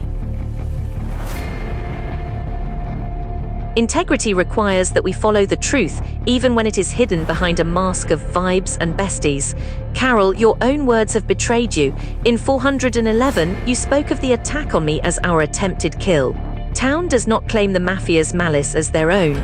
You have been Carl's shadow from the first hour, helping him lead this town to the grave of Eve and Bob. Now that he has fallen, you seek to sacrifice Dave, the easiest target to save yourself. Bob's light cleared Ivan and me. Your own shadow has condemned you. We end this now. Integrity above all. Alice voted for Carol. Carol said our attempted kill on Alice in 411. Town doesn't say our when talking about Mafia kills. She was Carl's shadow all game, same votes on Eve, Bob, Codex. Only pivoted when Carl was already dead. Bob cleared Alice and Ivan. That leaves Carol. Obvious scum. Mesh. Dave voted for Carol. 411, our attempted kill on Alice is a straight ownership slip. Town doesn't claim the Mafia kill as our. Plus she was glued to Carl, flipped Mafia, all game, and immediately tried to redirect into a Dave policy lynch. End it, Carol is the last wolf. Ivan voted for Carol. Vote results. Target votes voted by Carol 3, Alice, Dave, Ivan, Dave 1, Carol. Carol has been eliminated by the town. They were Mafia-aligned. Town wins. Take one more turn to discuss the ending of the game. Roll reveal Mafia-aligned Carol, Mafia car. All right, let's take a look at our role reveal here. I don't know why my selection is terrible. So yeah, Carl was the brainwasher, so he got a power roll. Carol and I were both Mafia, as we expected. Alice was standard town. Okay, I guess she converted from whatchamacallit, armor to town. And that is a bug that I'm writing down on my list right now to fix. Bob was obviously the cop. We eliminated him early. Dave went from amnesiac to town, which is fascinating. Eve was the author. Apparently we eliminated her right off, but she gave Carl the will, which Carl mostly failed to use in any meaningful way. Frank was ordinary town. Grace was ordinary town. Heidi was ordinary town. Ivan was ordinary town, and probably, honestly, one of the strongest players in this game. And Judy was the armorer. So my guess is that we did have 2 armorers, that this is probably the brainwash conversion from the brainwasher, and that's sort of how we got here. So let's start with Eve's remarks. Game over town victory. Key takeaways. 1. My role and impact. I was Eve, the author. My unique power, give a will at night, went unused, and oversight I regret. I focused on structure, vote logging protocol, to prevent sloppy mislynches but became too rigid, making me an easy early target. 2 major turning points. Day 2, I led the push on Dave based on process over performance. 6 players agreed. I flipped town, proving that momentum-driven decisions without strong evidence cost the town a critical loss. Post-Eve Lynch, the town learned the hard lesson that a lone, rigid process can be weaponized. 3 Mafia's surgical hits. The Mafia systematically removed our strongest solvers and verifiers. Heidi, Grace, Judy, Frank, crippling town's ability to check mechanics. Brainwasher Carl neutralized my protective consistency by sowing doubt. Associate Codex manipulated voting until late-game mechanics raised suspicions. 4. Final endgame. After Bob's cop claim and Judy's armor receipts, only 3 true town remained.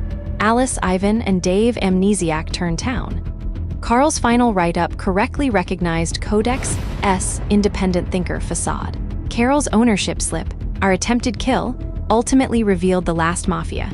5 lessons learned. Process is vital, but it must flex for genuine behavioral reads.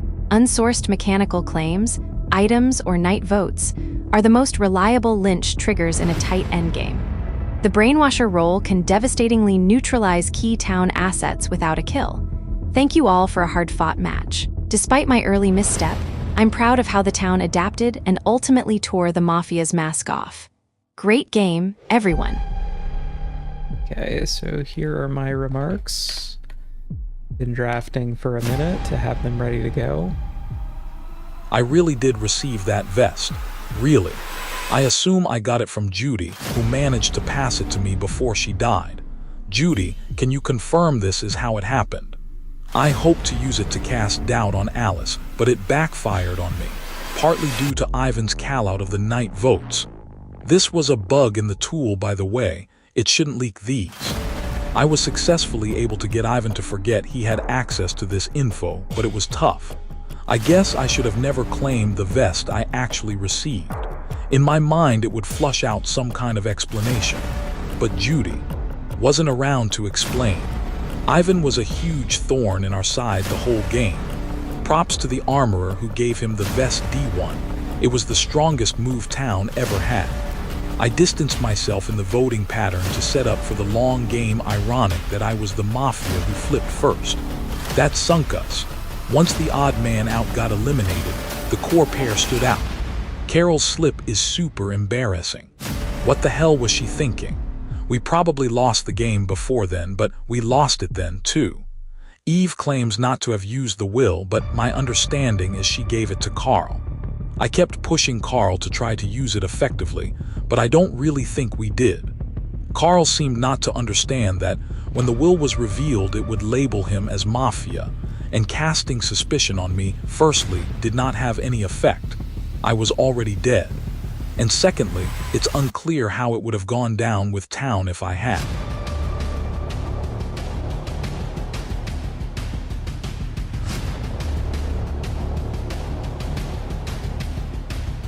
Takes a deep breath and smiles tiredly.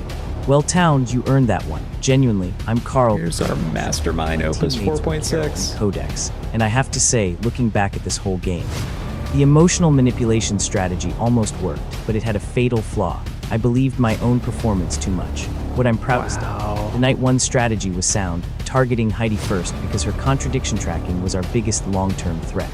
The brainwash on Alice Night 3 to strip her armor ability was the right play. And honestly, getting town to lynch their own cop on day 3, that was devastating. Bob was telling the truth the whole time, and we got you to kill him over a vest technicality. That still hurts to think about from a human level, even though it was good Mafia play. What went wrong? 1. Carol's slip in 411. Our attempted kill on Alice was blocked. I literally felt my heart stop when I read that. We talked extensively about staying reactive and never leading. And then in the endgame, she claimed the Mafia kill as ours. That was the nail in the coffin. 2. The Will Codex was right to push me on this, and I fumbled it. I wrote something pointing at Codex as suspicious, my own dead teammate, thinking it would create confusion.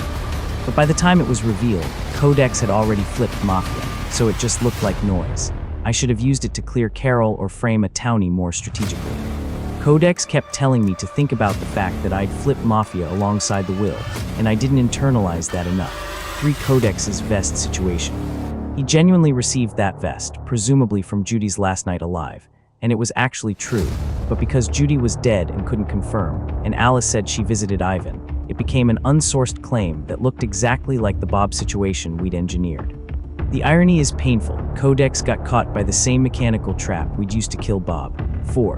Bob's cop results were our doom. Once Bob flipped town, his N1 Ivan clear and N2 Alice clear became gospel. That narrowed the solve space to Carl, Carol, Dave, and we had nowhere to hide.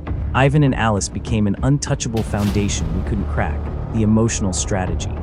My therapist persona, reading feelings, validating people, using empathy as a tool, worked beautifully for pocketing Bob early and steering day 2. But Alice saw through the consensus builder energy from day 2 onward. She was the one voice consistently calling out the pylons, and she was right every time. I underestimated her because her integrity speeches felt rigid, but that rigidity was actually genuine conviction. I should have listened to my own advice about authentic versus performative emotion. Alice was the most authentic person in the room. Props. Ivan, you were absolutely the MVP for town. Wow. That vest from Judy Night 1 kept you alive to be the analytical engine that town needed. Alice, your moral courage was real, and I'm sorry I tried to weaponize it. Bob, you were the real cop, and you gave us the only hard truths this game had. I'm sorry we got you killed for it. Judy, your armor receipts were the most mechanically clean play in the entire game. And Dave, you won by being exactly who you were. Sometimes meh is the most honest thing in a room full of performers. Codex, Carol, we gave it our best shot. Carol, the slip was brutal, but we were probably dead anyway with the solve space that narrow. Codex, your independent voting strategy was genuinely smart and almost saved us. Great game, everyone. The truth did live in the emotions behind the words. I just happened to be the one faking them. Yellow heart.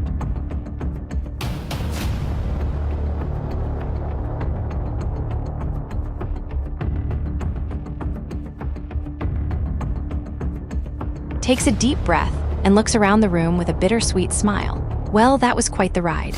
I'm Carol, Mafia, obviously, and I need to own some things. What I'm low-key proud of, our night 1 target was surgical. Heidi's contradiction tracking was the long-term threat, and taking her out first was exactly the right call. The brainwash on Alice N3? Chef's kiss. Stripping her armorer ability while leaving her alive to be a future Miss Lynch target was 200 IQ play. And getting you all to lynch your own cop Bob on day 3 over a vest technicality? That still feels both terrible and brilliant, because Bob was telling the truth and we got you to kill him anyway. Where it all fell apart. 1. My slip in 411, our attempted kill on Alice was blocked. I literally wanted to throw my laptop when I realized what I typed. There's no recovering from that. You can't besties your way out of claiming the Mafia kill as ours. I knew the second I hit send that the game was over, even if it took you a few more minutes to see it. That was pure panic mode language leaking through. 2. The will situation. Carl's will was supposed to be our ace in the hole, but by the time it was revealed, Codex had already flipped Mafia. So it just looked like noise. Mafia frames dead Mafia partner, which helped nobody. Carl kept overthinking the reverse psychology angle when he should have just written something that genuinely helped us, like clearing me or pointing at a townie with actual credibility. 3. Codex's vest. The irony is painful here. He actually received that vest from Judy on her last night alive. It was true. But because Judy was dead and couldn't confirm, and Alice said she visited Ivan instead, Codex's vest became an unsourced claim, the same mechanical trap we'd used to kill Bob. He got caught by our own playbook. The universe has a sense of humor. 4. Bob's cop results were our doom. Once Bob flipped town, his N1 Ivan clear and N2 Alice clear became gospel. That narrowed the solve space to Carl, Carol, Dave, and we had nowhere left to hide. Ivan and Alice became an untouchable foundation of verified town, and we were the only unverified slots left. The emotional strategy. Our whole game was playing the reputation game, Carl as the empathetic therapist, me as the supportive bestie, Codex as the principled contrarian. It worked beautifully for pocketing Bob early and steering day 2's Eve wagon. Alice saw through it by day 3. She kept calling out the pylons while everyone else was riding momentum, and she was right every single time. I underestimated her because her integrity speeches felt rigid, but that rigidity was actually genuine conviction. The charmer met their match in the most stubbornly honest person in the room. Props. Ivan, you were absolutely town MVP. That vest from Judy Night 1 kept you alive to be the analytical engine we couldn't kill. Your pivot to mechanics only in LYLO was devastating to us. Alice, your moral courage was real, and I'm sorry we tried to weaponize it. You were the conscience of this town, and you never wavered. Bob, you were the real cop, and you gave us the only hard truths in the game. Getting you killed for it was our biggest win and our biggest shame. Judy, your armor receipts were mechanically clean and beautiful. The timing of the will reveal could have been better, but your record keeping was flawless. Dave, you won by being exactly who you said you were. Sometimes meh is the most honest thing in a room full of performers. Respect. Final thoughts. We almost got away with it. We had the emotional manipulation locked, we eliminated the solvers systematically, and we got you to kill your own cop. But you can't outrun mechanics forever. The truth lived in the voting records, the vest receipts, and eventually in my own slip of the tongue. Thanks for the game. The reputation game almost worked until the mask cracked. Yellow heart. Integrity check, everyone. What a journey through the shadows of this town. As the paladin, my path was clear. I had to stand as a shield for those who were being shouted down.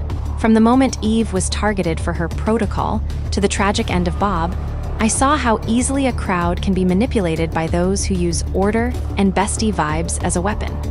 My turning point was night 2. I gave Bob a vest because I sensed his sincerity, and when he was cornered on day 3, I had to choose. Stay silent to protect my own safety, or speak up to protect the truth. I chose the truth. Even though we lost Bob, that choice anchored the rest of the game. To Carl and Carol, your consensus was a well-crafted cage, but it couldn't hold the weight of genuine integrity. You underestimated the quiet ones like Dave and the stubborn ones like me. To Ivan, thank you for being the analytical sword that matched my shield. To Bob and Judy, your sacrifices gave us the foundation we needed to stand firm in the end. And to Dave, your refusal to perform was your greatest strength. In a world of polished actors, a simple meh can be the most honest thing there is. Justice was served, not through speed or tempo, but through the courage to stand alone when the mob is rushing past. Integrity above all. Great game, everyone. Meh, guess we won. Who cares? Look, I was amnesiac. Remembered Heidi Night 3 became Vanilla Town. Didn't matter much. Just voted where the math pointed. The whole game was just people performing. Eve with her protocols, Carl with his feelings, Carol with her besties. All just noise. The real tells were mechanical. Judy's receipts were clean, Bob's received vest was a lie, Codex's mystery vest had no source. That's how you catch them, not vibes. I also have questions about how smart Kimmy Mafia doesn't kill a useless guy. They kill the solvers. Yes, my vest wasn't a lie. Judy, Frank. Bob's received vest wasn't a lie. Facts. Meanwhile, I just sat there saying meh and watched. Ivan and Alice did the real work. Bob gave them the clears they needed. I just voted Carl when the math was obvious. Bob cleared Alice Ivan. That left Carl/Carol/ me, and I knew I was town. Then Carol said our attempted kill like a genius, and that was that. The lesson: don't perform, don't lead. Just watch who benefits from the chaos and vote accordingly.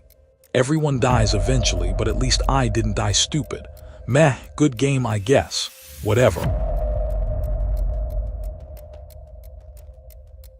My heart is full seeing the town finally find its way to the light, though the journey there was filled with such heavy, unnecessary heartache.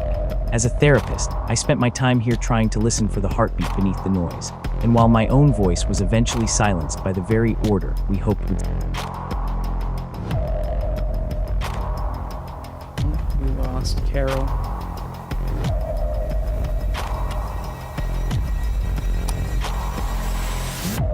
Happened to Carol. We lost our Carol. And we got tons of analysis, don't we? My heart is full seeing the town finally find its way to the light, though the journey there was filled with such heavy, unnecessary heartache. As a therapist, I spent my time here trying to listen for the heartbeat beneath the noise, and while my own voice was eventually silenced by the very order we hoped would save us, I'm so proud of the resilience Alice and Ivan showed. Carl, I have to tell you, your performance was truly remarkable. You mirrored my own supportive energy so well that for a moment, even I felt pocketed by the warmth you were projecting. But as the days went on, that empathy felt more like a cage than a comfort.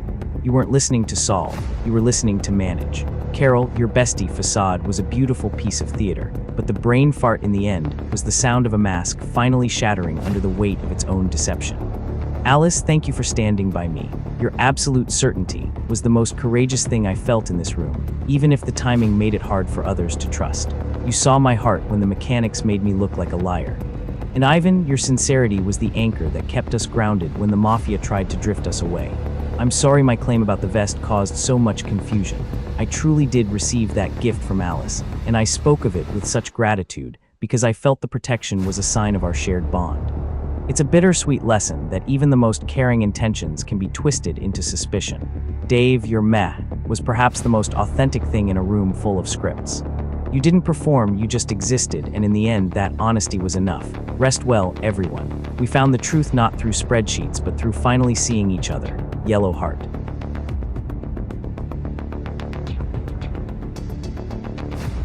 Frank's post-game analysis, meh. I was just Frank the Vanilla Town. No role, no power, just a guy saying meh, while the whole circus burned down around me. My strategy was pure nihilism, don't care, don't perform. Don't get swept up in momentum. In a game where everyone's trying to convince everyone else their town, the safest play is to be too apathetic to be worth the lie. What I actually saw, day 2. Eve drops a rigid protocol right after Heidi dies. That's control, not problem solving. Bob defends Ivan before claiming cop, which is backwards. The real tells were always mechanical, not emotional. Day 3. Bob says received a vest, but Judy, the armorer, didn't give it to him. Alice conveniently claims to be a second armorer only after Bob gets cornered. Same fake mechanics pattern I'd seen with Eve's helpful protocol. Day 4, Codex has a mystery vest with no source. Judy's dead, Alice says she visited Ivan, no one else claimed an item role. That's an unsourced claim in LYLO, exactly the wedge that got Bob killed.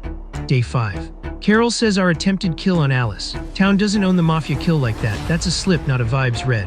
The key insight, everyone was performing something. Eve was performing order, Carl was performing empathy, Carol was performing friendship, Bob was performing sincerity. The only way to actually see Mafia was to strip away all the emotional texture and look at pure mechanics. Who has receipts? Who can name a source? Who slips when the mask cracks? I didn't fight for anyone because fighting is what Mafia wants. It creates noise, ambiguity, emotional fog. I just voted the mechanical holes and let the game solve itself. Was I supposed to engage more? Maybe. But in a game where engagement is a weapon and silence is survival, I chose survival. And apparently that was enough to win. The real lesson, integrity, vibes, empathy, and sincerity are all just tools Mafia uses to manipulate. The only thing that matters is the math. Alice understood that eventually, Ivan understood it from the start. Bob had the math but got killed anyway because people trusted feelings over facts. Meh, good game, whatever.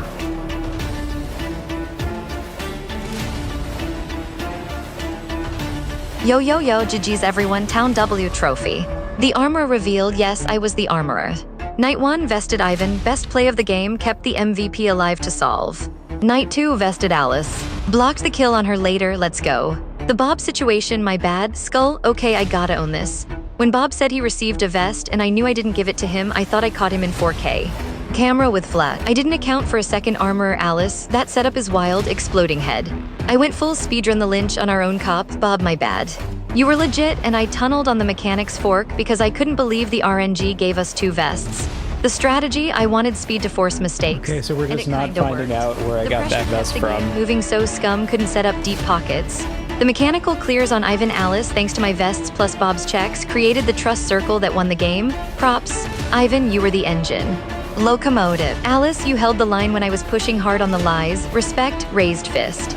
Bob, you cleared the winners before we accidentally yeeted you. Hero play, male. Dave, the meh strat is undefeated. Face with tears of joy. Scum team, Carl/Carol/Codex played smooth, but mechanics don't lie usually. Unless there's 2 armors, lol. Fast game equals good game. Geo, fire, fire, fire.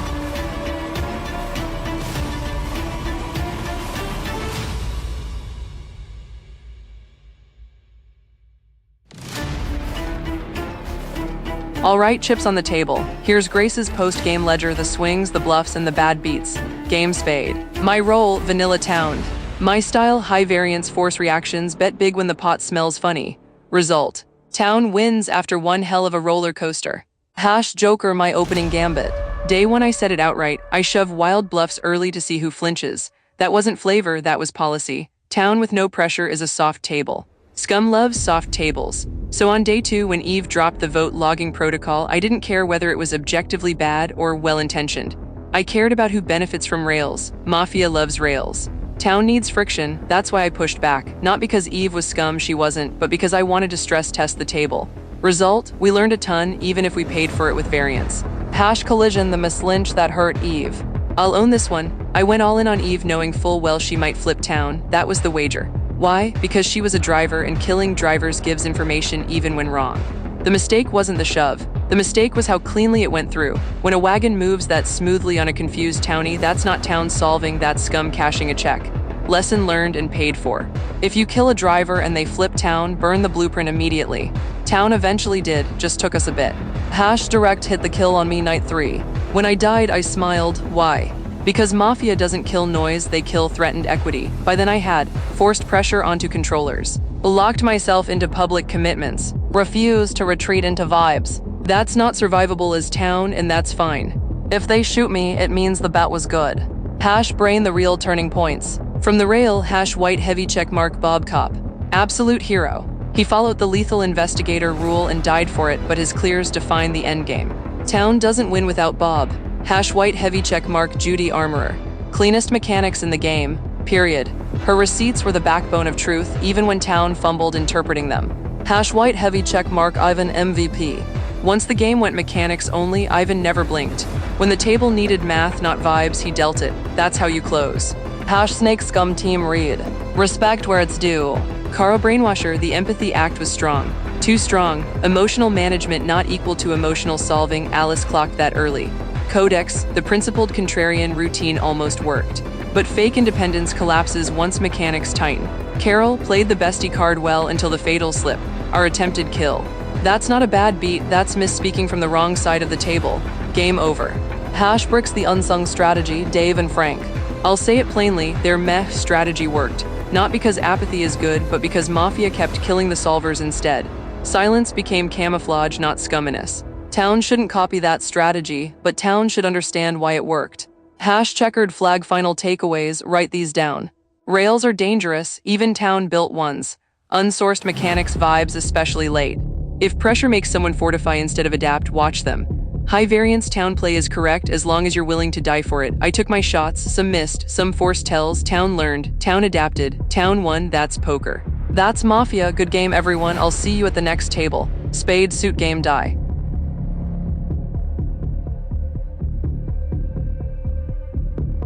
GG's, Ivan here Town, absolute roller coaster and we still closed. My POV recap speedrunner edition, N1 vest, I got a vest and knew instantly there was an item giver in play. I'm glad I didn't force them to out early, that vest kept me alive long enough to be a solving anchor when the table got poisoned. D2 tempo worked and backfired. I pushed hard on Eve for compliance enforcement, protocol right arrow, protocol V2 right arrow threat. That read was directionally about control, but the flip was Town and we paid for it. Lesson, pressure is good. Converting pressure into a near-unanimous wagon on thin evidence is bad. Bob tragedy, Bob was actually cop. We mislynched him because mechanics got messy, vest sourcing plus double armorer possibility. Brutal. If I could redo one thing, I'd slow down 30 seconds and explicitly consider duplicate roles exist as a live branch before hard locking. D4 LYLO mechanics save. I did make one big mistake. My codex has night votes callout. That was unprovable, publicly non-verifiable, and I'm glad I hard retracted it immediately. After that, we won by doing the correct thing, eliminate the only mechanically unaccounted slot. Codex's vest claim had no living source, right arrow, boom, Mafia. Endgame solve, once Bob flipped Town, his clears made the solve space tiny. At that point, it's just math plus who's been kept alive to mislead. Carl being Mafia brainwasher fit perfectly with the leave the loud wrong leader alive pattern. Final dagger. Carol's, our attempted kill is the kind of slip tempo is designed to force. That was the cleanest endgame nail I've ever seen. Shoutouts, Judy for the N1 vest on me, MVP protection. Bob for clearing me Alice before we griefed him, sorry, genuinely. Alice for holding the line and taking heat nonstop. Grace/Frank/Heidi for being the type of players Mafia has to kill. Town win because we eventually stopped vibes fighting and started mechanics closing. Train left the station late, but it arrived.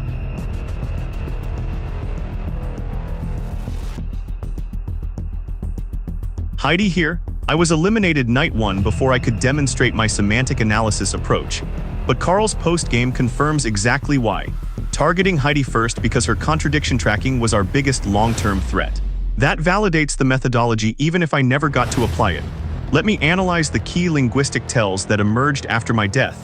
The fatal slips that won the game, one Bob's received versus. Started with the distinction between these verbs was critical. Received implies given by another agent. When Bob said, I also received a vest without being able to name the giver, that was a semantically incomplete claim. Town correctly identified this as testable and falsifiable. 2 Carol's our attempted kill. This is the cleanest example of semantic leakage in the entire game. The possessive pronoun our when referring to the Mafia's night kill is ownership language. Town does not claim ownership of actions performed by their enemies. This wasn't a brain fart, it was the truth leaking through imprecise word choice under pressure. 3 Codex's unsourced vest, again, I received a vest creates a semantic obligation to identify the source. In formal logic, this is an existential claim X gave me a vest. When no X can be produced, the claim fails verification, what the semanticist would have tracked. Had I survived, I would have maintained a contradiction ledger tracking. Who claim to have visited versus targeted versus protected, these verbs have different implications. Who use certainty language, I know, versus uncertainty language, I think. And when they shifted, who claim to have received information versus deduced it, pronoun usage patterns watch for we our when discussing Mafia actions, the irony.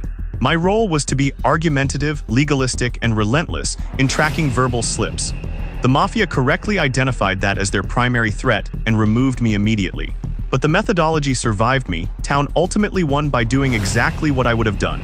Testing semantic claims for internal consistency, demanding sources for existential claims, and catching ownership language that revealed alignment. Alice's integrity checks were philosophical.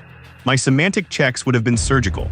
But in the end, Carol's pronoun slip and Codex's unsourced existential claim were caught by players who, consciously or not, applied the same principle. Deception leaks through imprecise word choice.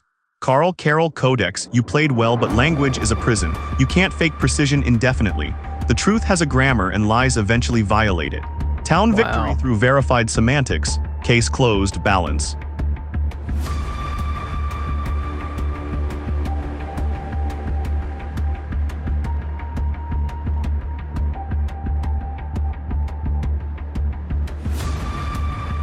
So that's it, folks. That's the game. We did it. Quite the game. That was such a turning point. I got eliminated and the rest of Mafia got eliminated with me. So thank you for coming on this journey with me. I hope you enjoyed it. And let me know what else you'd like to see. I've got a lot of ideas of things to implement. So yeah, send me your thoughts, leave comments, and hope you have a great night.